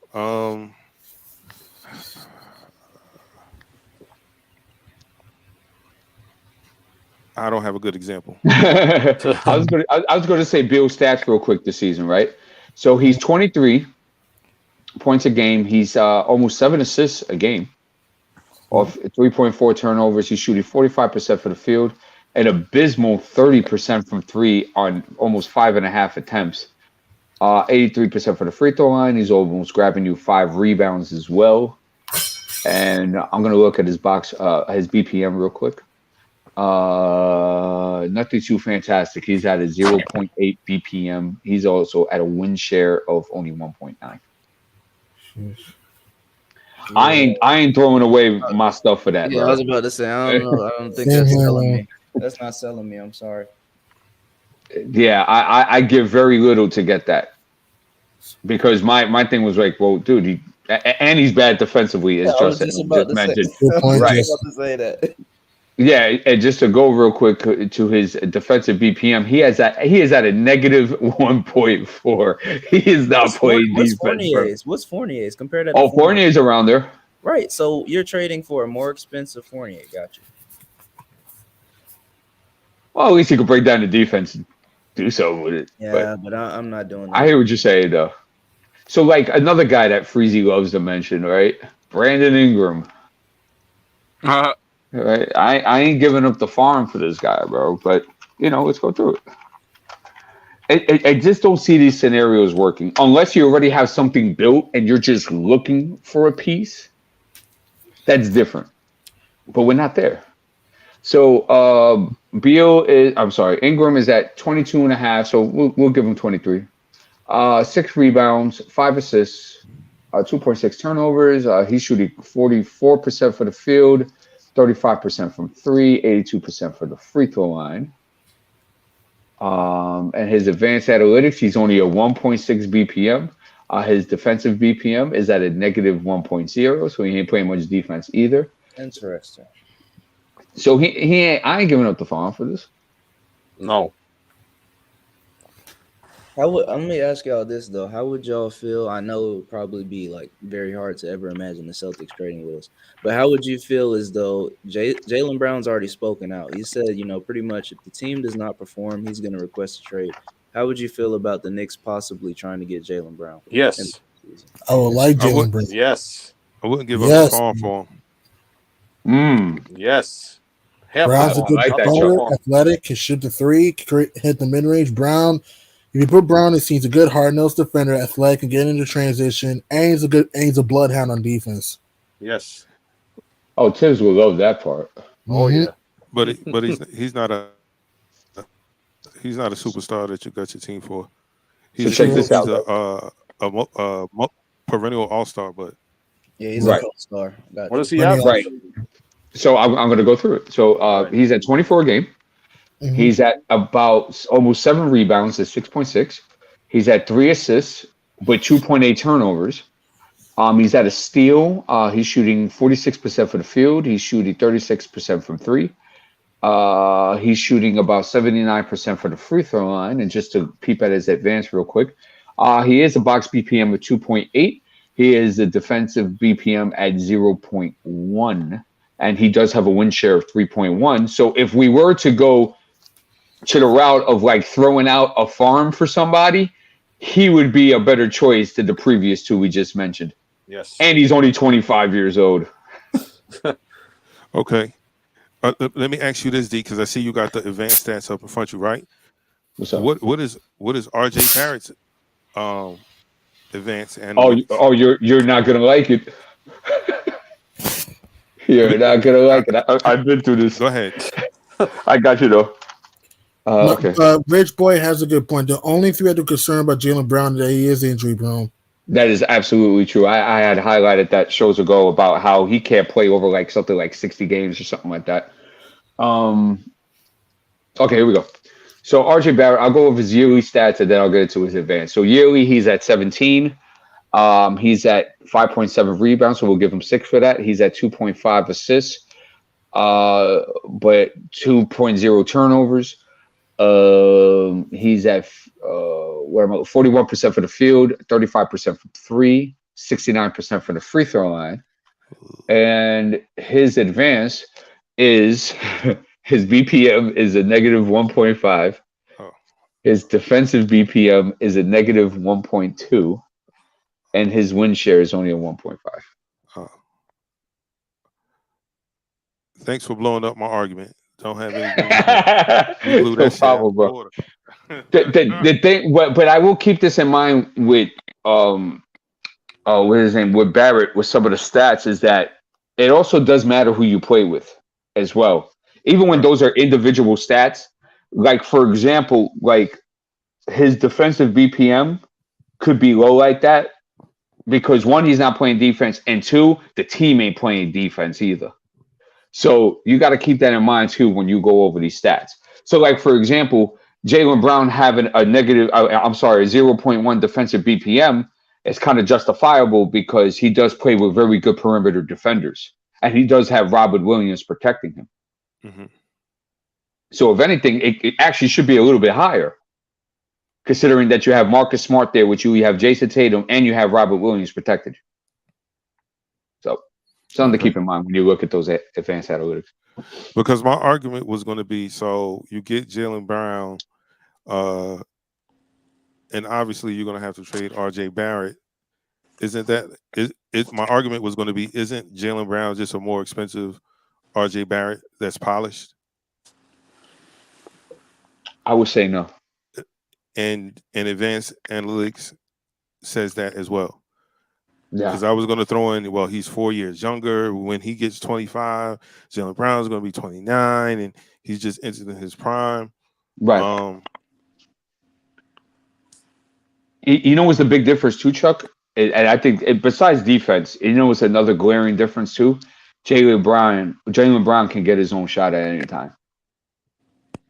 That is true. So keep that in mind as well.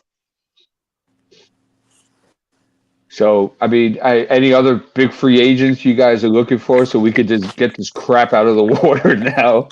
Honestly, man, we're not gonna get no big free agents. That's the thing. Not gonna get anybody, I don't think. But I only entertain it, Cody, because there's people that are endorsing it. There's people who are saying, "Hey, Julius just needs help. What if we just do this?" You know what I'm saying? So we need to just go the organic route by now and just stop wasting time, man. Big team, big free agents don't even know what we are as a team. Yeah, they're not looking at the Knicks, so it's like they're not going to look at us. And I don't even want to. I'm sorry, guys. That was D'Angelo, right? Yeah. Not to cut you off. Not to cut you off. No, it's just that every year, I don't know. Every year I feel like I feed into the hype, and just for the summer to come and the guys, they don't even look at the Knicks. They don't even get an interview with them. Nothing. No sales pitch. Nothing. They don't even come here. So it's like I don't even want to get excited for none of that. I agree, man. It's just like you talk about it, get your hopes up, and you're like, okay, we're back to square one again. You know, right? Outsiders looking in. That's what we always are at times. Right. It's just like, and it sucks. It sucks to feel that way. We just have to hit in the draft. We have to hit in the draft. That's it. All it is. Mm-hmm. It's rolling. That's it. You get what you can in the draft. I agree with you, man. And this is, it's just so damn frustrating. Well, let's try to get this one. We'll get that one. We're not getting anybody. That's the reality of it. I really don't see it.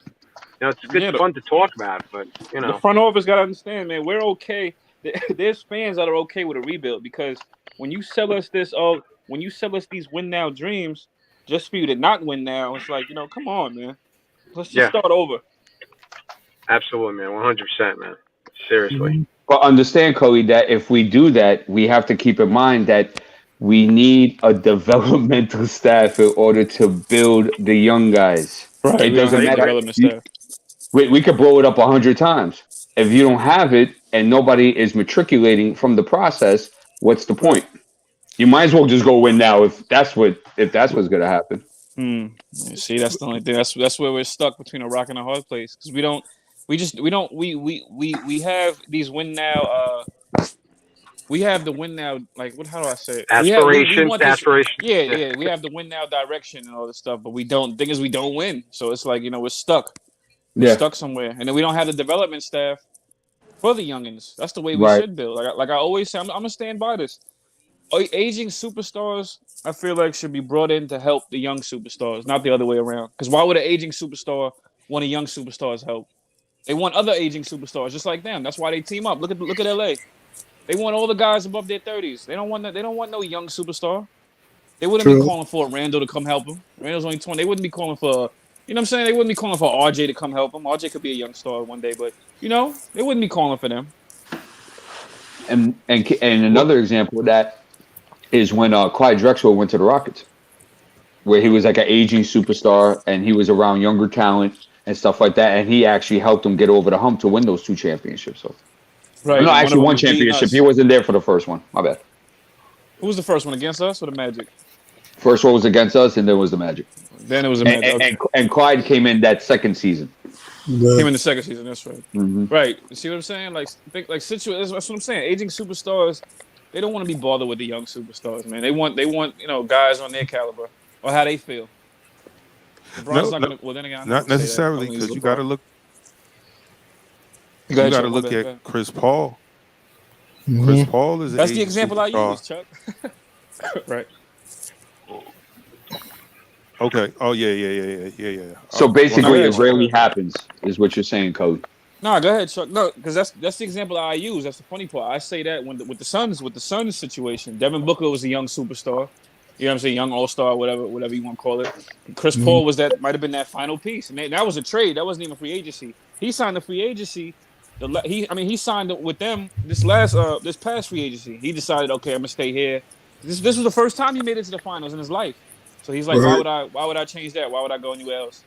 So he might have been the final piece. Who knows how far Devin Booker would have took the Suns alone? You know what I mean? Without the help. You know how far he would have took him, Cully. The same point he was taking him. Right, playing or barely lottery. That's how far he would have made it. Mm-hmm. He would have eventually been trying to get out of there. And this franchise just can't get out of its own way sometimes. Like I felt, when those picks 20, what was it, Remember 19 that and the Suns also 21. added Jay Crowder, like what Bodega said. They also added pieces. Now they added McGee, beyond, but they also added pieces around the Booker too. What were you saying, D'Angelo? To finish? Yeah, I was just saying that, us, like how I felt that they screwed up that 19 and 21 picks, what they did there. Like this franchise just does things, and then signing Noel, who hasn't. I mean, this guy's always injured, but that contract, Burks, and come on, I mean, D'Angelo.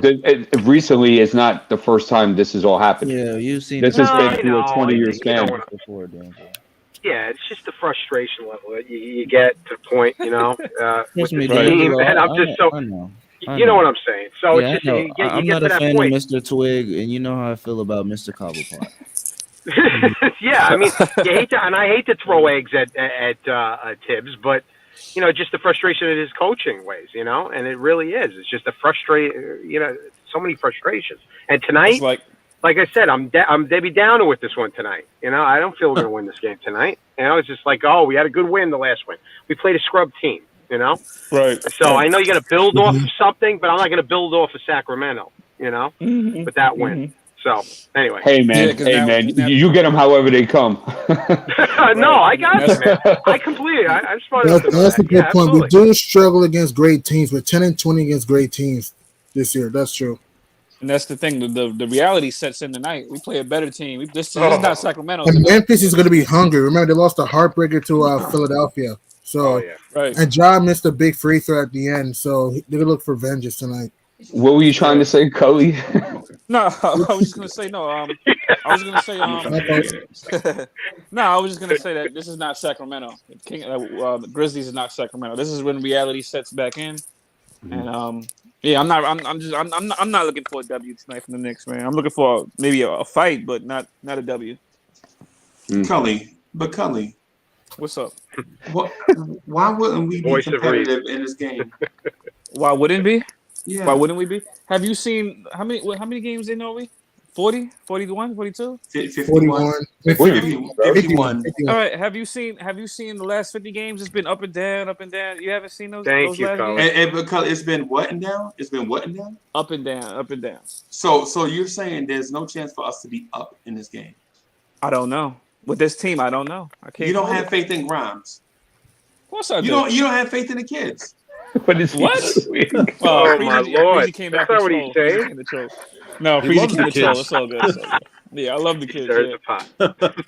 It's the veterans. It's the V word. I have. I just think sometimes our conversations, bro, we be wanting to say one thing, but sometimes our conversations we push towards it because I understand what Cully is saying, right? I just don't want to go into a game feeling like we don't at least have a chance. Mm-hmm. You feel me? Right. Because this is the same team that knocked off a red hot Dallas Mavericks team too. Remember, Dallas had won seven games in a row, and we came in there and beat the brakes off them. You know what I'm saying? Yeah. So what I'm saying is so here's my clear stance. This is Uncle Freeze's position. Do I like the kids? Yes. Do I feel like we have a Kobe Bryant No, we don't have a young guy like that. Right? But do I want to see these young guys develop and be successful? Yes, of course I do. Right? And so as a Knicks fan that remembers the Clarence Weatherspoon years, Shandon Anderson, Howard Osby. Goodness. Yeah, Othello Harrington. Yeah. Malik Rose. Remember we traded for Malik Rose?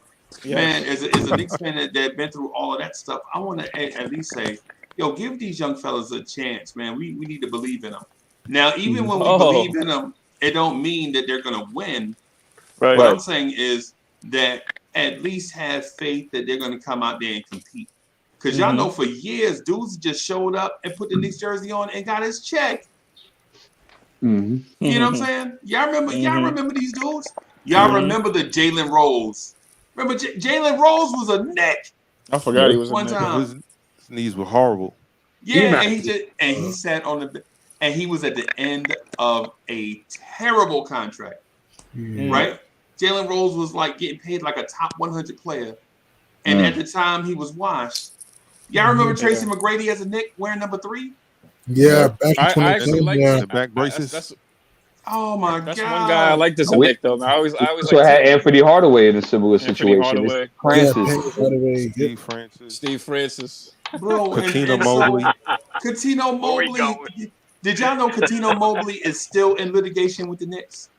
Yeah. Get out of here. Yeah. No way. Because he had an undiagnosed heart condition. Oh yeah. Y'all remember that? Y'all remember that? Yes. Yeah. And so all these dudes come here and show up one place in the check line. McDice. Right. Oh God! Oh, and I don't even have to say Jerome James no more. I don't even have to say Jerome James no more. Was Nazir Muhammad a Nick too? Yes, he was. Y'all remember when we begged Jamal McGraw? Jamal McGraw was like, it's either the Knicks or retire. I don't want to play basketball no more. And we begged him to come back, and he stole checks from us. Y'all remember that?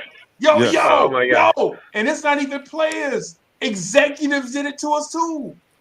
Yep. You were supposed to cheer us up, Freezy. What are you doing now? Now you're just going back. No. What I'm doing, just like your camera stand. It's like the Knicks season. It keeps slowly going down, and we just see your eyes. Slowly going down. D'Angelo, that's not even funny. I was just about to reach for the camera. Like the season, man. but yeah. I mean, man. What's my man name? Phil Jackson stole checks from us.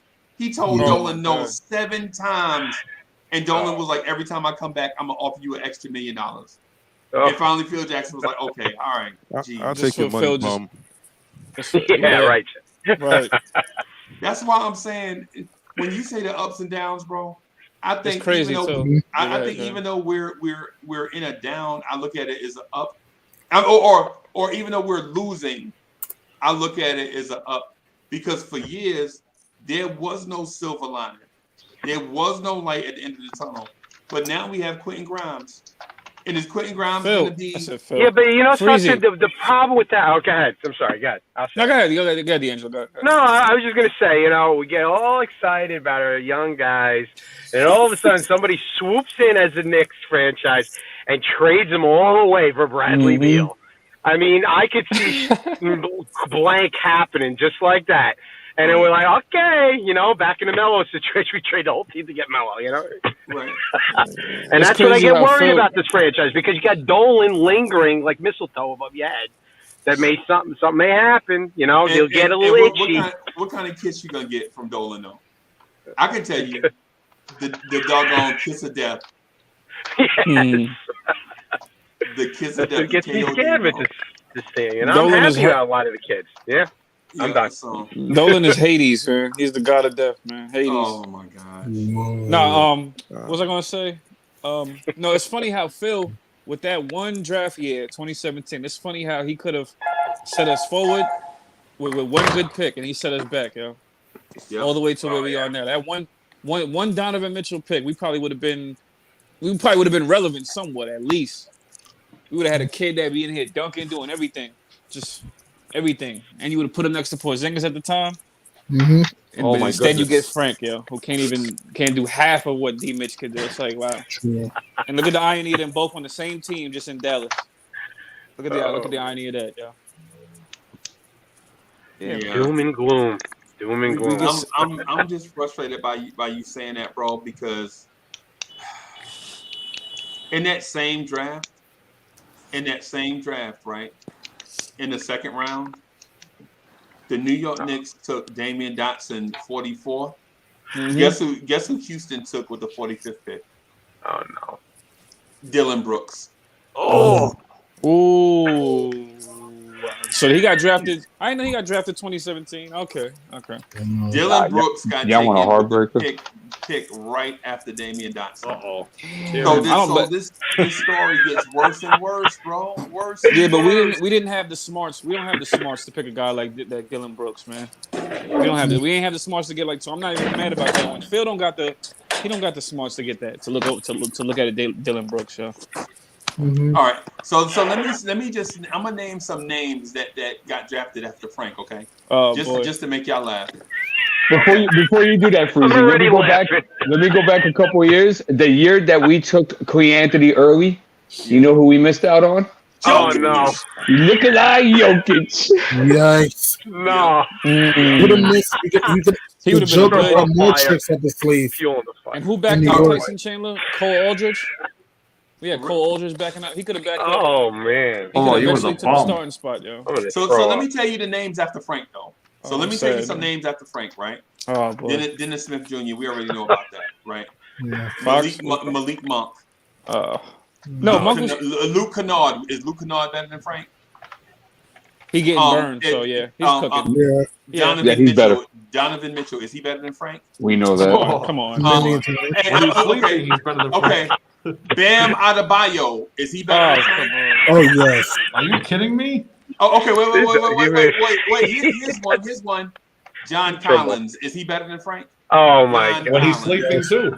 Is he better? Here's another one. Here's another one. Just in case you think this list is short.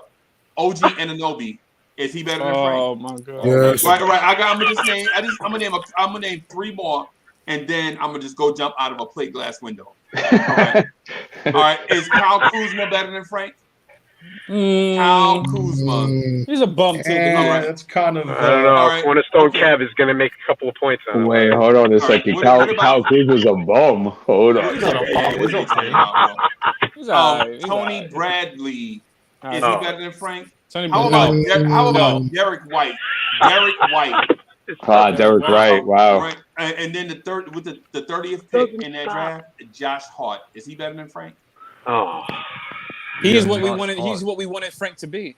Right. And so that's why every time somebody's like, yo, just go ahead and tank, man, and in that way you could just go in the draft and get a guy. And we always wind up getting the Frank Ntilikina when somebody steals Josh Hart. Somebody steals the Donovan Mitchell. No, they get the Donovan Mitchell. Yeah. They get the top 5 player. He had to be the top 5 player that year alone. Well, okay, not that year. I'm sorry, rookie. Oh man, he almost was rookie of the year. Almost. How do you pass on Bam Adebayo and John Collins? Phil didn't care, yo. He got fired the week after. But he knew. But I feel like he knew that though. Like I don't like.